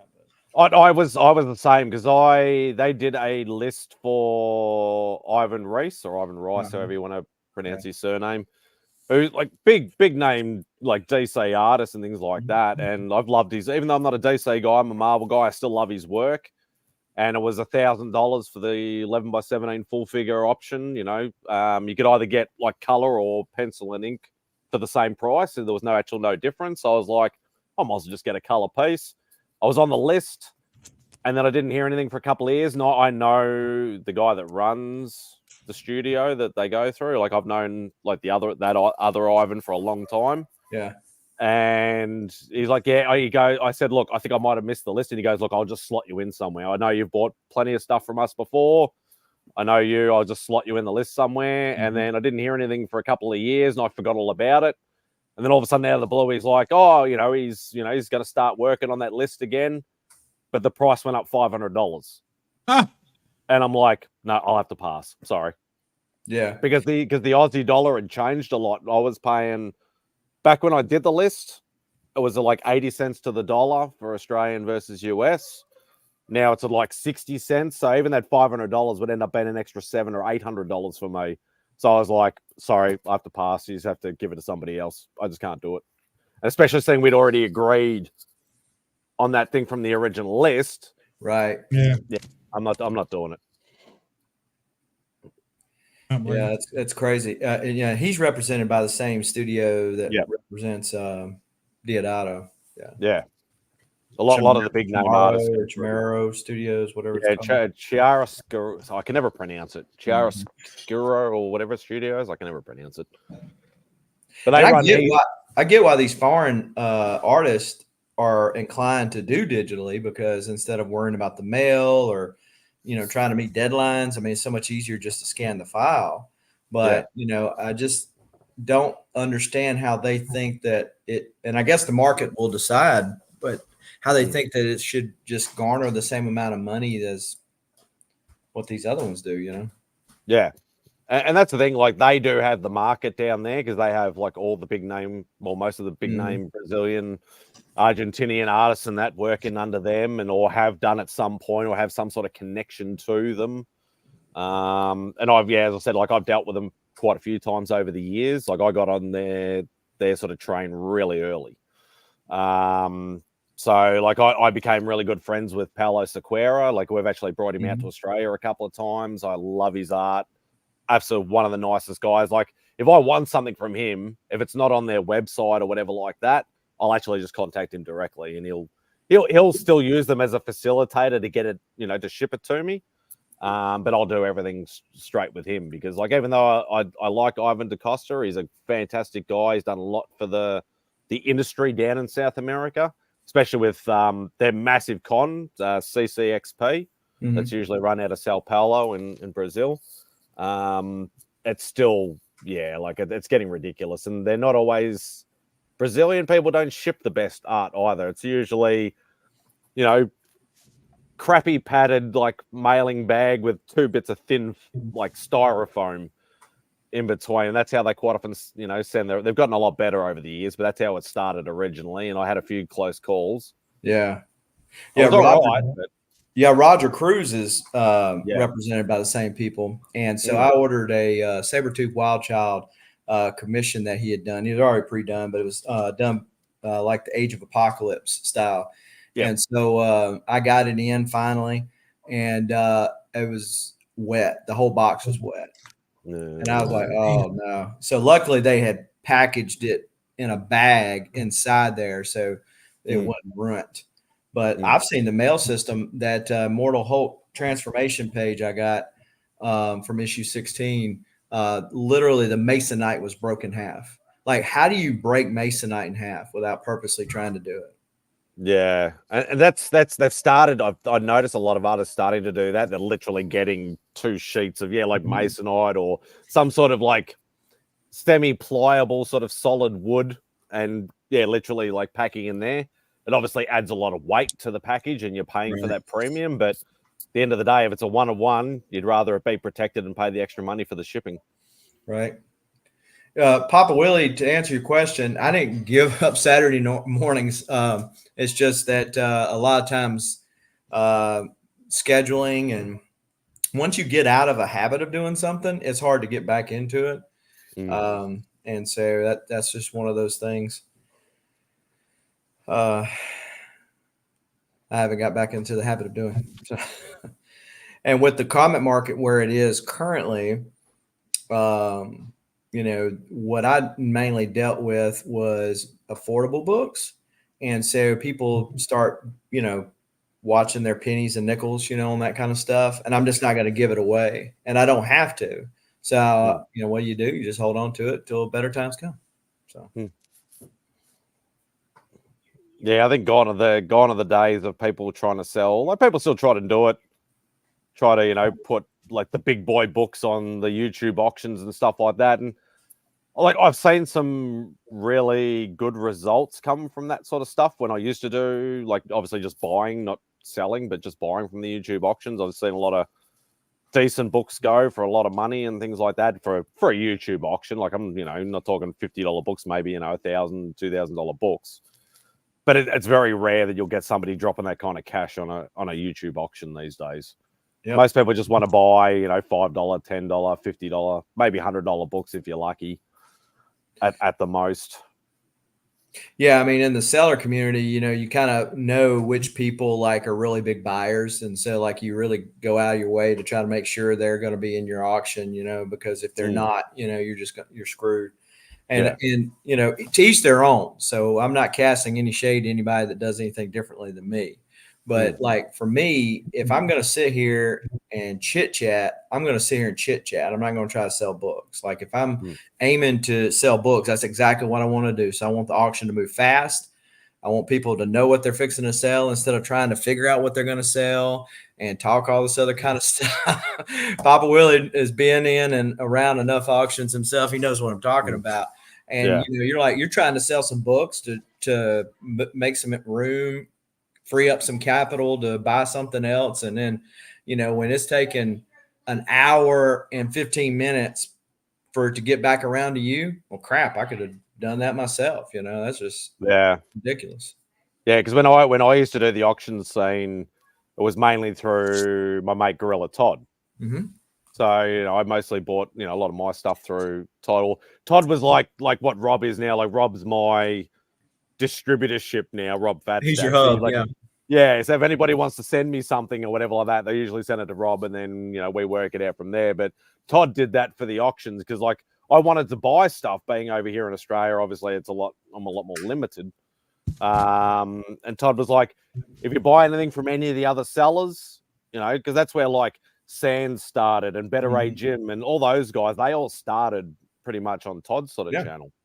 And like I was buying all those sort of books and they just send it to Todd and then he'd just compile it and we'd work out the shipping sort of later and things like that. And that worked out well. And then obviously, sort of COVID really hit bad, especially over here. And and a lot of other things happened personally and things like that with both sides. And then, like, literally the last of the books is actually with Rob Fatstacks now. Yeah. It took us like 2 or 3 years just to get me to get the remainder of the books. I ended up amassing like 5 short boxes full of books. Like I went nuts. I went absolutely nuts. And I was just like, oh yeah, that's cheap. Oh, that's cheap. And I just not thinking about it, COVID, you're bored, you want to spend money. And I went a little nuts, but it was fun at the time. But in hindsight now, maybe not so much because now I'm paying the premium. And everybody starts to evolve in your collecting, right? I mean, I don't think you started off collecting Golden Age, right? You got back into collecting and, you just kind of thinking, well, really, am I enjoying it? And you have to ask yourself that all the time, or I do. Why am I buying this? Would I be happy without it? Would I be happier without it?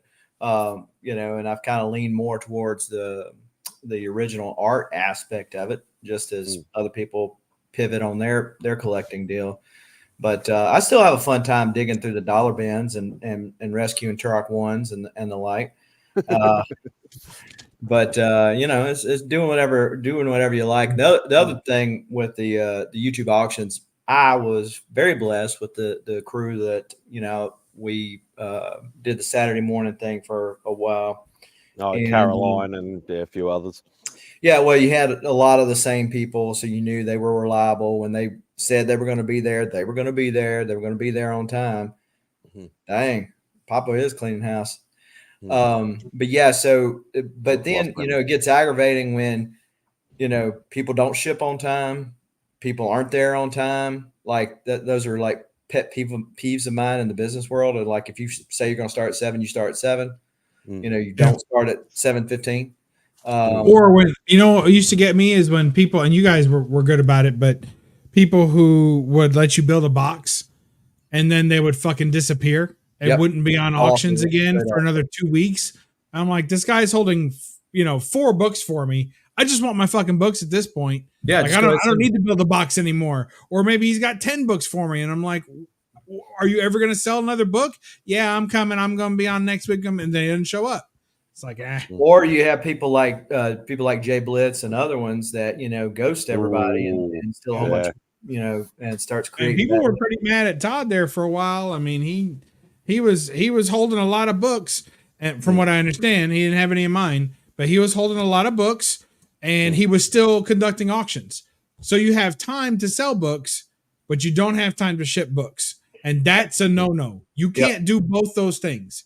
You either don't have time to sell or ship, or you don't have time to ship, but you better not be selling and then acting like, yeah, and I'll get everyone's books shipped out. You're just making it, you're just building a bigger pile of crap, right? Because you're taking people's money. Yeah. You can't be doing that. But I mean, I like Todd. He's a good guy. I got nothing wrong with him. He hasn't done me wrong as far as I know. But that's just one of those things that looks bad. It looks bad when you're still selling and you haven't shipped. That's bad. Yeah, I bought some books from a guy, and I didn't pay an awful lot for the books, but they were a gift to somebody else. So I saw a book a guy was trying to on his wish list. I've already got one. It's a Bloodshot Zero Gold, and the guy didn't even know what he had. So he sold it for $3. So again, not a lot of money, so it wasn't that big of a deal. And I said, well, I don't want you to hold it. I want to go ahead and ship, but I'm going to give you the address to ship it to because I just want you to ship it straight to the store. Well, I told the guy to be looking out for it. Well, the guy took forever and ever and ever. And so he gets on the show and says, here's all these boxes right here. Hey, give him a break. He's got to work. And I'm like, nobody else does? Right. Like I have literally been on auctions before and have sent invoices, got paid by people and packed up their stuff and was ready to go out the next morning while somebody was running their trap about something that had nothing to do with that auction. Yeah, I agree. And again, it's people's preference. I mean, you run your auction the way you want to, just like you run your channel, whose ever channel the way you want to, collect the way you want. But it's just my thing, that's it. I agree. At the end of the day, as soon as money's involved, you need to do the right thing. Yeah. Regardless of whether it's $1 or $1 million, you do the right thing once money's involved. Yeah. For me, as a buyer, no 2 Saturdays shall pass. That's my rule. Yeah. I don't care when your auction was. I should not be looking at a second Saturday passing without you shipping my books. So if you're one of those guys who's like, hey, I got a full-time job, I don't have time to ship all this shit, and you're running auctions late into Friday night, I get it. So my books aren't going out tomorrow morning, but they better go out next Saturday. And if they don't, we got a problem. Communication is key. We all understand. See, I hear that all the time. But if your communication is telling me that you have some bullshit going on and you haven't been able to ship my books, I don't want to hear that. So I don't need communication. I need you to ship my fucking books. Well, that's how I feel. I get it. But I mean, normally when I say communication, I'm talking about what I want is from the seller. Like I'm waiting on you, therefore you should communicate with me. Here's a reasonable explanation. There is no reasonable explanation. 2 Saturdays. Yeah. I get that. 2 Saturdays. Like when I'm having to reach back out to people and say, okay, where's it at? And they go, then they give me the excuse. Yeah. That's even worse. Right. That's true. That's true. But no, I agree. I mean, especially you're talking about in a Gemini mailer, how long does it take to pack up a cotton picking Gemini mailer? Yeah. And plus, depending on who's the buyer, for me, I usually pick up less than 7 books. So it's always going to fit in a Gemini. There's no reason not to ship it that way. And if it's a bigger book, maybe we discuss, a flat rate box or something just in case. But for the most part, it's going to be a small box. It's a small order. And I know, you see pictures of these guys, they'll have a stack to the ceiling of small orders. So I get that it doesn't necessarily mean that it's going to be easier or faster for them to ship because it's small. But it also means that as someone who's waiting for the books, my limit for how long I want to wait is pretty short because it's a small number of books. If you're going to ship me 50 books, then take your time, make sure it's packed right, and find that special box that you can ship at a good price. Like I'm okay with that. But anything that's a normal order, 10 books or less, get that out the door. What are you doing? And I always picture some dude sitting there with mountains of books with Post-it notes all over him, and he's trying to remember, who's paid, who hasn't paid, just a terrible way to run any kind of business, even if it's a hobby type business. It's just bad. Well, so Pop put a name in the chat, and I appreciate him not trying to air grievances out to the world. It's the right thing to do, I guess. But but that's why that's why I had to quit having them on my channel to sell, because everybody was calling me wondering where his books went. And so, nice guy. But when it comes to getting your books, you could literally see stacks of books behind him. And you're thinking, I can't hang with that's that. fine. Besides, you know what drives me nuts? I've got books back there now that needs to be filed where they need to go. That drives me nuts. And so, like, if it get, because I know what's going to happen. If I let it get too far, I'll just say screw it. I'll just start like trucking them out, you know. So it has to be decent. I can't stand not knowing where stuff is at. Yeah, I know. I think this was a little bit further back. I don't know whether it still goes on or not, but I know they got to a point where certain people would leave a lot of the auction scene, like especially the sellers I'm talking about, because the person that hosted the show was actually starting to charge the other sellers. Yeah, metaphorical. Doing that. That's the one. I couldn't think of his name. I knew it was Metal something. Metaphorical. But I'd heard about that happening, and I'm like, that is just like, you're supposed to be just a bunch of mates having some fun, selling some books, making a little bit of money. It's supposed to be a fun thing. It's not supposed to be like, okay, you can do it from a business side of things. That's fair enough. But still have a bit of fun doing it. But if you start, like, that starts getting a bit too much. I think, like, just to come and sell on a thing. Because what's to stop everybody just saying, well, you know, fuck you then. I'll go start up my own channel. I'll start up my own auctions. And that's what they end up doing. And then they started feuding. Like, that's exactly what happened. Then they started feuding over, well, this was my time slot. Well, now you're taking my sellers as if there's some sort of like he bitches in a stable of whores. Like, now you're taking my sellers. Oh, you got to pay me to let, like, they're under contract. I mean, it was ridiculous. So silly. Oh, it was yeah. a terrible way to run it. Yeah, so much drama. You know, you would think that there was a bunch of women involved. But the guys were just as bad because some of the aforementioned names were part of that. And, you know, people would say, hey, you know what happened? I said, I don't care. Yeah, I'm not in the middle of it. I don't care. Not This getting is like a involved. zero-free drama-free zone, you know, because I'm doing this as a hobby. I make a little money on the side, whatever like that. But I got enough drama in my own real life. I don't need drama from this, right? And so, but you know, the one of the reasons why we chose Saturday was because we just didn't compete. So you didn't really compete with anybody else. Right. So you didn't have to worry about competing factions, you know. So, but yeah, so people would go, I'm going to do Thursday, and then they would be talking trash. They would send like people over to bomb the other one's chats and stuff, and it's so ridiculous. Yeah, it just sounds like freaking like high school rules almost. It's like, you know, like our gang against your gang and stuff like that. It's like just fucking get over it. Like, we're all supposed to just get along. And like, I think it's at the end of the day when money's involved, that's when it starts getting like really narky.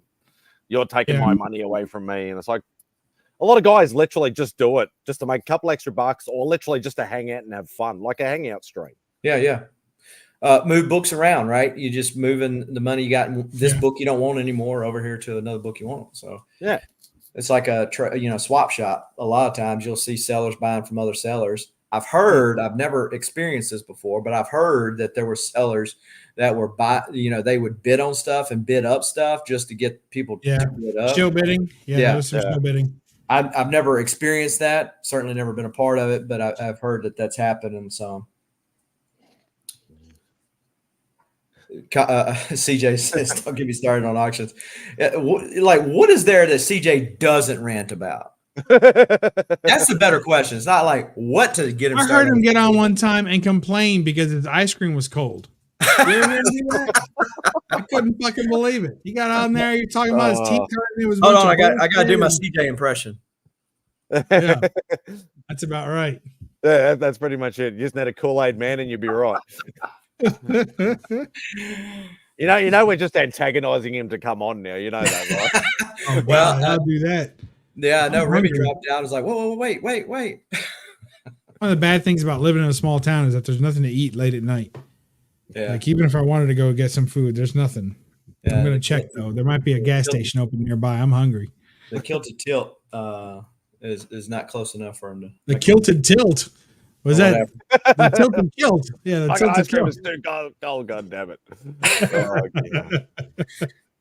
So I'll add that to the list. So don't talk to CJ about bags and boards, about plastic bags at cons, or now ice cream. So we'll leave it those three topics. So let's go back to Art for a second, because I made a comment in one of your chats a while back, and you knew who I was talking about. Tom Grummett's art rep. Yeah, Byron. Yeah.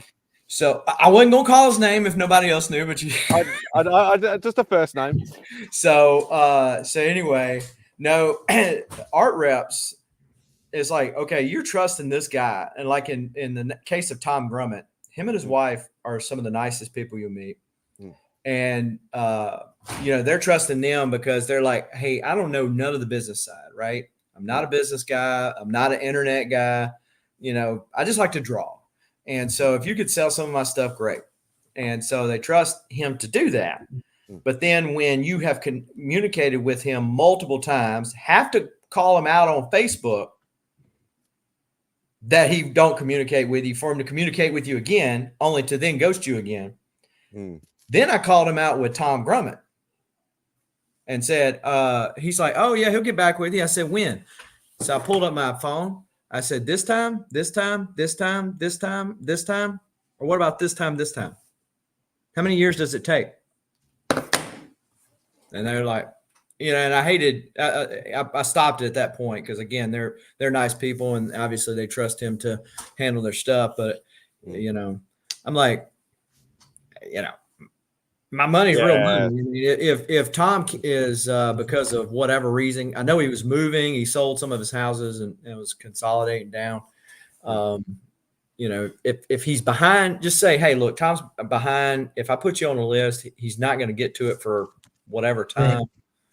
I'd appreciate that more than just ghosting me. So, and the price needs to stay the same. Exactly. If they start working from that list 3 years from now. Yes, similar to what Spidey was saying, about the Rice. So it's and that's it. Like I've known Byron I've known him like before he became his rep. Like he was part of the same, like when a lot of the when Bowen Designs was the big statue company and things like that back in the mid 90s, early 2000s. There was a lot of like statue forum type groups and things like that, websites that like I became a part of and made a lot of friends and things like that. Even guys that like I still know to today. I met a lot of the art collecting group from Melbourne actually through those forum sites and things like that. And Byron was part of that, and became good friends with him. He would be a facilitator for a little while, and then because Tom was running his own lists, and he would just help go, oh look, anybody who wants to do it, like I'll just give him the group of names, vouch for you, that's fine. And then he eventually became his like full-time rep. Not sticking up for him in any case, but I know like even me who knows Byron, he can go a long time without responding because he literally lives like on a farm in the middle of nowhere. Yeah. Not saying that's an excuse, because it's not an excuse. If you're going to take on a responsibility like that, you have to be active about it and proactive about it. But yeah, he is a busy guy, lives in the middle of nowhere, but yeah, don't take on a responsibility if you're not going to be able to handle it. But at the end of the day, he will eventually get back to you. I don't know whether he's gotten worse or better or what, because obviously when I got mine, that was my first ever at-home commission. So that was like 2010, 2011. So that's when I first started doing OA stuff. So he was a lot more active then. I think I got my commission back in like 12 months or something like that. Yeah. I was kicking and screaming and yelling at that point because I was still new to the game and I didn't know the deal with, deadlines and lists and how everything worked. Obviously, in hindsight, I've learned, through that and things like that. But yeah, it's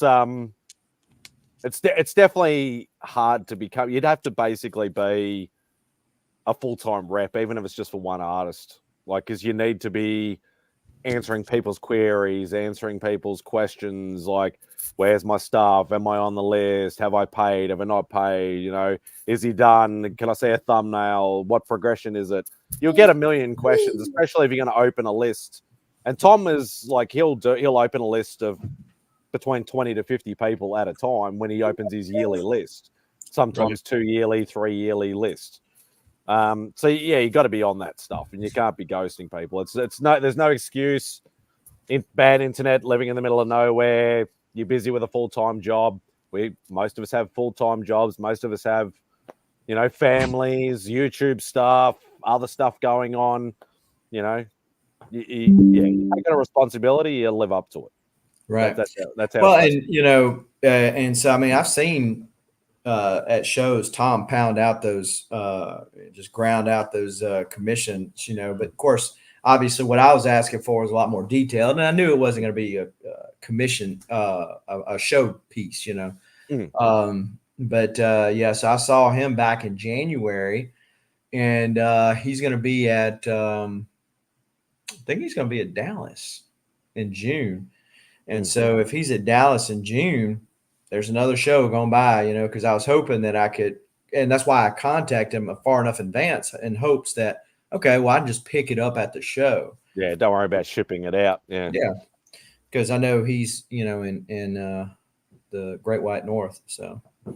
Sis, I still want that damn Monopoly framed shadow box. Hey, so you see my new OA here. That's a Monopoly guy by Scott Shaw. And so Scott, that's cool.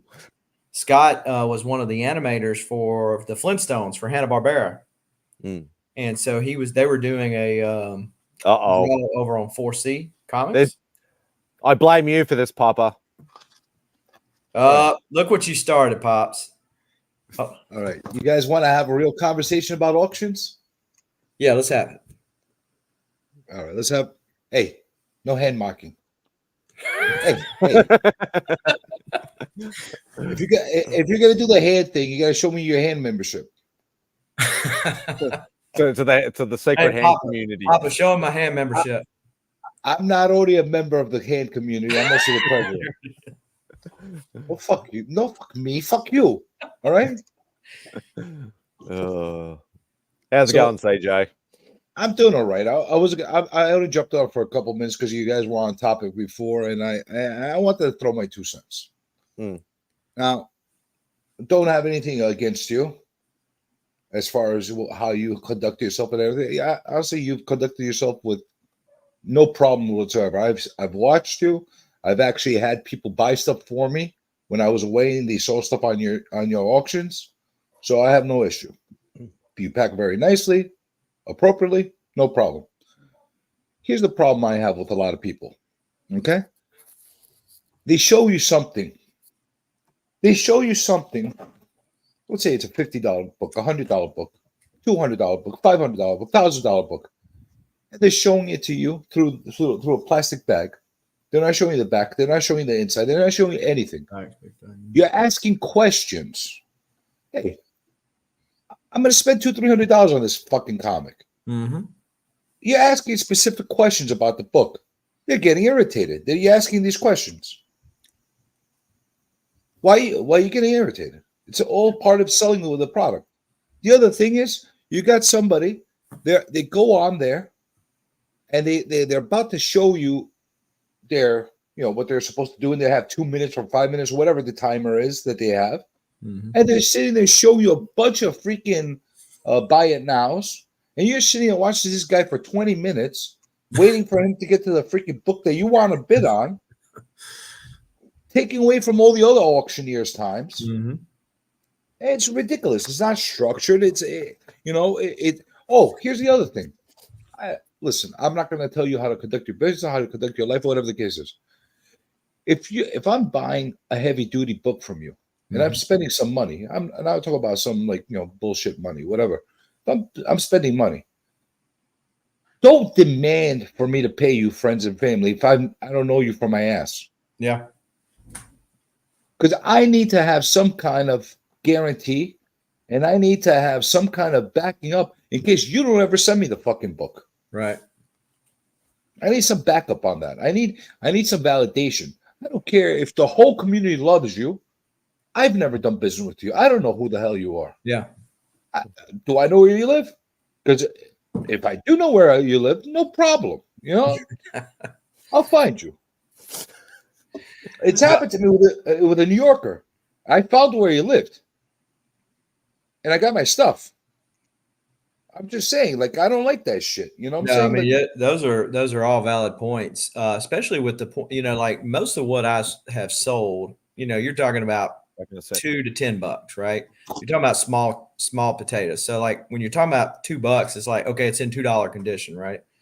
Well, but I fully understand. Like if you're somebody spending some coin on some book, you need to show the whole book, and the back almost never gets showed.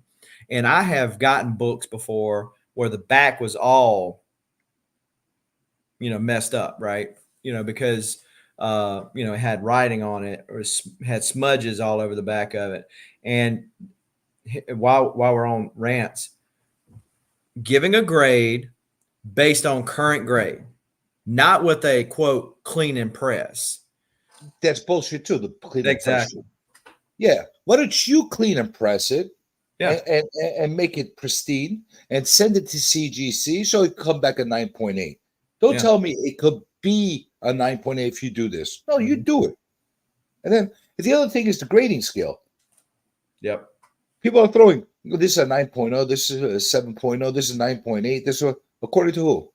To your scale? Right. The CGC scales, the CBCS scale, the PGX scale, the EGS scale. The fucking Halo scale over in Australia? Whose scale are you going by? Right.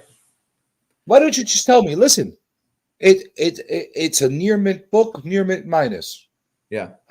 I feel a lot more comfortable hearing that than you tell me this is a contender, a 9.8 contender, and then I go and send it in and I get it back at a 9.4. How's that a 9.8 contender? Well, yeah, it's a contender. I mean, you could argue that a lightweight boxer could be a contender against a heavyweight. It's just not likely to happen. And so, yeah, I mean, you just don't put that out there. You always undersell, under promise, over deliver. If it's a contender for a 9.8 and it comes back a 9.6, okay, it happens with CGC. Mm-hmm. But if it comes back a 9.4 or a 9.2, how's that a contender? Right. What if you're selling to somebody that doesn't know their ass from their fucking elbow? They don't know. They're newbie. They don't know how to collect. They don't know how to grade. They don't know any of that. They're buying it based on their trusting you. Yeah. So I tell you what happened to me here recently. There was a book that was signed. Now I like signed books, and so there was a book that was 4 times signed. Okay, and these are like signatures. One or two of them you just don't see that often, certainly not on the same book. And so I was like, man, that's a nice book. Felt like it was a decent price, provided the signatures were legit. It's a seller I've done business with before. So I buy the book, get the book in, send it in. CBCS won't authenticate one of the signatures. Says it's just not clear whether it's legit or not. So I go, okay. So I contacted the seller and said, guess what? They didn't. And he offered at that point to refund my money, which I appreciate. That's fair. I appreciate. He's like, hey, I don't know, blah, blah, blah. I was like, look, thank you, appreciate, and he gave me my money back. Okay, so that's fair. Well, then a couple auctions later, he's selling the same book as a 4-time signed book again. So I'm wondering, is the next guy just not going to be like I did and try to grade it? And he's hoping that it'll just stay raw for the rest of his life. See, that's horseshit. You know what I'm saying? And that's where I know I got a reputation for being confrontational with people and saying shit with people, but that's something I can't fucking swallow. If I'm in an auction, something like that just happened to me, and you're putting the same fucking book with the 4 signatures that are fraudulent on there, I'm going to lose my fucking mind. And I'm going to call them out right on the thing, and they're going to block me and throw me off the thing. No problem. But you know what? I'm going to call them out. It drives me fucking nuts. You know what I'm saying? Listen, you want to be a crooked, you want to be a freaking thief. You know what I'm saying? And try to sell shit that's fraudulent. At least change platforms. Go to eBay. But on whatnot. No, don't infuriate me by like you just did that with me. All right, it didn't get over on me. It didn't get over on you. Now you get over on somebody else. You know, we're supposed to be a community. We're supposed to be. I don't feel like we're a community, but let's pretend like we're a community. So we should protect each other. And when we see shit like that, we're first to run in line to start like going nuts about CGC and about CBCS and about all these companies that they do their monkey business. So why is it when one of our own go and do one of their monkey business jobs, nobody calls them out? Well, I tell you, one of the things that I came across a lot, because I'm a little bit outspoken from time to time. So one of the things, one of the things I came upon were people saying things like, and some of this phraseology is a little outdated, so forgive me for you Gen Zers or whatever who watch us on the replay, but on a short. But basically, they used to say things like, "Oh, why are you trying to hurt that guy's side hustle? Like, why are you trying to don't get between him and his money?" And I'm like, because the guy just sold him a freaking fraudulent signature. That's why. Yeah, fucking asshole. So there was always this kind of backhanded thing coming my way about how, oh, well, you shouldn't be calling out. He's a good guy. He's just doing what he's got to do to make money. And as long as he was doing whatever it took for him to make money, then the rest of us are just supposed to be like, oh yeah, he's a good guy. Just leave him alone. Let him prey on people. If they're dumb enough to buy it, well, then it's okay. And on a side note, a lot of that happened with the OA community as well. Like a lot of people were super scared to call out and name and shame like a well-known artist for having them like ghosted for a commission or an original art page or anything like that, or lack of communication or ripping them off or something like that. A lot of people would not call out. Like I've spoken about a lot of my horror stories and things like that, and a lot of my long waits and things like that. I'll try and put some sort of positive spin on it, obviously, and just tell the story how it is. Yeah. But I've been so tempted numerous times to call out artists, but I feel like I need to be the better person and just be vigilant and just keep at them in private. But now people they're waiting 2 weeks and they're like, oh, this artist is just shit. And I'm like, dude, like my longest wait is 7 years. Well, you're a sap. Wait 7 freaking years, man. I would have fucking lost my shit, man, if I were you. You're one of them. You're not. Yeah, when you've been in the game for a while, you know how to play the game. All right, I got a guy that owes me shit since last July. Should I not be upset? I'm not saying don't be upset. I'm just saying you need to have a little extra tolerance and a little extra patience. I know you're not known for your patience, and trust me. A lot of people who've known me before YouTube. I get upset when people lie to me. Lying is a different story. They're a well-known. When you tell me I have it and I'm putting it in the freaking post office, and a month later, where's the fucking parcel? Yeah, I've had that happen to me numerous times, absolute numerous times. But due to my and this is the thing, like. Ever since I was a kid, I am a naturally impatient person. Like I am. Like all kids are impatient. Yeah, no, but I'm still an impatient person to today. You're still a kid. I'm still a big kid. That's right. And I'm older than you. So Bubbles was dead on. Bubbles was dead on with what he was saying.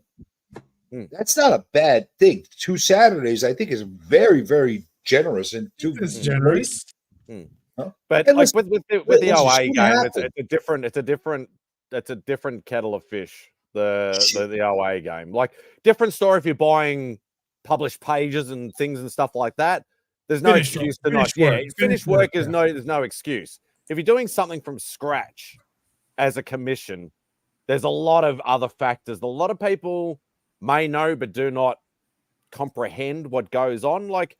They're doing this as technically a side gig. Like they have published work, they have deadlines, they have things like sometimes they get bombarded with deadlines.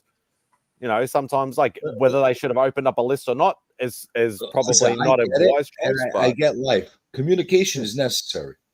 Yeah, like that. And posting somebody is not freaking cool. the two biggest gripes in the OA world is communication and time frames. That's the two biggest and main gripes, and it will probably never change. I have a few things I need to send out to a few people that have been over delayed, including yourself, including Papa. You didn't buy anything from me, but I promise you something. But Papa did, and I feel bad. Why? And so I'm feeling bad because of delays, because of it's artwork, and I fucked up a couple of things, and I'm redoing some things. So now, because of my mistake, I'm actually putting like 2 times the amount of shit that I was promising in the first place in there to make the person happy. No, but that takes even longer. Exactly. Exactly. Well, but at least you communicate. You say these things. You know what I'm saying? And as I said, like it's like my 7-year wait commission. Like I ended up getting 3 pieces for the price of 1. And I told the story as it happened. I didn't call the guy out. Like I did it on my artist series on my YouTube channel. I told the story, very long-winded story, but I told the story as it was, what happened. 2X. Yeah, shut up, 2X. What actually, what the story was. I didn't go, this guy's an absolute arsehole. Don't, commission him. Don't get anything from him or anything like that. I just told the story as it was.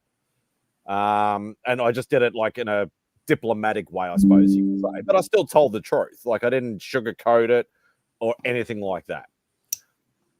But that's, and that is the game, unfortunately. But yeah, if it's something that's a book or a pre-done piece or something that shouldn't take more than a week to send, then there's a problem. Have I ever told you my Sun Bleached comic story? Probably. Where I bought it from I'm going to stop saying his name because I was saying it for about 2 years until he finally gave me my money back. But the fucking dude sold me an ASM 298. Now he's showing it from the screen. It's a white cover. Yeah. It looked all right from the camera. I receive it. The whole thing was freaking sun bleached. So it was yellowed. No, not yellowed. Completely freaking. Faded. It was like faded and it was all fucked up. It was sun bleached. Like I don't know how to explain it. You know what I'm saying? If something stays in the sun too long, you could tell. I'm like, what the fuck is gets that sort of patina to it. He's like, I told you, could you need it was not a 9.8. I'm like, you didn't tell me it's sun bleached. I thought I could press this thing, I could clean this thing, I could do something with it. And then he sent me a bunch of other shit that was all fucked up too. But that was the thing, the cherry on top. I'm like, dude, take it back. I want my fucking money back. I don't want this shit. I'm like, what the fuck am I gonna do that? I paid like $100 for that 298 at that point. Thanks, COVID. How you call it? The FOMO got to me at that point. But the point is, like, you hear the person upset about the shit you just sent them. You know it's fucked up what you're sending them. Didn't you do something to make it right? Like in the real estate game, full disclosure. Yeah, exactly. Exactly. I'm gonna sell you a fucking property that's fucking falling apart, and I have full knowledge of it. I'll get arrested. I'll get fucking arrested if I sell you a fucking place that's condemned and not disclose that to you, dude. I can't even sell you a place that had a murder in it that I know if it happened in the place. If I know there's a murder in a freaking house or building or apartment that I'm selling you, I have to disclose that to you. Yeah. Now, if I don't know it, that's a different story. And that goes with sellers too. Listen, if you got a signature and you're not sure, or you're like, listen, I got a signature on this. I bought shit like that where I bought. After I finish the store, I'll run to get something and I'll show you. But I bought shit where they're like, listen, I don't know. Like I don't know if it's real, if it's not. I bought it like this. I'm selling you like this. I'm selling you for the value of the book and not even considering the signature. Now, now you're thinking, okay, maybe there's a high side where it's a real signature, or maybe it should be less than what they're saying right now because it's written on. That's up to you at that point to go and purchase it and say, hey, listen, the guy doesn't know. I'm taking a gamble. He took a gamble. That's fine. But don't go say, I went and I signed it. You know how many assholes they say, I went and I signed it? They didn't fucking go and sign it. They wait online to go sign it. They got him like that. A lot of people did that. I got a ton of books that I went and signed. If I don't got a certificate or something like that, guess what? I'm not going to sell it to somebody and tell them, at a premium because there's no certificate. There's no nothing. It's just how it is. Well, most signed books don't even bring premiums, outside of like a Stan Lee or something like that, where it's questionable as to how much it's going to bring. But so you normally just selling it for essentially just slightly more than what it would be unsigned. I think overall it limits the market. So if it's a book that had a big market already, it's not going to affect it that bad. So, for instance, if you had a Hulk Annual #1, King Size Hulk Annual #1, signed by Jim Steranko. Well, Jim Steranko has an attractive signature. Most people who like that book like Jim Steranko for whatever reason, and it's a trip to meet him. So I think it's one of those things where the signature can help the book, but it still limits the market. Because if you're in the market for that book, there's that group, and then there's the group of people who want that book signed. And then there's the group of the people who are willing to get that book signed, where they just buy it signed, but don't get it signed themselves. So don't get to meet the man and do the whole thing. So then you got that group.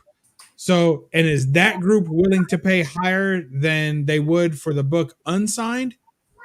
Probably, but not a whole lot. And you've limited the amount of people you could sell that book to if it was unsigned. So I think signed books are fool's gold, if you will. Unless it's a signature that of an artist that like notoriously doesn't sign many books, or has maybe passed away for a long time, like a Jack Kirby signed book, like a fairly rare item. There's always, but if you have a Jack Kirby book, period, that it's probably going to already be worth quite a bit of money, and you can't just go and get that signed today. That's an old signature. Certainly not going to be in a yellow case CGC, right? So I think that there's a difference between taking a book that's a more or less modern book, or even a book where the creator is still alive, and getting the signature on it fresh versus selling it raw, as opposed to an old signed splash page from fucking 1954. Like there's a difference there, Well, a good example of a living artist like that is John Byrne. He won't fucking sign anything anymore. Yeah. No, he's a pain in the ass. So, have you expressed this to him? Well, I will next time I see him. Does he even do cons anymore? No, he don't do shit. Steranko, on the other hand, will sign your ass if you ask him to, as long as you give him $60. It's no problem. He'll sign anything. $60. I thought it was 150 now. No, it's 60. Who signed your butt? Say Steranko will sign anything. Oh, Steranko, yeah. Well, if you're a pretty lady, he'll do that and take a picture of you with it. Oh yeah. Oh, don't get me started. First of all, he called me fat. He wouldn't take a picture with me because I'm not a hot redhead. He told me. Yeah. Fucking Steranko. He tells that to everybody. I really think it's more of a vanity issue with him because, like, he still looks good, obviously, for his age. He's still getting around, right? But I mean, the fact that he doesn't look like he does 20 years ago, and I just don't think he likes pictures. Well, we built a rivalry. Mr. Jim and myself, we've built a rivalry for the past few times. We've encountered each other. So he calls me fat. I call him little.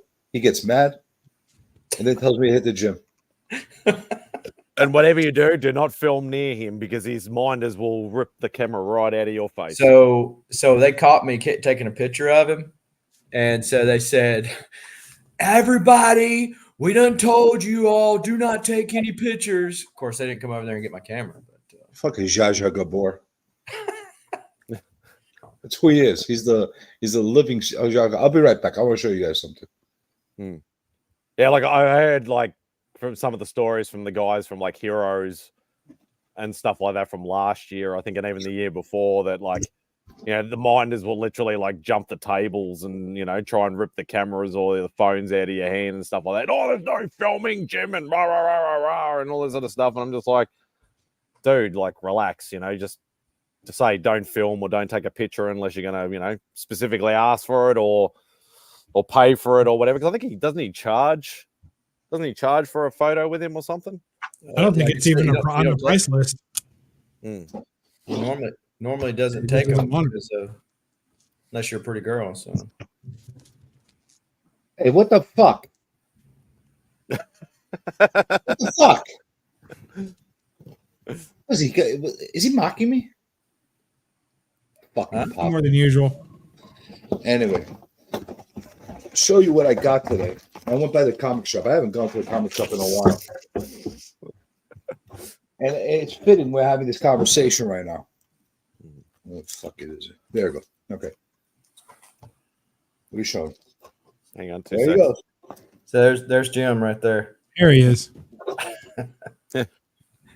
I'm telling you, I'm gonna get a good picture of him. I'm gonna get a picture of him chasing me. So tell him if I was so fat you'd be able to catch me, right? So we were on that too short to catch him. Yeah, exactly. I might be fat, but I can run fast. How you call it? So we were talking about signatures. It just so happened that I went into my shop and I found these New Mutants, as you can tell right there, signed by Liefeld. And it says up here, signed by Liefeld. Got a price on here, $15 a piece to do a signing over there. And I'm like, so I went to I know this guy for years. So I went to him. I'm like, let me ask you, did you get these signed? He's like, no. You bought them for collection? He's like, yeah. You have a certificate? He's like, no. So how much are you going to give me these for? I'm not paying $15 for them with no nothing. And I have to go get them verified and pay all that shit now to CGC and all that shit and clean them and press them. Because they're not exactly, they're newsstands. But then, they need a good cleaning and whatever the case is. Guy's like, oh, yeah, you're right. You know what? $10 for both of them. You know what? I'll take them $10 for both of them. You know what I'm saying? Like, that makes sense. You have no validation. He doesn't know. He can't back it up. He knows that if I go and send these into I told him my intention. I'm going to send these into CGC once they start the freaking program. I'm going to keep one for myself. I'm going to sell the other one to make my money back on what I spent on the freaking grading. Yeah. So he knew I was right. But if you tell that to a YouTube seller, like, validate it, please. Or do you give me some guarantee? Remember a certain guy that used to give you bucks? The guy that used to give you bucks and like coupons of himself? Yeah. You want me to name names? I could name names. You're not talking about Jay Blitz, are you? Yeah. Blitzbucks. Yeah. Remember that guy? Go cash in your Blitzbucks now. Yeah, I was pretty fortunate with him. I got every one of my books to include a Turtles number 3 first print that I found that was signed by Peter Laird and Kevin Eastman on the inside, like old school. And yes, I got it sent into CGC and came back a 9.8. Yes, I couldn't resist this. Green label? No. Oh, I thought you said it was signed. It is. Oh, those ones that they signed inside random, right? Yeah, so it's not notated. Well, it's widely known that they would sign them like that. So they don't put a yellow label on it, but they'll put a blue label and just note that it's written on the inside. I bought this. I was holding on to this for a while. I bought this for supposedly it's Jim Lee's signature. It looks pretty good. Yeah, it looks pretty good. I have a few Jim Lee signed stuff, and it looks pretty good. I don't know. Maybe we'll find out when I send them in. And some of these old signatures from these guys, like Liefeld's signature has changed slightly. I mean, my signature's changed from 20 years ago, right? But Liefeld's charging for special signatures now. Yeah, he's got that chisel thing that he does, but even his regular signature looks is changed. I mean, it's just course of time. Barry Windsor Smith, I got a Barry Windsor Smith autograph, but I've seen multiple ones of autographs of his, and they've just changed had changed over time. So it's hard to just look at it without willingness to send it in for somebody to verify it. Look at this. Lady Cop. She's fighting with a club. He's fighting with a chain. Who's going to win? Never bring a knife to a gunfight. Oh, that's right. Have you read that story? No, actually, this is the first copy I ever. I told you I went to the comic shop today for the first time in a while, and, I just looked at it. I ran across it. I'm like, I need this in my life. Why? I don't know. That book is insane. I just had to get it. You're gonna love it. It's absolutely insane. It's bananas.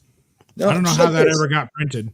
I don't know why, but this, like, look at this. Like, she's like, I'm strong. Like, all the feminists from back. Look, this existed back then too. They're like, look, women are kicking men's asses. You know, look at that. I don't know. There's something about that. And then I found this Superman Help the Needy cover, and he was in a wheelchair. Oh shit! I had to get that too.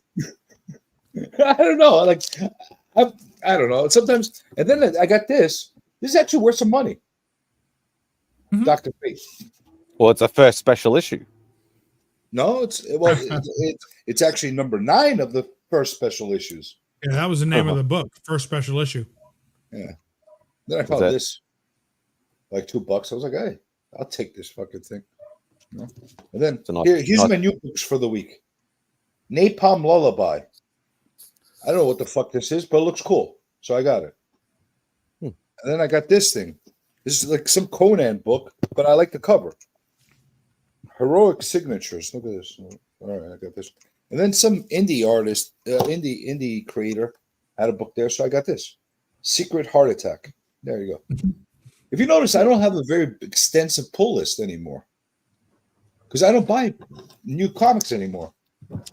A lot of people are getting that. A lot of people are getting that way. They're like, I'm trying to shy away from buying the new books. Like sometimes I get caught up in FOMO a little bit, but I try and keep my pull list. Like obviously I got to keep my Amazing Spider-Man run going because only needing 3 books for the entire run of all volumes, I don't want to be, like lagging behind and missing like 20 new issues or anything. But then you start like, oh, they've started Spectacular again. Well, I have a lot of the previous volumes. Okay, I'll start that again. And I'll do a mini series of Web. Oh, okay, I better get that because I've got previous volumes of that. And it's just the way they get you in. Mm-hmm. See, I stopped getting the new books for the most part. Listen, if I saw, like, I just picked up a couple of things I saw on the rack, I'm like, hey, that's pretty fucking cool. I'll pick it up. But I don't really buy the other stuff anymore because I've noticed every single. I got a Midtown outlet near me, a Midtown Comics outlet. So after 3-4 months, everything that came out today is like $1 there. And then you miss that occasional hot book. That might be like a Ultimate Spider-Man or whatever the case is. Might be that's hot book. Everybody wants it. You want it. All right. Let's say I got to pull. I got to pull the trigger and buy it for $20. I'm still ahead of the game because the other 30, 40 books that I would have bought, I'm getting for $1 instead of $4 or $5, $6, $7 or whatever I was buying them for. So what number is that Superman in wheelchair? What number's the Superman in wheelchair? It's got to be something like that. I got like 3 in a row of Superman. So I'll tell you right now. I got a few of them. Are you still collecting the different variations of 181, Jason, or are you done? You still when I find one, I pick one up. Yeah, so I got 395. 396 is the Help the Needy one. So that's an Action Comics 396. Yep. And then this is part 2 of the story. I had to get part 2. Lois is married. Jimmy's a big wheel. All my friends are gone. The world doesn't need me anymore. Look, he's sad. Look how sad. He's still in the chair. He's so sad. I don't know what happened to him.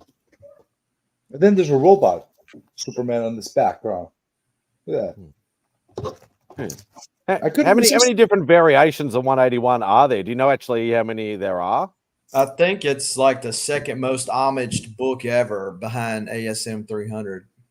Oh, so you're still getting? Oh, so you're going all the homage? Because I thought you were just getting like the internationals and things Oh like no, that. I get all the homages too. How So- extensive a collection do you have of 181s right now? No, I don't know. Too many. That's what that means. It's too many. Now the Spanish version, which the is like the kind of the ghost book, I had the highest copy on the census, and I bought it back before things went crazy. It got shipped from Spain over here, and got it clean and pressed and graded, and came back the highest copy on the census. As fortune would have it, I sold it. It was funny because I put it on Shortbox. On Shortbox, you don't know who buys what from you until after it's said and done. Mm-hmm. And so we went back and forth, negotiated a price. As soon as I okayed it, a guy messages me on IG and says, "Thanks for the book." And I'm like, dude, if you had known it was me, why didn't you just save me 10%? I contacted me directly. I could have sold you there, because to what CJ's earlier point was with friends and family, all my stuff is goods and services. No, it doesn't allow friends and family, my PayPal accounts. So, well, they'll block you after a while if you're taking money every day continuously. PayPal eventually blocks you anyway. You're not going to be able to do that. Yeah. And some people will do like Cash App, but they're fixing to do that now too. You know, for me, I write my original art and my comics off on my taxes as a business, and so it's easier to keep up with it all coming through PayPal because I can just print a report off at the end of the year. They give you a discount on your shipping through PayPal, so that makes it kind of get some of those fees back doing that way. But so I sold that book. Right after that, another guy contacted me and said, "Hey," so the guy, it was kind of a douche move, I thought, because the guy's supposedly a huge Wolverine collector. He turns around as soon as he buys it from me, lists it for like 2.5, 3 times what he bought it for me for. And I'm like, did I just sell it that cheap? I mean, what's going on, you know? And so he still got it. Nobody's going to pay what he wanted for it. I don't know what he was thinking, but so another guy contacted me and said, "Hey, I got one coming back from CGC. I think so. Now it's there's 2 with a 7.5 grade that are on the census." And does that bother you when you sell something and then somebody immediately puts it on? And no, because I've done the same thing. You know, once I've done my deal, it was just the fact that it was so much more that was like, wow, did I just miss the boat? And like, was there something I didn't know? You know, I felt like I was, giving him a fair deal. I made a little money. I wasn't asking like an exorbitant amount for it. And sometimes that happens. Yeah. I remember those bad idea books when they used to come out? Mm-hmm. Oh, the ENIAC one. I actually had one of those LCSs around me that was selling them. So I would get all the bad idea books as they came out. Literally like 2 or 3 of them. I ended up like, fuck this book. I don't want this. And I ended up selling it for like $10, $20, whatever. So, they would always jump up immediately as soon as you got a couple right of them. away. Like, there was one of them something aggressive. I don't know, something aggressive. It had like a big face on it. And they did some passive aggressive. The fucking book, I sold it. And literally the next day it was $100. I was like, what the fuck is this? Like that's happened to me a few times where I'm like, sometimes you win, sometimes you lose, I mean, that's one thing. It doesn't bother me, but it's like same thing happens the other way. Like you could sell something and it's like drops like in half in 2 months, and you're like, oh shit, I feel bad, but because I bought a book off of a Instagram seller, a Giant Size X-Men 1 was what it was. It was signed by Herb Trimpe. And so but you could tell like it really needed some work, and it was cracked. The case was cracked, and they told me that when they sold it to me. So why did you have a GSX-1 signed by Trimpe? That's what they ask. He bought it that way. I didn't get it signed. They had it signed by her. But don't ask me. I think the Wolverine. I think that's the only connection I can come up with. Not me, but it was already signed. So it was a CGC though. So I didn't want to wait for CGC's pressing, so I sent it to CBCS. Got a whole grade bump, a whole point. Then eventually, GSX just kept climbing. Of course, now they've tanked. But I sold that thing for $3,000. What grade? So sometimes you win, but then there's other times you lose. How high of a grade? So how high a grade was that GSX? 4.0 after I had it clean and press. So that's good money for a CBCS. Yeah, that's really good money. Wow. No, the only reason why I asked about the 181s was I have a friend over here who's a pretty decent sized collector, and he's a massive Hulk 181 guy, and he goes after a lot of the foreign reprints and editions and things like that. He actually has a truck where his number plate is actually Hulk 181. Oh wow!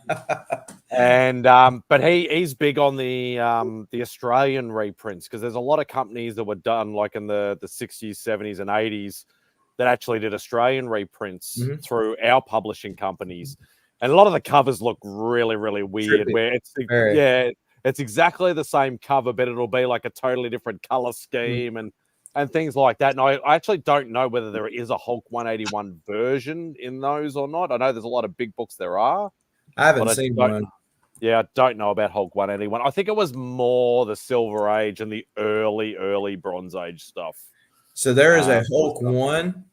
I'm trying to remember the name of the publishing company. It'll either be Newton or Yaffa usually. It was Newton.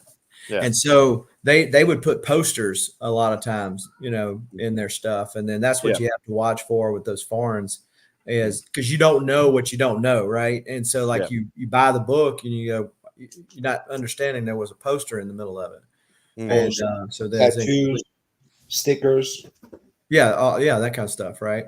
And so those foreigns are fun. I'm actually going to Austria week after next, and so plan to meet up with the Varangian Vigilante. Oh yeah, yes. So I had messaged him several months ago and said, "Hey, I'm going to be over that way," and he said, "Yeah, man, we can meet up and go comic hunting. And here's a comic shop you definitely want to go to while you're over there." So they actually have full-blown comic shops over there. Yeah. If you pay enough, you have to go in through the back door and grease the palm of the guy at the. But yeah, I didn't realize that they don't have them in Greece, even though there's comics in Greece. I know France is massive for comics, because they've got their own French comic publishers and things like that, like Blueberry and a few others and stuff like that do massive work for many years. So I know it's big there. I know Netherlands has got a decent comic community, like Sanimation 05. Like she's told me about the comic sort of scene over there. Obviously Austria, Varangian, he knows about that sort of scene. Obviously, British Isles is, UK and stuff like that. Obviously, they've been around for a long time. But some European countries not so much, but there is a lot of culture over there too, with the whether it's the Americanized stuff or their own sort of stuff. So I thought other than Britain, I didn't think maybe Germany. I didn't think anywhere else would have had shops or anything like that. Brazil has a pretty decent. They ran reprints and stuff like that over there too. Well, Brazil has their own con too. Yeah.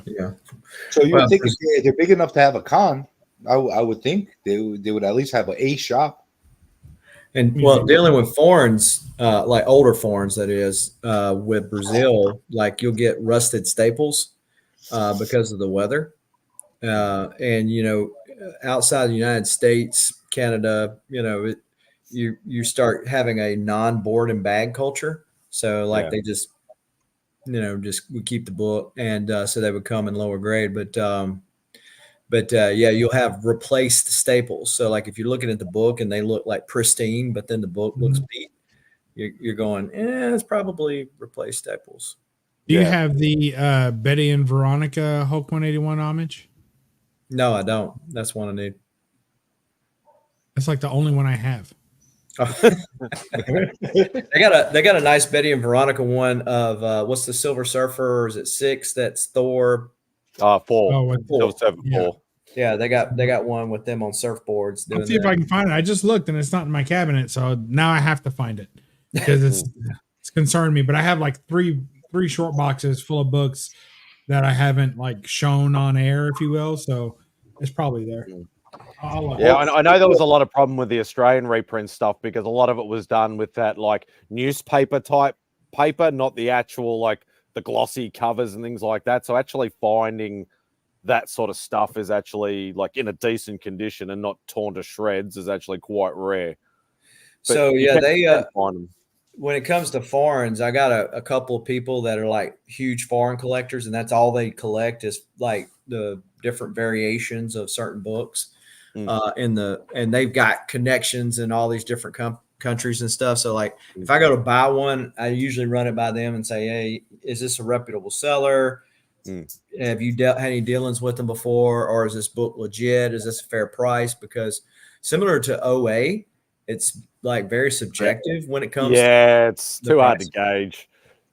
Like you used to be able to find like a lot of the reprints over here for like, you'd find them in like, your discount bin shops and stuff like that because people go, okay, well, this is not done technically by Marvel. They're like, dollar books, $2 books and all that sort of stuff. But nowadays, like the foreign market has just absolutely exploded and everybody's after them now. Oh, that is super cool. Here's your ghost book right here, foreign. First appearance of Moon Knight. Notice the coloring you mentioned earlier. Oh my God, that is so. That looks awesome. I love What country is that from? What's that? What country is that one from? Spain. Interesting. And so this is the second appearance. Notice again the coloring. So in order for me to get this, I had to buy the whole set of Werewolf by Night to get. I mean, this was the first 3 appearances was the ones I was wanting, and I had to buy the whole set, and I just piecemealed sold the other ones off. If you don't mind me asking, what kind of values do these hold? Like getting these versions. Depends. I mean, I like nowadays you got a lot of foreign reprints.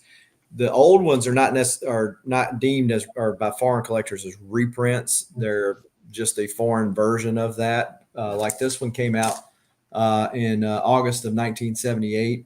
Not sure when Moon Knight. That's about the same time that Moon Knight came out. I think maybe a couple of years difference at most. Yeah. I think. So sometimes it's close. Sometimes it's a couple of years later. But this was the first printing in Spain for Moon Knight. So some of them hold some value. Mentioned Hulk 181, the Spider-Man one. It has a really the coloring, like Wendigo is brown on that cover. Wolverine has shorts. And so, or no pants on his costume.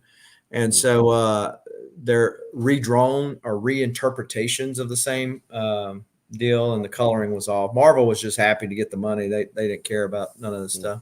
And sometimes the numbering is totally different too. Yeah.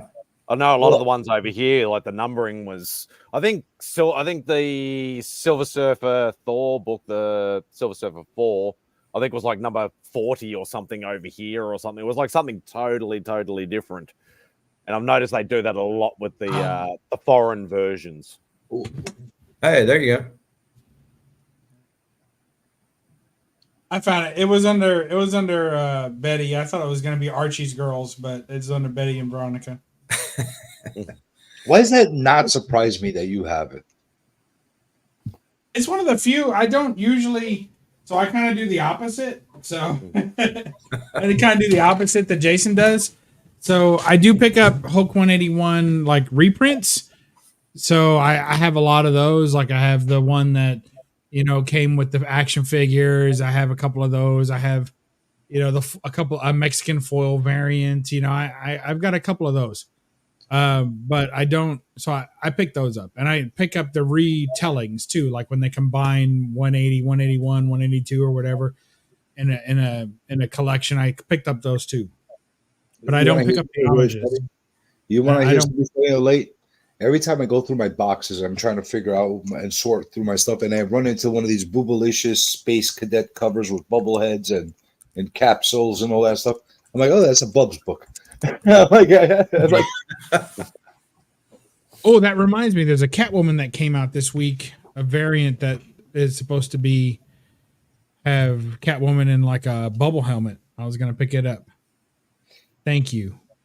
But I will tell you something else that's funny. In the Greek version of Hulk 181, I had that when I was a kid. The Hulk had red pants, not purple. They were reddish, and Wolverine was green instead of the blue tint that was around there. Like the colors were completely off. I don't know if it was because of the printing that they did or whatever the case is. And the Wendigo had like greenish tints in him as well. He wasn't like blue, like the white bluish that normally did. He was white greenish. So it was a weird variation that they had. And the cover looked nothing like what you would expect the 181 to look like. It had like some other random cover, like from like the 200s in there. Well, yeah, because they would combine stories, right? They would it would be thicker because they would have combined stories a lot of times. I think it had the cover of the first appearance of Wendigo on there instead of it might have been the 100 still, like a 160s or something, but it was that cover instead of Wolverine was like a second thought. They didn't give a shit about having him on the cover. Well, yeah, I mean, and so like as far as the foreigns go, it's kind of going back to the thrill of the hunt. The internet kind of spoils that unless you just say, "Hey, I'm not going to get anything." Yeah, there's a Hulk one. Yeah, those are pricey, especially if they're complete. Yeah, so it's from 1977. Hell, a lot more colorful. So much later, but yeah. And I mean, he's those green, colors, right? Instead of gray. That's a big deal. Because he's gray in the original Hulk one, right? Yep. But then you got there's like Submariner one, so they've done it like green background with like extra characters and stuff, and instead of the blue background. It's kind of cool, the green background. There's Fantastic Four #1. Oh, that was ugly. I mean, it's like a neon coloring. Yeah, I like that. Yeah, so that was done in like 1975. So a lot of the reprints seems to have been done like around the 70s, around the Bronze Age. Like there's like Andy Warhol got his hands up. Yeah. Oh my gosh. Yeah. That's horrible. Avengers #4. So as I said, like this is the guy I'm good mates with, and he's he's really into the Australian reprint stuff and things like that, and some foreign stuff, but sure, why not? No. Yeah, it's something a little bit different. Oh, hang on, since you've been chasing a lot of these international books, do you feel that there's Daredevil one totally different? I think I like that cover. Yeah, I'm not hating it. Well, and like because especially the older ones, and they didn't have the board and bag culture. Like it's not a rarity because it's hard to price them because like you just don't ever see them. And then like if you're seeing them, it's individuals exchanging them. They're not sold via eBay, and you're getting connections via somebody living over there, and they just happen to know where one was at and they helped you out. But well, that's the question I was about to ask you. Do you ever feel that those international books will get somewhat structured in a way where you'd be able to get a consistent value on them whenever you're the same way we have the American books? Canadian books, for the most part, I think are somewhat stabilized as far as people having an understanding of what the values are right now. Yeah. Even Pence books to some extent, you see that. But the rest of the world, it's basically, what do you want? It's a bit like certain Golden Age books because there's so little history of like either being on the census or of sales history. Like you hear a lot of watching like a lot of guys on the Only Slabs that collect a lot of these big book Golden Age stuff. They're like, well, there's like a sale from 5 years ago and a sale from 10 years ago, but that's all the history that you have. So it's like, Yeah, as how far do you as sales gauge is what it's concerned, actually worth? as far as sales are concerned, but there is at least a database where you know that these books exist. The international books, there's not a database. Like, you don't know, is this real? Is it like what is this when you're looking at it half the time? Yeah, you don't. And the problem on the CGC, and that's what happened with these Werewolf by Nights. If you go on the CGC's census deal, put in this code up here, it says this is the only one on the census, but that's not true. There is more on the census. It's just that they've started being better about classifying them correctly. Probably similar to the way the newsstands versus directs. Like if you look at sales data, these sites like GPA and stuff didn't really classify or separate out early on the newsstand versus directs difference in values. That's another pet peeve at the fucking auctions. If I see a guy, it's show me a 1978 book and tell me it's a freaking Uzi, I'm gonna like reach through the internet and choke him. Like, it's a Uzi. Yeah, it's a 1978. What the fuck do you expect it to be? Yeah, of course it's gonna be a Uzi. Here's a couple of books here while we're talking about the same stuff. So here's a Planet Comics number 9. This is the American version, right? Okay. And then published at the same time, we have the Brazilian version. Oh, nice. So the difference is that the Brazilian version, obviously, all the ads are in Portuguese, and also it it's thicker because it has other stories. So what they did was this was a title that kind of like your Planet Comics would be, that they would just mix and match. So anything that they would pull, any kind of sci-fi stories, anything from any American published book, they would take and put it into these. So this one happens to be a reprint of Planet Comics number 9, so they took the cover as well and stayed, I think, pretty faithful to it. Yeah. I mean, there's a little bit of differences here. Obviously the title is different. Other than that, I feel like there's a lot more similarities than not. Well, it's a Guri. It has to be a little different. Oh yeah. And now here is a copy of my copy of Strange Worlds number 4, which is considered an edition. So this is more like what you guys are talking about, where it's not really a reprint, it's just an edition, right? So this is Strange Worlds number 4, Canadian edition. Now, they only did one Canadian edition of this book, and this is it. So the entire title, they only did one Canadian edition, and this is the one that they did. Now, you just muted yourself.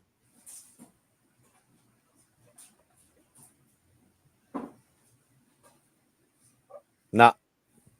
You got yourself a fancy freaking new camera, and the freaking mic sucks. What the hell happened? Nah. He's enjoying talking to himself. Look at him. Hang on, I got a clip just for this. This is terrible. Do you even YouTube, bro?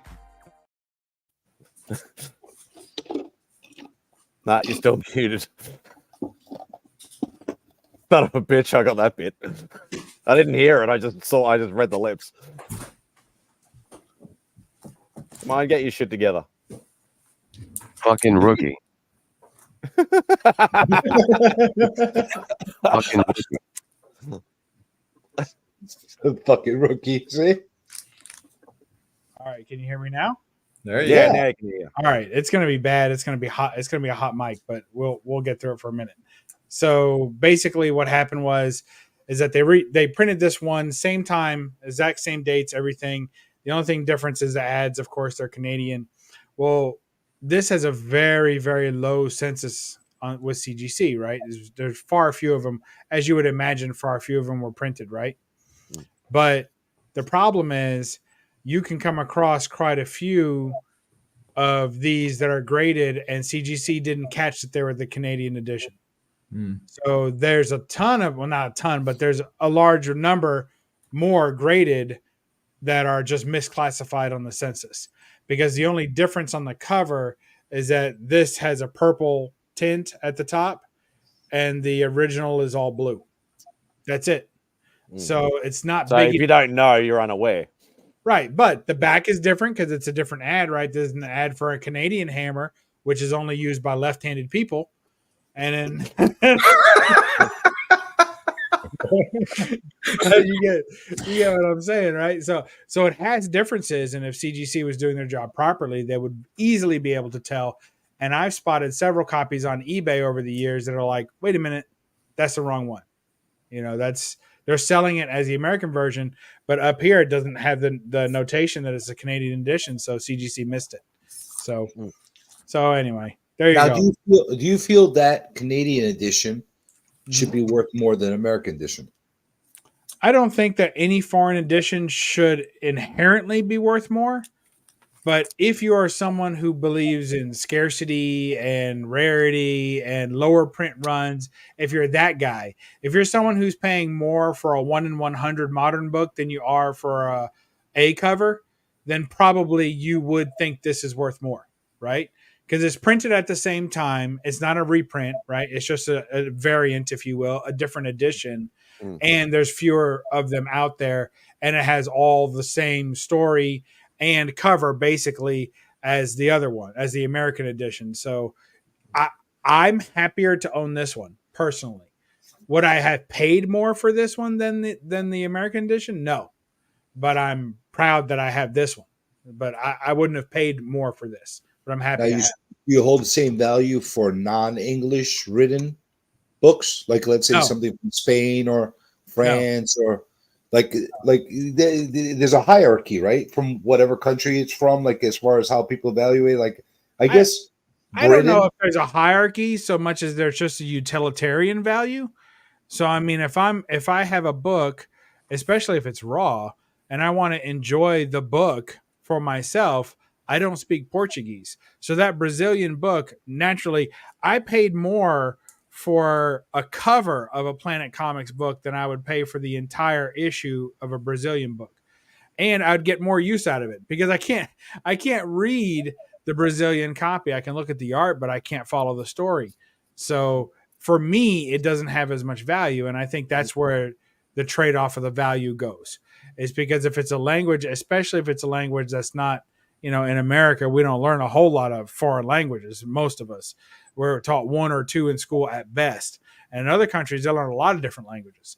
So perhaps for someone in, say, France, then they're happy to get a different mix of books. But here in America, I think we're more likely to stick with the books that are already printed in English, or at least a language we know. Well, that's the reason I think that the English ones are like more sorted out for, because let's like be honest with ourselves. The major collectors that are in the world of comic books coming out of the United States for the most part. Well, I don't know about that because, like, for instance, the Brazilian reprint of this Planet Comics is full color.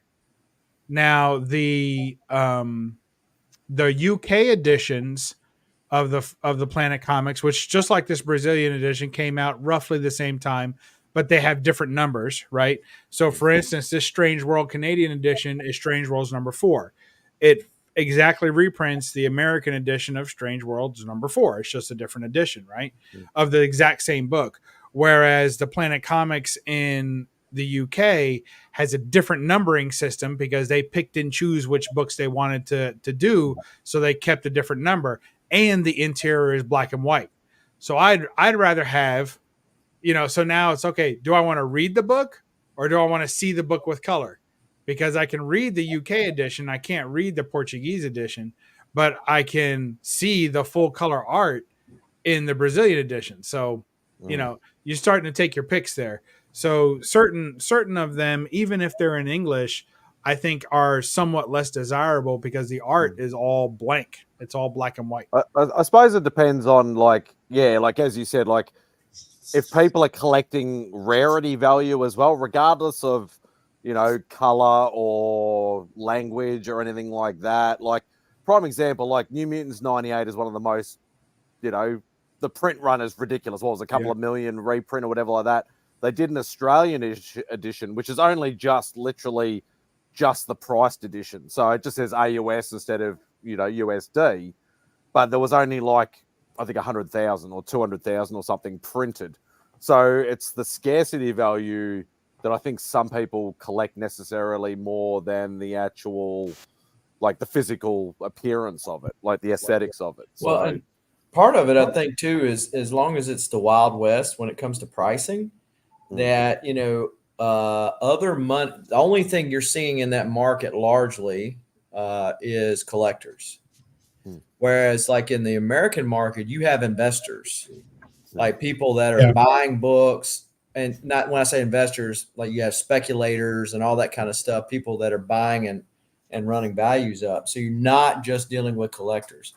And so if you had some kind of pricing scale or such, and an idea of scarcity that these books actually exist in, and the how often they're traded, then I feel like that would add, validity to that market. Agree. Yeah, definitely. And also that, the markets keep shrinking and the knowledge goes away. Like the smaller the market gets, the less people are out there researching this stuff, and the less knowledge there just generally is about, price versus scarcity and condition as well. And what an average book from this area, like you're talking about rusted staples, so if someone's like, oh, every time I pick up a book that's got rusted staples, that they're terrible. But someone else may know that, well, that's just par for the course from that area. We're used to that. So I think that has to factor in what that little community knows, because I know some people as well that are ravenous about foreign editions. They just love them. Like that's the niche that they've fallen into. And I and most other people, I think, look at them and go, not for me. So if it's not for you, to a large group of people that are largely uninterested in it, then does it really have that high? You can sell that higher value to that small little community of people who are looking for them. And once you get down to the smallest community, they'll tell you what books are the big books. And they may not be the same big books that are, a Hulk 181 may not be as important as, because maybe it was overproduced or everyone had a version of it. It's easy to get one, right? Let's say. I know that's not the case. I'm not shitting on you, Jason. I'm just saying, that's just for an example, right? So maybe that is one of the lesser desirables. But for instance, maybe a Hulk 1 is more desirable because there were fewer of those. Or maybe even a more modern book, maybe a New Mutants 98, maybe, that would flip, right? And there's only, there were a shit ton produced in America, so you can buy one today for $200, $300, but there was a handful made of the Spanish edition, just a handful, 1,000 print run. So that's the book you want if you're a foreign collector. So, I mean, you just never know. I think that the only example, by and large, I think that the exception to this is the Amazing Spider-Man run where Gwen Stacy lived. Yeah, the Mexican version. The Mexican version that's huge. Big ass. It's expensive. Well, she also had a big ass in those. They made it, she was like a lot more desirable the way they made her. They wanted a blonde chick. They didn't like the redhead. So yeah. But yeah, so I mean, that's right there. I just gotta say. So yeah, I like getting the book signed, and then like Bob McLeod, it's like I never signed. This is the German edition here. I feel so bad for Bob McLeod every time I see him. Poor guy. Nobody goes to his table. Yeah, he's he's obviously over the Italian. The OG American version. Let's see. I think that's Spanish one. I forget what. I like that cover. That's Greek. Like an Ashcan version. It's the Greek version. It looks like a Tide box. Yeah. Why does it say boy on the cover? Agori means boy. I think they mean young. New boy. Neo Agori. That's new boy. Yeah, there you go. That's weird. So maybe Weird Boy, Mutant Weird Boy. I don't know.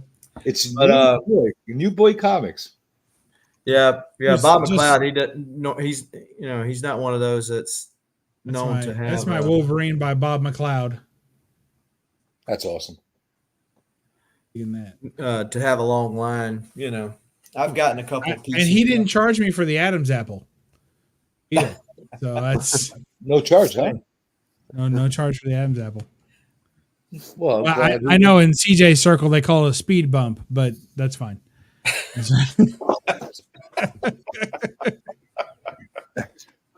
Well, I'll be honest with you. I'm like a complete novice when it comes to a lot of the foreign editions, other than like Greek editions that I pick up for my own cultural reasons, because like I grew up with that stuff. I really don't care about a lot of the foreign editions, but like I'll show you one of the anomalies that like I never hunt for anything that's foreign, but this one, when I found this on eBay. It's a Canadian version of this book. It's a Matt Baker cover, which you couldn't find any information on this book whatsoever. Like it was impossible to find anything on this. There's nothing on the sensitive of American version. There's only a Canadian version. That's an interior. That's why. It pretty much looks like one, but no, that is one.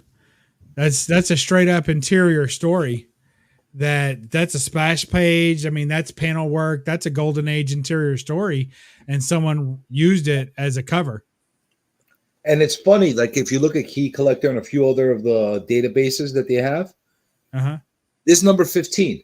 It tells you about 13, 14, and then 16. Nothing about 15.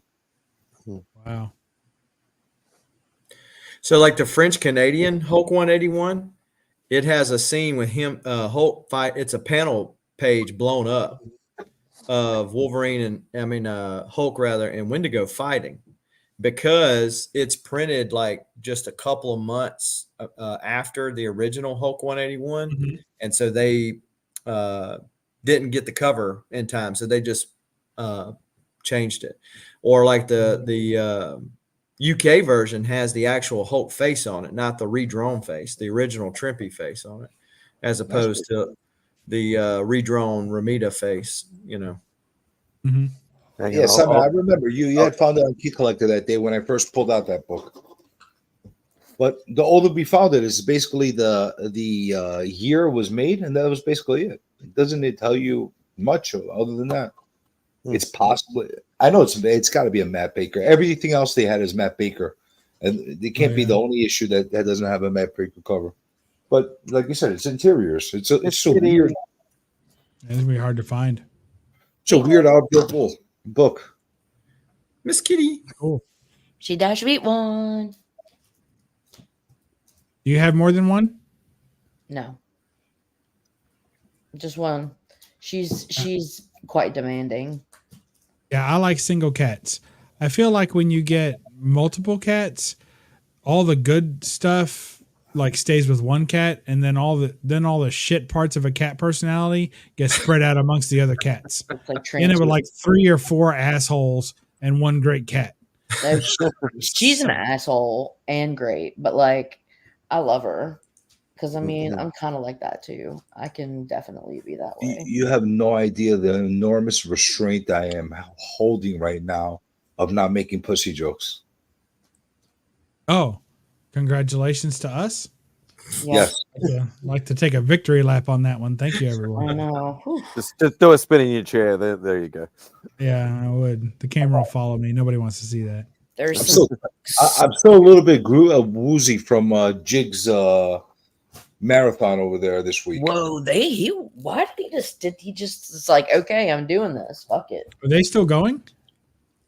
He was up. I know it's a different stream, but I just don't understand why. What was the impetus? What he wanted to reach 1,000 subscribers or something. Well, he's I goaded him into the 1,000, but like besides that, like he went from all right, we're gonna go till 1 o'clock, we'll go to 2 o'clock, we're gonna go to like, well, why don't you go to 24 hours? And he's like, did he do it split streams or did he just do one stream? Straight 24 plus hours. Well, what's the point? Because it stops recording after 12. And then we stopped, and 5 minutes later he started another one. Oh god. It stops recording after 12 hours. You got to redo a new one. Oh, it was recording. It was recording. No, that doesn't. It doesn't. It records it, but like if you go to watch the replay, you can only watch the first 12 hours. You can't watch the rest of it. Thanks, sir. All right. It was the full amount. I'm gonna I show got you. 20 hours of it on my channel. I'm gonna show you guys some stuff that I picked up. All right. It better be something better than this DC crap you've been showing lately, Caroline. You know you've been letting me down a lot. You need to calm down. I found this at a toy store today. Did you have a wonderful Earth Day today? It's 6 postcards. They're Dave Stevens postcards. Oh, that's awesome. But I just put these 2 in the front because they were my favorite ones, and then I put the little. But these are the different. Huh. Oh, that's from cool. 1982. Have you got those, Bubs? No, I did not. Those like cons. Found it for $5. I think you want to double your money, lady. No. All right. Especially if it's not yours, or is it if it's yours? Bubs, you remember seeing those at cons back in the days? I remember. Yeah. Yeah. You guys saw those at cons? You saw them at cons? Yeah. Oh, I remember those back in the days, like early 90s, seeing those at the cons. Oh, I here picked we up go. the Thor 183. Nice. The first appearance of Ego, the Living Planet. No. Don't start that again. It's a callback, lady. Don't feed into them. Okay. Thor's having a heart attack. Yeah, it's something. Now, I've picked this up. The Erotic Worlds of Frank Thorne. Ooh, lovely. It's known for that. Yeah. Look at that. That's an OG negative space cover. Yeah, you could say that. Then I also picked up this. Yeah, I know. Baby. Oh, I've got that. That's a really hard book to find. Is it? Yes. I had that on a want list for 3 years before I found a copy. How much did you pay for it? Not I was like $12. Okay. But it's just not, it just doesn't like try finding a copy of that book. Very tough. The interior is fantastic. What number is that? 84. I don't know if it's a big one or not, but everything that goes like in the hundreds is hard to find, and like the whole values. You're getting close to those numbers where people are starting to like scramble to get pieces of. This one I think may have some significance, but I picked this one up today, and I have been wanting to get it a nice copy, and I was so glad. Oh, here we go. Ooh, freaky. Submariner 50, the first appearance of Namorita. That's awesome. That always sounds like a bad drink from Budweiser. It is. The Namorita. It's got Clamato juice. The Namorita. Pick Get this the up. party started with the Namorita. It's a cheap margarita. That was fun. So Simon, the answer is because Bubs is the oldest. Yeah, I'm calling shenanigans on that cover. I did not count 101. This is really cool. Comet. This is a reprint. All the interiors and the penciling, Carmine Infantino. Wow. Beautiful. Absolutely beautiful. A reprint of what? The Comet. Oh, but from when? From then. I don't know. From a long time ago. You figure it out. I'm not here to do your research. Oh man, I found this today. It was from 1949. I couldn't let it go for the price that they had. Did you officially get the Golden Age bug? She has a little bit. I've been seeing her lately pulling out some Golden Age stuff. I think she's. Yeah, this is Golden Age. But it was only $19.99. And for that, I think you said 49. This is from 1949, but the price was $19.90. Just say you paid $20 for it. I paid $20 for it. Hey, to be fair, CJ's trying to read Lady Cop while That's right. CJ, that book is disturbing. Don't read it until you're in a good frame of mind. That wrote Gangless. I was going to read it for you guys, narrated for you. No, All no right. getting me banned. And the last thing, well, now it's not the last, but this was cute. Bubs may have seen this, but I got Smokey the Bear. Oh yeah, good stuff. I think it's super, it's cute, and I really like that cover actually. That's actually I know, isn't cool it great? cover. But anyway, Smokey the Bear, and then here we You go. remember what his little kid sidekick was called? Smokey Jr. I don't know. No, Baby Toki. Bear. Toki the bear. There's Smokey and Toki. Toki the bear. Get the fuck out of here. All right, I found these there, and it was these UK Thundercats issues. Wow. So I was like, oh shit, Papa. They had a bunch of them there, so you got a couple of those. Oh, well done. Issue 30. Got the whole gang. Guitar A is free looking slime slurp fine there. Yeah. So there's that. Yes, PLS. What you said? Send me those. I can send you 2 of them. I can send you if Papa, if you want these 2, I'll put them aside for you. I know you want them. Yes, please. He said, please to you. He must really want them. Yeah. I mean, they're cool. This one, Snarf. Laurel turned upside down. And then we've got, this one's number 36 right here. Wait, are those exact reprints? I have no fucking clue. Different covers than what were on the Marvel ones. And That then- first one she showed, that's I forget what issue that was, but it was one of the original covers. Yeah, but that still has the Marvel imprint. I mean, this is still a Marvel book. This one's cool. Yeah, that's what I'm asking, because like the original series in Star, I don't think it lasted more than 12, 13 issues? This one went into the hundreds. So yeah, I found these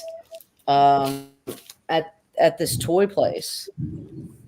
So anyways, pretty cool, huh? Very nice. Thank you for finding that for us. Very nice. All right. Awesome. I think I got content for my next Oh, Lady Cup's great. Yeah. Lady Cop is terrible. 20 let's see, 24 issues for Star Thundercats. For Star, okay. More than I thought. Don't be half a man. Good. Look, Charlie Atlas told you not to be half a man. I love these ads. He was on roids. He was on the roids, the early roids, where they had Let to me grow show it you from, how I they can had to make you grow the real steroids He-Man. in the ground, and then they had to harvest the steroids, and then they had to squeeze the steroids in the cups, and then they had to take it through anal mainlining through the anal cavity. How I changed Things were from harder last back then. weekend. That's all. God, you come up with You know an awful lot about that process, Bub. a bit too Well, much. I'm a student of history. Or maybe you're just anal retentive. Yeah. Yes. Whatever goes in, nothing comes out. Yes. Bub's a real One He-Man. way. He's going through the process. One-way door. Did you read that whole book? No, I was just skimming through it as It's you. rough. I see a lot That's of one I- touching and stuff, and a lot of beating up on women here. Yeah, that's that. I don't know how they got that book published. It's horrific. It's Lady Cop. It's crazy though. I mean, What the fuck? Holy shit! This is like a knocked out brawl right now going on between yeah, her. And, it's a totally like underground type comic that got published mainstream. I don't know. Dope how- Comics loves it. Dope does. Yeah. I've never owned a copy of It this. does not surprise me, honestly. It's one of Dope's favorite DC comics. Can I you send never those, owned send those I numbers used to have a copy Papa? of Night Nurse back in the days. Okay, Papa. Yeah, But it's Night not like Nurse this. has got nothing on Lady Cop. No. Night Nurse's origin story is like You know what, Papa? strawberry shortcake compared to Lady Cop. Holy shit! He had another copy of this. You should have grabbed both of them. Absolutely, you should have. Yeah, the Do love UK your- Thundercats went to like 135 issues. Yeah, it went to a crazy. Yeah. It's bonkers. 100. How many stories did they come up with? They just took the same stories and they cut the books in 1 quarter each. So every book has just 12 pages. Well, you know what they used to do? They actually used to do that. No joking. Where they put like 5-6 pages of a comic and then mix up with another 5-6 pages of another comic. And a lot of times there'll be Thundercats on the cover, for example, and it'd be like He-Man on the inside. Yeah, it'd be like all kinds of weird shit that they used to do. I mean, but is that a much of a stretch that Motu would be included with Thundercats? No, it's also toys. They could put Transformers and G.I. Joe in there too, and it still would be fine. free prismatic badge with the came with the first issue. There you go. They used to actually put them in poly. Sometimes they would put them in poly bags, and they would come with like a little vinyl This record. is the poster that's inside. Ah, so it's complete then. Huh? Nice. I'm That's kind of excellent. confused at the perspective of all of it, but it is cool. Are So they it must falling have through the original wall? art. Are they bursting through the wall? What's happening there? Quit asking me stupid. Just be Our Lady on the inside, would you? Oh, dang. Marie Severin did the color. Well, dang. Over here, lady. There you go. That's good. Yeah.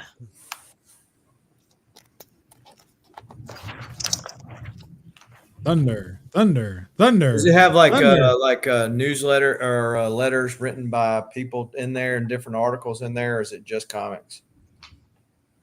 Don't say just comics. That sounds like you're putting it down, man. Oh, this comic is so good. Look, I got this. These are reprints from the, Golden Age stuff and stuff like that. Yeah. This is a special edition. It's got like a little kid that wrote all over it. Horrible. And it says drink shit juice. It does have letters. You say it says grape shit juice? No, it says drink shit juice. Oh, drink shit juice. That's better than the grape flavor all day. It's got like a little people in it. The Snarf original answers flavor. questions. Snarf. So, Thunder chat. Oh, how cute.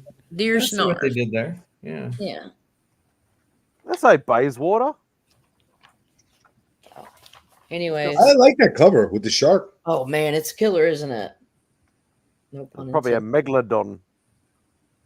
It's like a galactic shark, though. It's like he's in space. That's Daddy Shark. See, a series like that for a few bucks a piece, I wouldn't mind actually like collecting that. Sword of $30. Omens. In 1987, it was 35 pence. But I wouldn't be crazy. Does the eye light up, Bub? Yes. No. Oh, just like your Tron figure that you didn't know lit up. I didn't know that the Tron figure lit up, but it did light up. I was very excited. I know. I saw the Instagram post. You're like, oh yeah, it That's does. Your Had sword crushed seems to be batteries and a little everything. bit of shrinkage over there. This is the dagger. This isn't the Sword of Omens. Goes It is into the Sword of Omens, but it's when Dagger. it's in its dagger form before We'll call it's, it a dagger. yeah. Because remember, it curls the other way around when it's the Thundercat symbol. Can you find any of them on eBay or on the internet, Papa? Are you doing any research? That's not a big deal if you're not. You know, after you complained about not wanting to do other people's research, you're sure issuing a lot of fucking homework, lady. It's because he's passionate about it, and I didn't know if he was interested. but I'm he sorry. just get over my It's like when our math teacher gave us the opportunity to find the answer that night Woohoo! to the problem. Yeah, I appreciate that. No more Rudy bits. So You got I'm me sure, happy with that. I'm sure Lady knows who Frank Thorne's one of his Red Sonja cosplayers were. Who?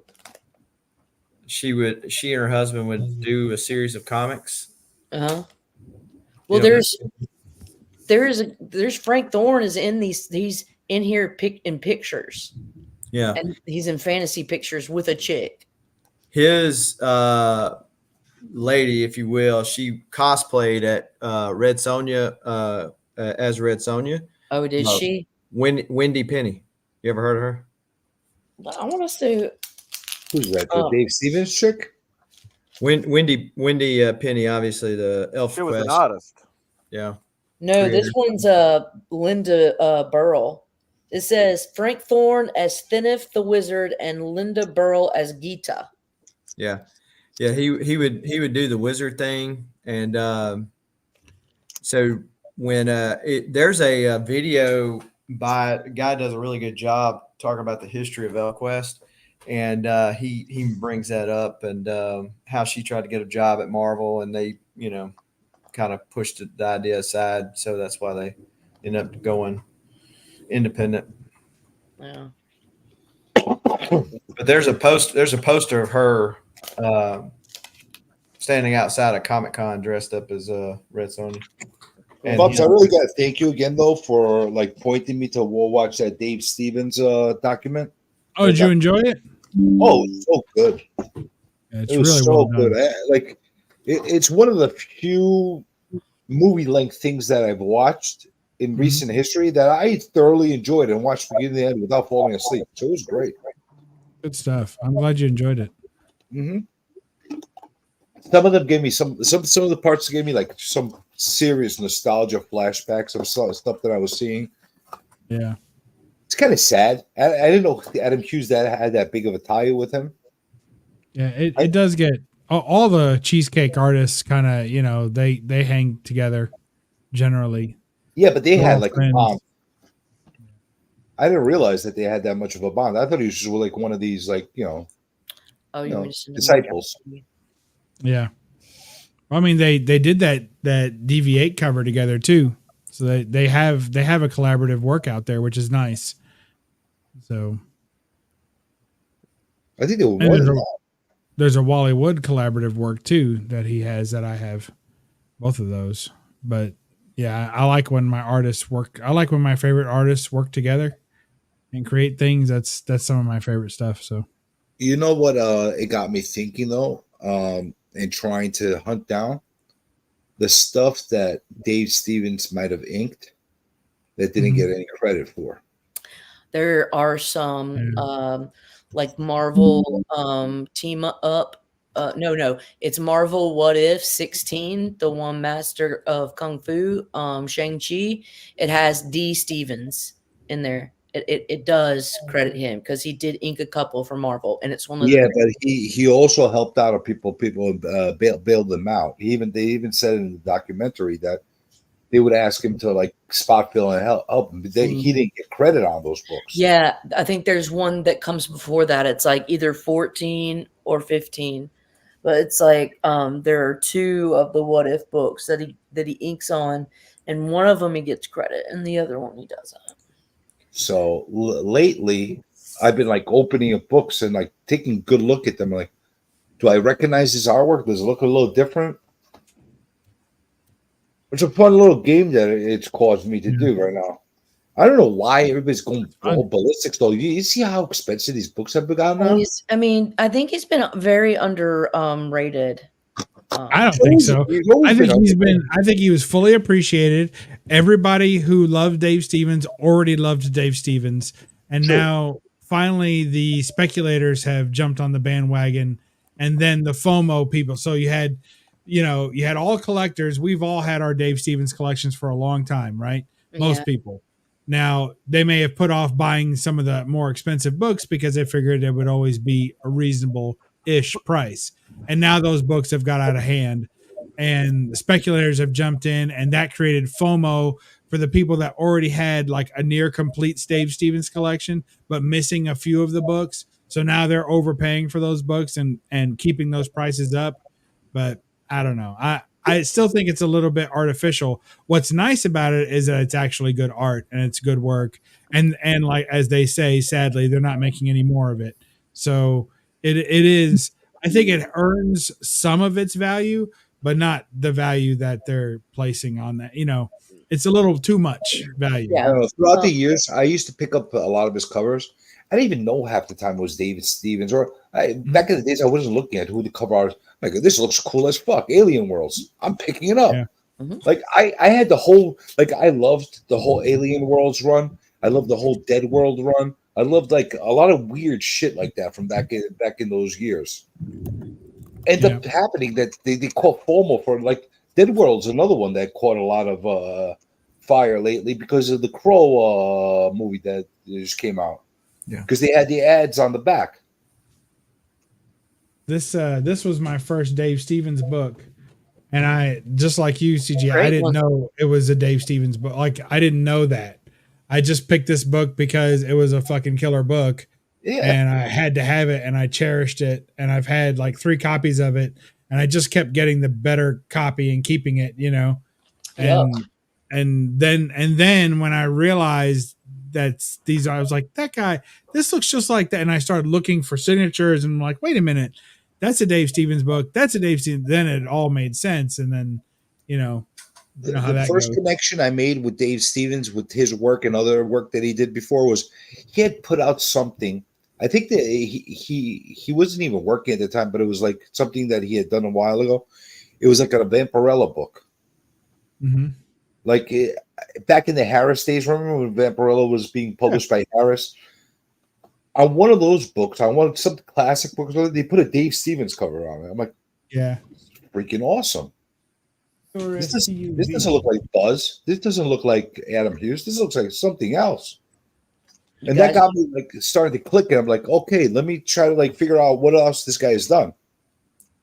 Well, I hate folks. I hate to leave good company and CJ too, but just joking. But thanks for letting me hang out for a bit tonight, and everybody or this morning, depending on your time zone. And we'll catch y'all later. Thanks, Jason. We'll see you soon. Take care. Happy day after Earth Day. Yeah. There you go. That was the CJ, one. was Yeah. that the one? Yeah. That was the one. Ever since I remember in the mid '90s that came out, that cover, like that might be. I don't know if that's the original. Is it the original or? Yeah, this is the original. They've reprinted it for a Vampirella modern Dynamite book, but this is the original. I loved it. Like that made me fall in love with his art when I saw that. I'm like, holy shit! Because up until then, it was like very 90-ish art. Like, remember Buzz was making those covers, which I like Buzz, and it was like he's all right. But it was the typical that kind of work. But I was like, that when I saw, I was like, I got to make the connections. I picked this up today for, Raging Cajun Comics, JD. Yes. Yep. We know him. He's a big Disney fan. This is 1958. Cool. It's in crazy nice shape. That's the reason why I picked it up for him. So That looks like a really nice shape for a red cover. yeah. 1968? 1958. Still a 10 center. Yeah. He'll like it. I know he will. Oh, yeah. I found a bunch of really cool Disney stuff that I've got a pile going for him. Like I found, so I've got the DuckTales #1 for him. Sorry. Yeah. And then I also found this promotional, this Epcot Center. I love those. Mickey, this is Exxon, the Universe of Energy. I love those. Yeah. So I found that, and I'm like, okay, that's got to go to him. And then this one is from 1985, but it's Walt Disney's Disneyland's birthday party, and it just goes through the history of Disneyland. That's crazy, and a Gladstone at that. Yeah. A little square bound too. Yeah, it's in really nice shape. So that's a magazine, right? That's not a comic. No, that's a comic. It's a trade. Yeah. I thought it was a magazine. It's a comic, bro. Do you even comic, bro? It's a comic, bro. I believe you. So This is terrible. Do you even YouTube, bro? So yeah, that's just my little JD pile that I've got going for him. That's I love the promotional books. I'm like good pile of JD. Yeah, he's spoiled. Those promotional books are the best.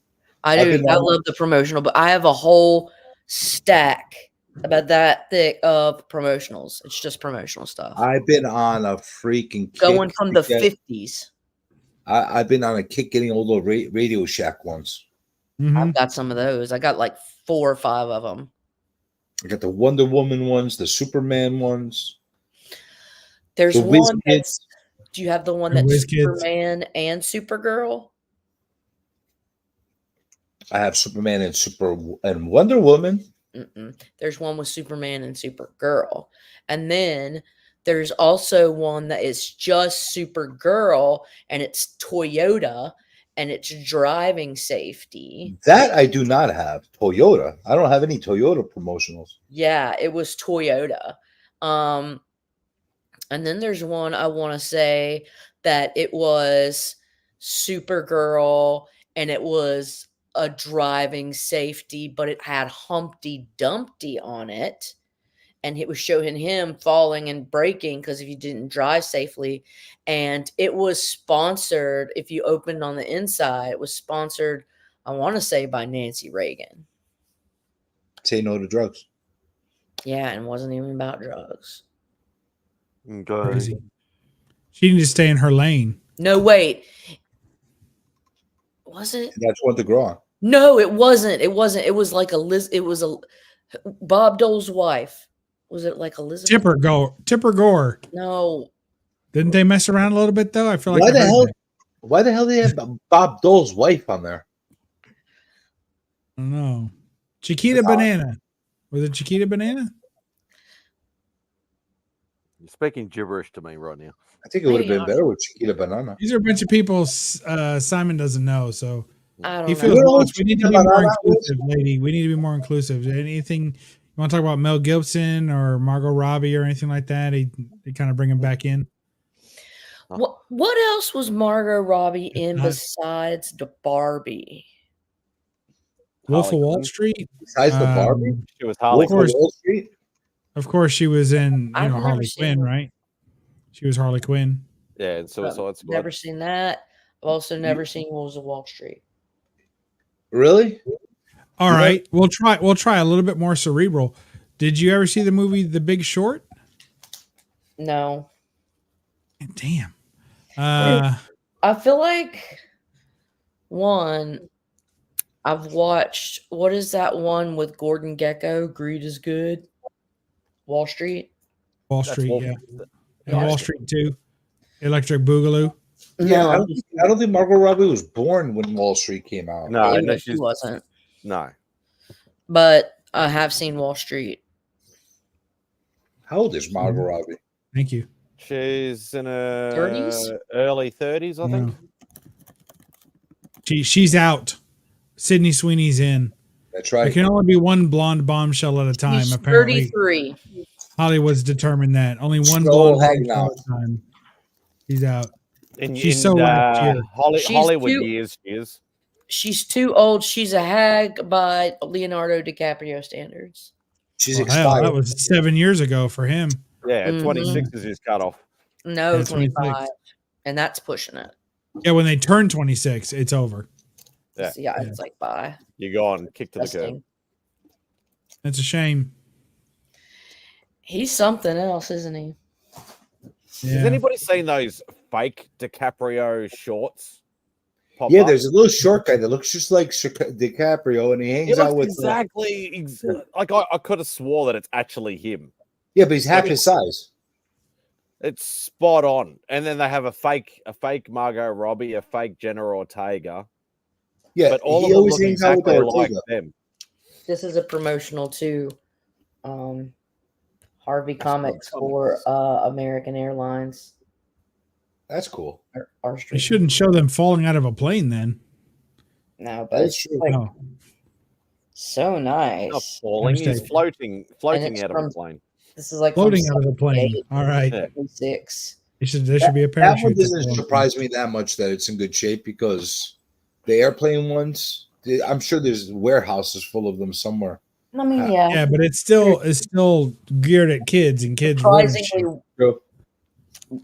But it doesn't surprise me as much. Like the other ones, that they will like at the car sales The, places. the railroad ones have a lot of file copies. There's a ton of file copies on the railroad giveaways. Yeah, probably right. And the GE giveaways, ton of file copies on those. The Whiz Kids have a lot. Yeah. The Tandy Computer Whiz Kids. Yep, those are the ones. Here's the Railroad one. Rails Across America. Yeah, so there's like 10 reprints of that. And some of them start having different coverage after a while too. This one is got Will Eisner art, and it's Making Your Own Future. That's cool. Where'd Boy, that that guy's neck got snapped. This is hard. What's that promoting? This Going to it's college. actually promoting like how to decide like what does a career path. This is about deciding a career path for young people. Oh, that was a college book, in other words? It was a free promotional, and Will Eisner did the art. That's Of the Spirit fame, for those of you who don't partake, as they say. 1973. It's probably a lot of people who haven't even heard of the Spirit. And it just shows you like, all right, you're getting ready to fucking graduate. So it says Congratulations. sponsored by Snelling and Snelling, a public service. The world's largest what? Education service? Snelling. Employment service. Oh boy, Snelling and Snelling. Whatever happened to Snelling and Snelling? I'm Oh, waiting for a sorry. joke. I'm waiting for a joke coming about like spelling and spelling or something. That No, I'm sorry, we don't deal in any of that lowbrow shit around here, there, Simo. That art looks just like the copy of That's your wheelhouse. Just like my copy of Welcome Back, Carter. I have a does look copy of like that. Welcome Back, Cotter #1. Doesn't the art look similar? Not particularly, not on the cover That's just now. to me. Some of the outfits look similar, if that helps. Some of the colors look similar. Colors, yeah. All four of them. I would definitely say yes, the time period aligns. Welcome back. Though Carter, I think Carter's past 73. He's like 76, isn't he? Welcome back. Oh, don't start, Simo. You did it first. Hey, Mr. Mr. Kata. I'm missing my my nana nap. Nana nap. Your nana nap. Banana nap. Banana nap. I don't want to get you a copyright claim. Banana nap.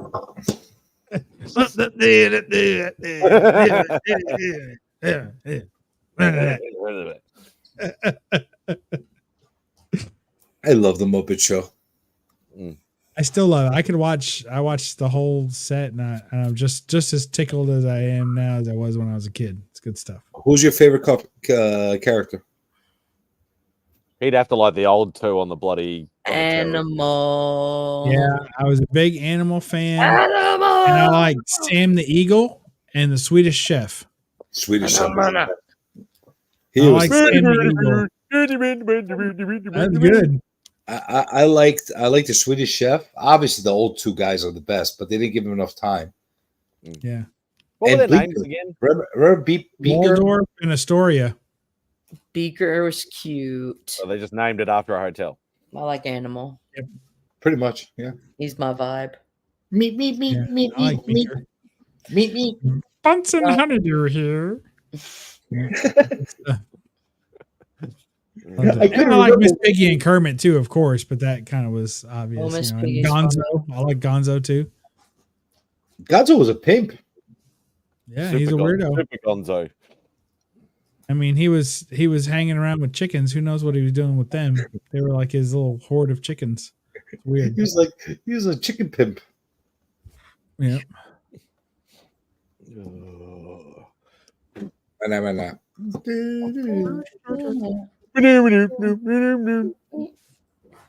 I would love it when they crossed over Muppets and Sesame Street. I'm like, Yeah, wow. I like that too. I used to love it. Like I couldn't like they were all in a shared universe. That was like the original. Were the they? OG. Yeah, it was OG Yeah. original shared universe. Jim Henson. Yeah, the Muppets used to show up on Sesame Street. And like Fraggle Rock too, kind of, right? Yep. Yeah. I Down in love Fraggle Fraggle Rock. Rock. Down at Fraggle Rock. swing a Fraggle, but And it's cocked, also like spinning in manual. Labyrinth. I loved the fox. You know, What the fuck? you know, is it Labyrinth? It's Labyrinth. That was Jim Henson, but I that was one I never watched as a kid. You're not talking about Dark Crystal. Oh, is it? Maybe Yes, you are talking about Dark Crystal. It might have been Dark Crystal. Is it? It's been a long time since I've seen either, but That's forever ago. vaguely remember. Labyrinth was the one with David Bowie, wasn't it? Sir Didymus. Labyrinth was David Bowie, yeah. Sir Didymus, he's a fox terrier. Sir Didymus is a fox terrier. That's who he is. That's who I love in Labyrinth. Skepsies. Yeah, I love Sir Didymus, and I also love the little guys that dance in the Labyrinth. You know, the really wild guys. The dancers. Yeah, it's been probably. I haven't seen either of them since I was a kid. I vaguely remember that at all. Simon hasn't seen that in like 45 years, maybe 50 years. Was it Tom Cruise in Dark Crystal? No, you're thinking of Legend. Oh, Legend, that's what it was. With the big red demon thing. That's Ridley Scott. That's amazing. All I remember is was it Labyrinth with Jennifer Connelly? Yeah, I'm sending you the link. She was here. I'm sending you the link. It's a YouTube link. It's been a really I think the last time I saw Labyrinth, it was probably VHS in the 80s. See if you can share it, Simon. Let's have a look. Oh, yes, I do recall this. I love this scene. It's my favorite. I don't think I've seen those movies since they came out. Oh my god. Yeah, I haven't seen them since I was a little kid. Yeah. And I remember kind of being scared of them. Yeah, they're a little scary, aren't they? A little unnerving. Yeah. But yeah, everybody talks about shared universes. Jim Henson was the OG of shared universes. Oh, it's stuck in my head now, you fuckers. I think it's called the Snuffleupagus verse or something. Snuffleupaverse. Oh, wait. Pay for YouTube Premium, you cheap bastard. Well, don't you remember Kermit was both in Sesame Street and in Muppet? Oh yeah, and Big Bird hosted an episode of Muppet Show, yeah. Muppets Tonight. Yeah. Oh, I remember those little assholes. Papa Wheel's going crazy. Shut it off, he said. You're going to get canceled and all that good stuff. Yeah, should only play about bloody 3 seconds or 5 seconds of it. Yeah. What about the Never-Ending Story? Loved it. Atreyu. Yeah, except when Some people loved it. Some people hate it. It's pretty good. If you watch it as a kid, I don't think I watched it as a kid. It's a fun movie. Watching it now, crying when not the horse, so easy to watch. No. But then the horse was all right at the end. So all those movies are harder to watch. Like I remember watching, Krull with the star and everything. Yeah. And that's fucking dog shit now. You ever try to watch that as an adult? Jesus, it's unwatchable. Honestly, I had a hard time watching it back then, Krull. Yeah, probably. I never got into that. That was a good one. Well, you know, the movies that they just played on repeat, you know. Legend still stands up. Does it? I haven't seen it. Ridley Scott. I could assure you that if I go back to see a lot of movies, I really won't appreciate them as much as I did. I think if you whip whack and watch Legend, it's the one with Tim Curry as the Satan guy, and the unicorns. You would say that holds up. What about Short Circuit? It's right. Oh, I love Short Circuit. With Goldblum, Johnny right? Five is alive. Johnny Five. Oh yeah, no, not Goldblum. Was it Goldblum in that? No. Wasn't he in Gutenberg. Yeah, Gutenberg. And Ali Sheedy was in Police Academy. Police Academy holds up. I watched it a couple of months ago. I love Police Academy. Police Academy definitely holds up. It was so fucking funny. Yeah, I was laughing my ass off. I can still watch like the first probably 4. As soon as Mahoney left, like Gutenberg, it went downhill. Yeah, up to number 4. I love Short Circuit. That was a fun. Like Gutenberg did a lot of good movies back then. No disassemble. No disassemble. Love it. I built this with my own 2 hands. And Did Legos. you really? You got it in pieces? Remember? I didn't send it off to anyone to get him to build it. I did it myself. It said 7 and up on the box, but I wasn't intimidated. Look at you. I hated Never Ending Story. It as a kid, it was the shits. Why? Because I had a kid? That was the kid from Wonder Years, man. Everybody loved that kid. Fred That was Savage. Kevin. Kevin. Yeah. I forgot. Well, it wasn't Fred. No, it wasn't Fred Savage. Wasn't it? No. And the second one had the kid from Sequest DSV or whatever. Brandis, Jonathan Brandis. So what was the second one wait, sucks. hold on. The second one's Hold on. terrible. If he was not in the Never Ending Story, where was he in? He was in the second one. Yes, the fuck he was. And Never Ending Story 2. Yes. Yeah, that Never was End Jonathan Harder Brandis. or something the like first that. one, I don't know what Wait, the other Never guy. Be hold Ending. on. I think Who it's was called. the Never gold Ending Story 2. grandpa Never reading Be the Ending. story to? Huh? Who was the old grandpa reading the story to? It was Fred Savage. That's the fucking Princess Bride, you douche. Was it? Yes, that's the Princess Bride, where Fred Savage is being read to by Peter Falk. Yeah. His name was Barrett Oliver in the first. Yeah. No, CJ has completely confused himself. So And I'm the thing right. is that the Fred Never Savage Ending was in Story that was a movie. narrative told Fred at Savage is not in the Never Ending yeah. Story. Fred Savage and Peter Falk start off the Princess Bride. Or I And put tell the Fighting Their story. Universes too. I don't think that's a crossover. Fred Savage was can't make it a also crossover? in Little Monsters, wasn't he? Or Yeah. Yes, he was. He wasn't in a lot of movies. You know Was what it? movie still holds up today for me is Ferris Bueller's Day Off. Yes, I Yes. watched it about 2 months ago. It was great. Bueller. Stunning 4K. I enjoy that every time I watch it. I enjoy Police Academy every time I watch it. You know, I put on a movie last night. I do this to my wife every now and then. Bless her heart. Like, she doesn't know what's coming. Like I'll watch like one episode of a series. She's like, "Oh, that's good. We should watch more of that." And then I'll like never put it on second episode, or I'll watch 2 or 3 episodes of it. She never knows where the hell we're going. I turn on TV. She's like, "What's happening?" And so last night I put on Deuce Bigelow, Male Gigolo. Oh, jeez. I hadn't seen it since like it came out. It was fucking hilarious. We laughed our asses off. It was great. We had a big time. I liked Grandma's Boy a lot. That was Rob Schneider, I right? like Grandma's Boy. I haven't seen that in forever either. It's so funny. It is funny. That was Mark Schneider, Rob Schneider, right? He was Yeah. in it. He had a little bit role in it. No, in Deuce Bigelow, yes, that was Yeah. Rob Schneider. But Rob The Schneider second also one's had not a, as good. Rob Schneider also had a bit role in Grandma's Boy. I think it's a Happy Madison also, right? He Grandma's had a Boy. bit Yeah. role in Yeah. like every Adam Sandler and Happy Madison production, pretty much. Yeah. You know which is a Sandler movie I had a better appreciation for the second time I saw it than the first time. The first time I was like, what the fuck am I watching? I The feel that second way. time I enjoyed it more. Wow. You don't mess with the Zohan. Oh That yeah, movie's fucking hilarious. I love that. It takes a while to get into it to know Yeah. what the hell's going on, but yeah, that's a good movie. I don't think I don't know. I thought it was weird the first time, like I was watching it, maybe because I was on a freaking date and I was focusing on my date instead of the freaking movie. What But were you thinking? I don't know. I guess. Well, hey, Took a date to Don't Mess with the Zohan? that's right. You don't mess with the Zohan on a date. Would you tend to take a girl to a comedy? Like, is that a date? Because to me, that's not a good first date. But No, that's a good. it was Like on- we're already dating. We go out. We're basically boyfriend and girlfriend. Then I think Yeah. comedies are good for that. Yeah, but that's not- what kind of situation was. Yeah, yeah. No, That's horror movies are the better ones to take them to. I don't like movies on first dates at all. I think they're terrible. Generally, I love horror movies on dates. Yeah, it's like oh Yeah, they're the best.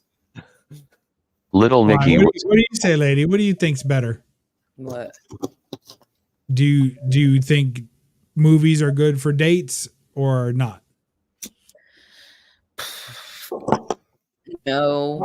Not for a first I date. think no, because I think that if it's a like date and you're beginning to things like that, like it's better to get to know the person on like an interpersonal level. And I feel like it's just an awkward time where you spend like an hour and a half over something where both of you feel anxious because you prefer to be talking. Yeah, it's probably I agree. Probably good perspective. Or you don't prefer to be talking. If you're at Bub's level where like, okay, Bub's and your wife, you've been together, and like if you're at the point with somebody where like you've married your friend, or like, you know, they're your friend, you like spending time with them, then like it's, you have a relationship where not talking for hours is okay. And so then watching a movie together, that's what you do when you're at that level, but not when you first start dating now. This may surprise you, lady. What? It's very rare to get a whole lot of time with me where you don't hear something. I'm shocked. We all know you love the sound of your own voice. That's not true. I also love the sound of other people's voices giving me praise. So that's obviously something I've learned to stay quiet while I receive. So, At least you're honest. yeah. All right, douchebag. Oh god. Now you All don't dating and going to movies in the beginning is not a great idea. Oh, it sucks. And you do that when you're young because you don't know any better, right? Because you're like, this is what people do. We'll go to the movies. And then you sit there basically with a stranger quiet for an hour and a half. You're like, oh, so my awkward. God. It's horrible. Have you guys ever thought about doing the speed dating? I've never done that. When I was like CJ, young, did you speed date? do I speed date? Have you ever done it? What the fuck is that? I don't know. It's a thing I've seen on TV where it's like people go and you have to sit. You go and it's a bunch of different people and like chicks and dudes, and you sit at a table for 10 minutes at a time, and then once a bell rings, you switch, and so you end up meeting like 5-6 people in an hour. Like an orgy? Yeah, but you Depends how well it goes. I mean, you don't. And I've or have you ever done one of the like this singles like party or a singles event? Like I've never done any kind of singles event. I think the main premise, like what Caroline said, is you pretty much like sometimes from what I've I've never done it personally, but people I know who have done it. Generally, it's either one of two. It's either all the guys just sit at the same table and the women will just rotate from table to table, or vice versa. It's the women at the table and the guys. Wait, hold on a second. I sit at a table and women come to me and say, "Hey, I want to go on a date." Yeah, and you have a timer. So it No, might be that is 3 the minutes, date. 3 minutes, 5 minutes, 10 minutes, whatever it is. So you'll get down, you'll have whatever conversation. If you think you like them, you'll like have like a little scorecard. You'll say, okay, well, I like that person or whatever. Oh, you can score them too? Yeah, pretty much. I'm blaming you. And personal scoring. You don't tell everybody the score. I would love to do that. Well, look up Type in speed dating in fucking New York, dude.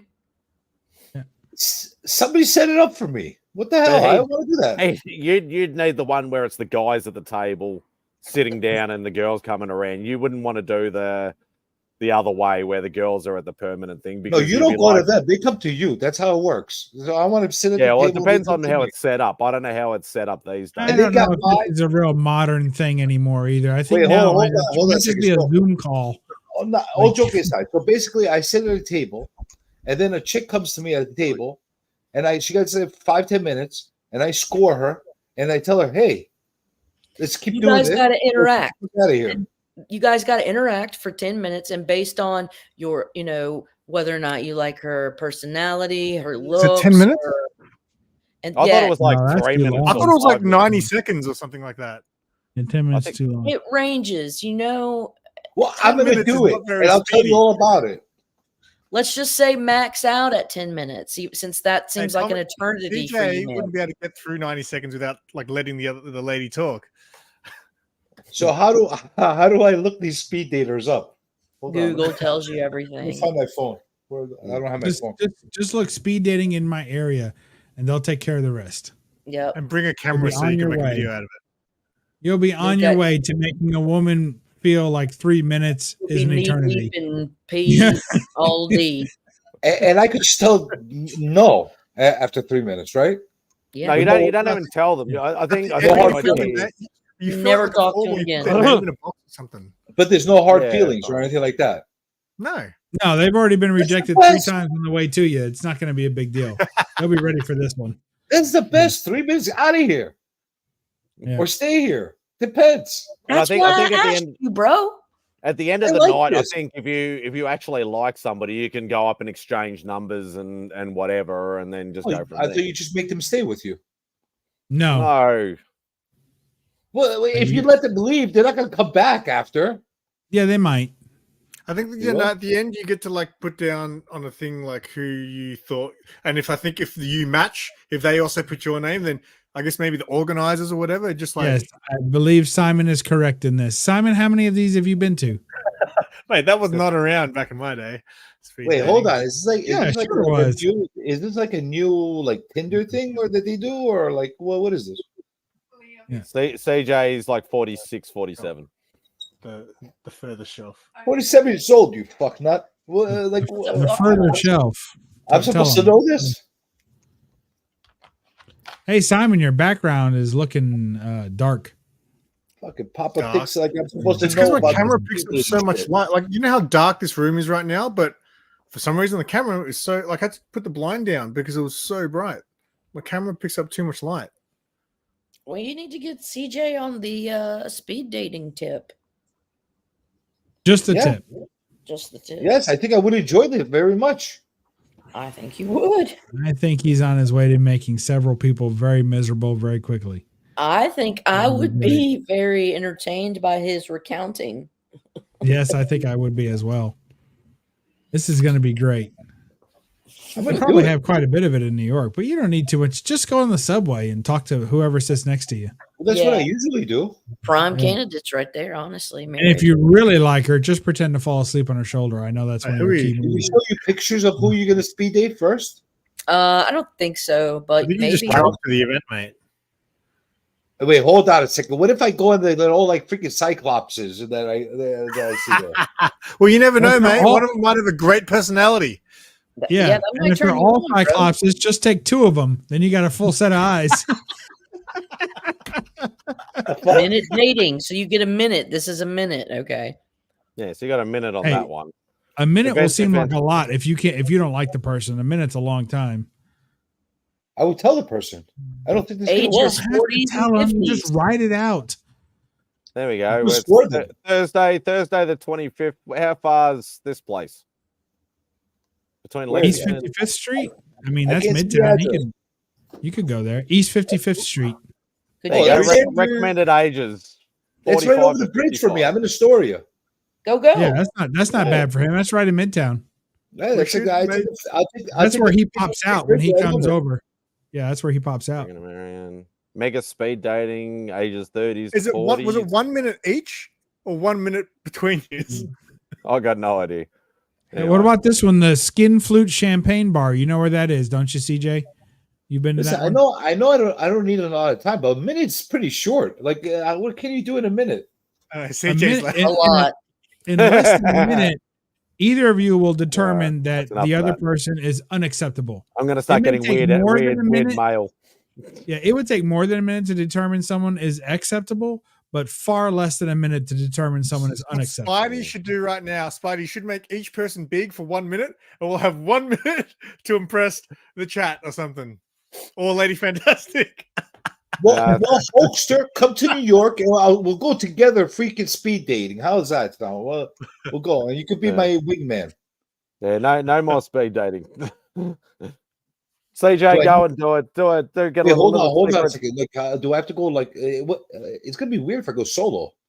I gotta get somebody to come with me for. No, like, I think you should go, week. but like go with like a GoPro or like a a thing where we can Well, watch. like a little pin cam or something, so they can't. I'm allowed see to. it. Yeah, you are. This is America. You do, That's do right, what you like. Clumsy. I thought this was That's right. America. We're speed dating now, Clumsy. America. Speed dating. You're trying to float the idea so CJ can find the woman of Right. his. So I get a minute with them, right? Oh, for And fuck's then sake, and then I score them. I tell them like A or B, C, F. No, you don't tell them. Basically- It's a personal Basically, swipe scorecard. right Oh, I or don't swipe tell them. left. You get an F. No, You you can't don't tell tell them anything. They're not interested in your opinion. You Well, just how move would they on to the next. know? They don't need to know anything from you. They just need to What's the know whole if they point like of the you. speed They'll date? know that without look. The less you say, the more they'll like you. Just sit there, Definitely. don't say anything, try to look normal, and maybe you'll get somebody to put you on their list. Well, what? Maybe they want to get on my list. Why do I have to be on their list? You're Well, not going you to be gotta on be on the each list. other's list. They got to be on your list. You got to be on their list, and then the facilitator will match you two It's together. mutual listing. It's got to Yeah. be But a double. I don't get to tell them accepted or rejected. No. No, because that would be mean. Yes. But what's the point of scoring them? I mean, there's a good chance any number of these women will be equally offended if you accepted them. So I think you gotta keep it in perspective. Listen, they all want to be accepted by me. They all want to be accepted by me. All right. Have you ever heard of self-deception? My mistake. Yeah, I don't suffer from that. Yeah, but you also have to make your own miracles. Have you heard of that, lady? What? You got to make your own miracles. That's I've heard right. that one before. Okay. Hey, Papa's got your back. Do these speed dating women? Do they have a problem with confident men? Probably. Well, then I'm I not mean, gonna just do well. I'm not going to say that every person that signs up for this has some sort of issue, but I would say that every person who signs up for this has exhausted some other avenues of meeting people. So it doesn't mean it's the bottom of the barrel. It just means that they have true. filtered through a few layers. I just want to go pick out a bunch of women and take them home with me. I thought that's how it was going to work. I don't think it's a fishing net. It's a different way of meeting people, though. It's not like obviously when you go on dating apps, all you're judging someone on is a picture, right? Yeah. But here, at least you get some sort of flair and personality, and so some people might prefer this avenue over speed swiping. You know? Yeah. Have you gone? You on go a by dating app age? before, CJ? Did they put you in groups with your age groups or? Yes. Well, you saw it had a range, yeah, a preferred 'cause, range. like I don't want to be in a situation where they put me with some like 90-year-old. Did you say 19 or 90? 90.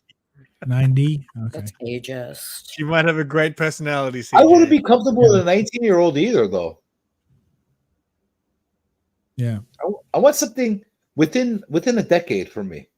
Is that fair? Where is Spidey? Yes, in general, I think it's probably fair. No, I'm Yeah, in. like if she's like in her late 30s and like up to my age, all right, I could hang with I that. think in general that's fair. Because before Plus that, they're gonna want kids. I don't want to give them kids. Plus mine 10. They want to take the that's money. fine. You think that's fair, lady? A swing of 10. Yeah, I think that's fair. I think At a after a certain certain age, it's fair. Yeah, after a certain Yeah, age. after a I certain mean, age, if you're it's fair. 25, no, that's not fair. Dude, 25, they can take all my fucking money. I don't want anything to do with them. No, if they're 25 and they're doing a plus or minus 10, if you're 25 and you're doing plus or minus 10, that's illegal on the Oh, minus no. side. When I was So- 25, I was going up. I was looking for 35-year-olds back then. Now I'm going down. Yeah, but you couldn't go minus 10 years, could you? I didn't want to. I was a freaking high school kid.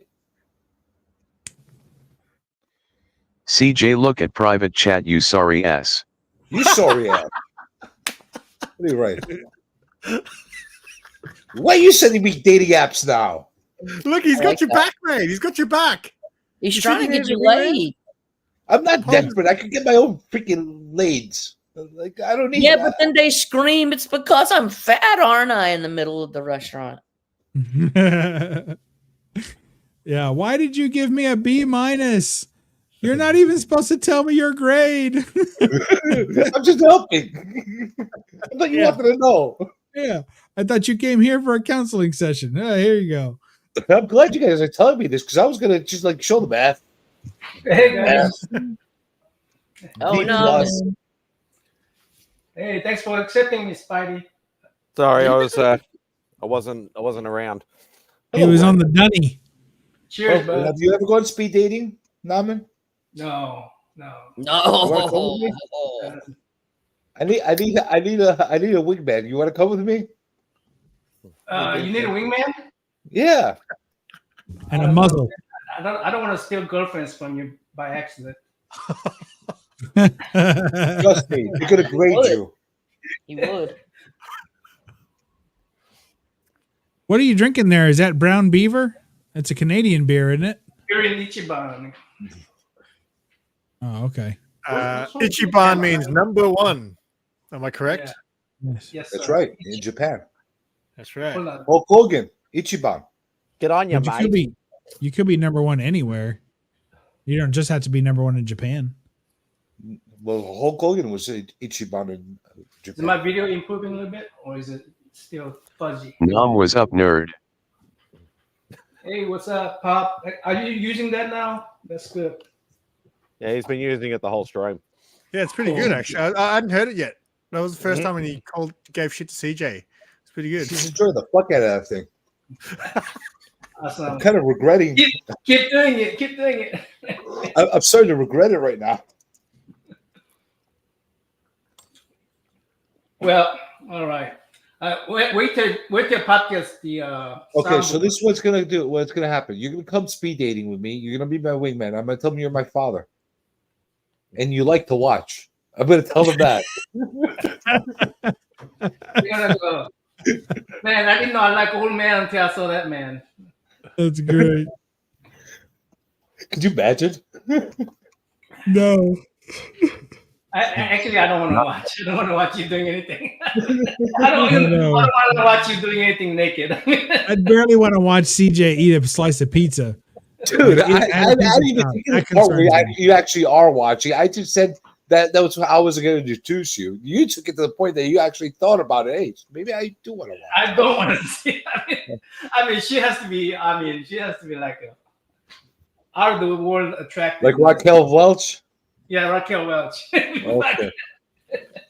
Before I start watching. Not fuck me, fuck you, CJ. No, fuck me, fuck you, CJ. What'd you say?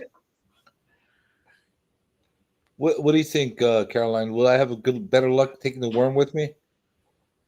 What as my wingman? No. No. All right, you're out. No. Sorry, Naman. He said he will seduce the women you chase.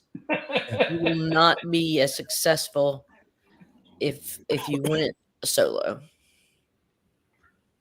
Maybe I'll take Papa with me. Papa, you want to come with me? We'll go pick up some chicks. We'll make them do like dances for us and stuff. He'll cock block you too. He'll be like, "Don't." He talks to you. Just please don't. Listen, they have to do what we tell them, or we're going to give them an F on their scorecard. They're going to want that. Wait, you think that you're going to wield some sort of teacher-student relationship over these people?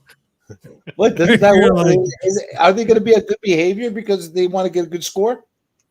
No. Well, then what's the point of the score? They just want to meet somebody. That's all. So the why am I score is grading for them? you to remember. Yeah, because you're going to meet like 20-something people in an hour, and you're not going to remember them all. So you're going to have to make little notes, like "girl with slack eye."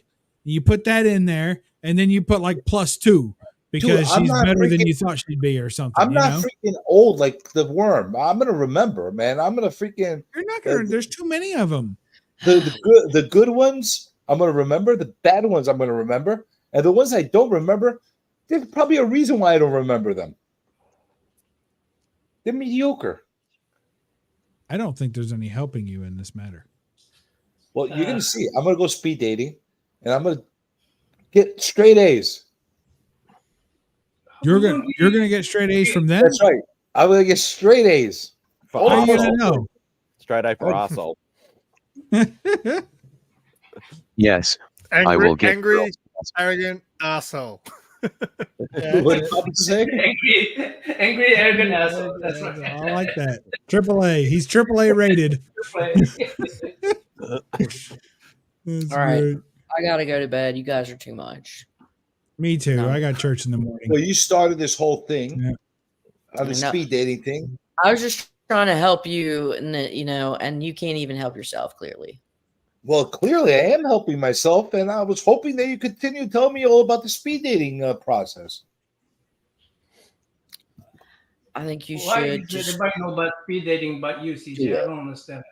I'm genuinely intrigued. I bet you are. All right, I give you an F. Good night, y'all.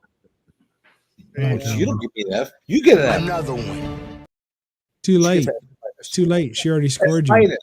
You've been weighed, you've been measured, and you've been found wanting. She gets a F minus and a demerit and detention. That's it. No, you can't make her stay with you after you flunked her.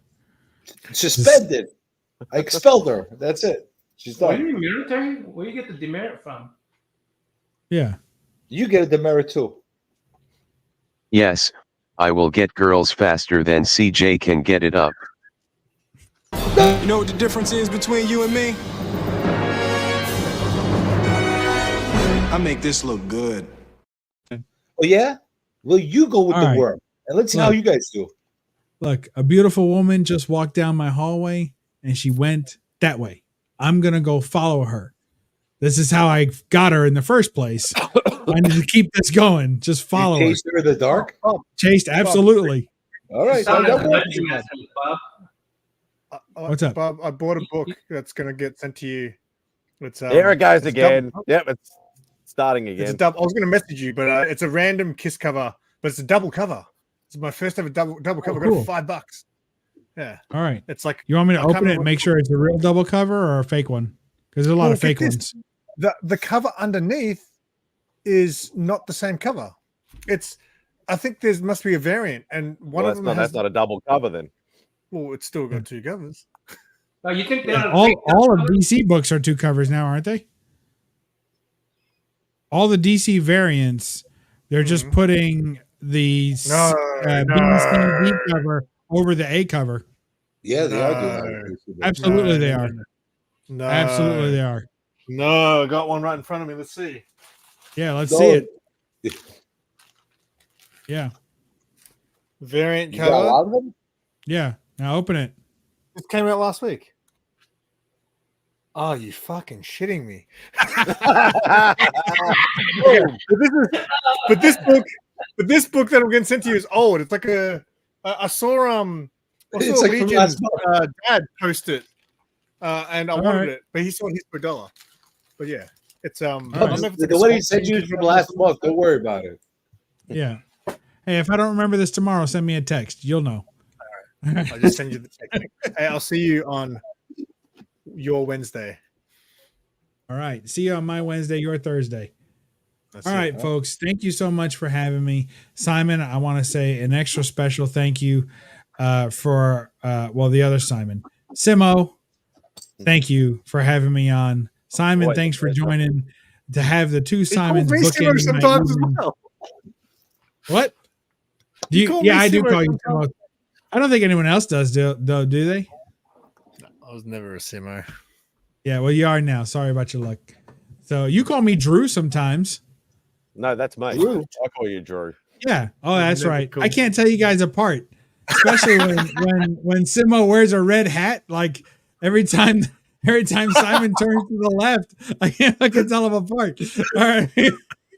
Like I gotta go to bed. This girl's already got her teeth brushed. I gotta get on this. All right, guys. Good night. It's been an absolute Good night. pleasure. CJ, good to see you. Papa Naman's got love you guys. All right, we'll catch you next time. And Bubs will remember, read a comic and don't apologize for the hair. Bye-bye. Here. Another one. And another one. It's always a something with the Bubs. Yeah, that's all right. I need to end this anyway because I got to go have dinner. Oh. So sorry to Naaman, sorry to Simon that only just joined, but yeah, I've been. What? Wait, hold Oh, on. good, a mate. second. I Why was is here for Green a Hulkster- good time in a long time. Stop everything right now. Why is Green Hulkster saying that I will crash and burn and most likely come off creepy to women? Why will I be creepy? I'm very Yeah, debonair.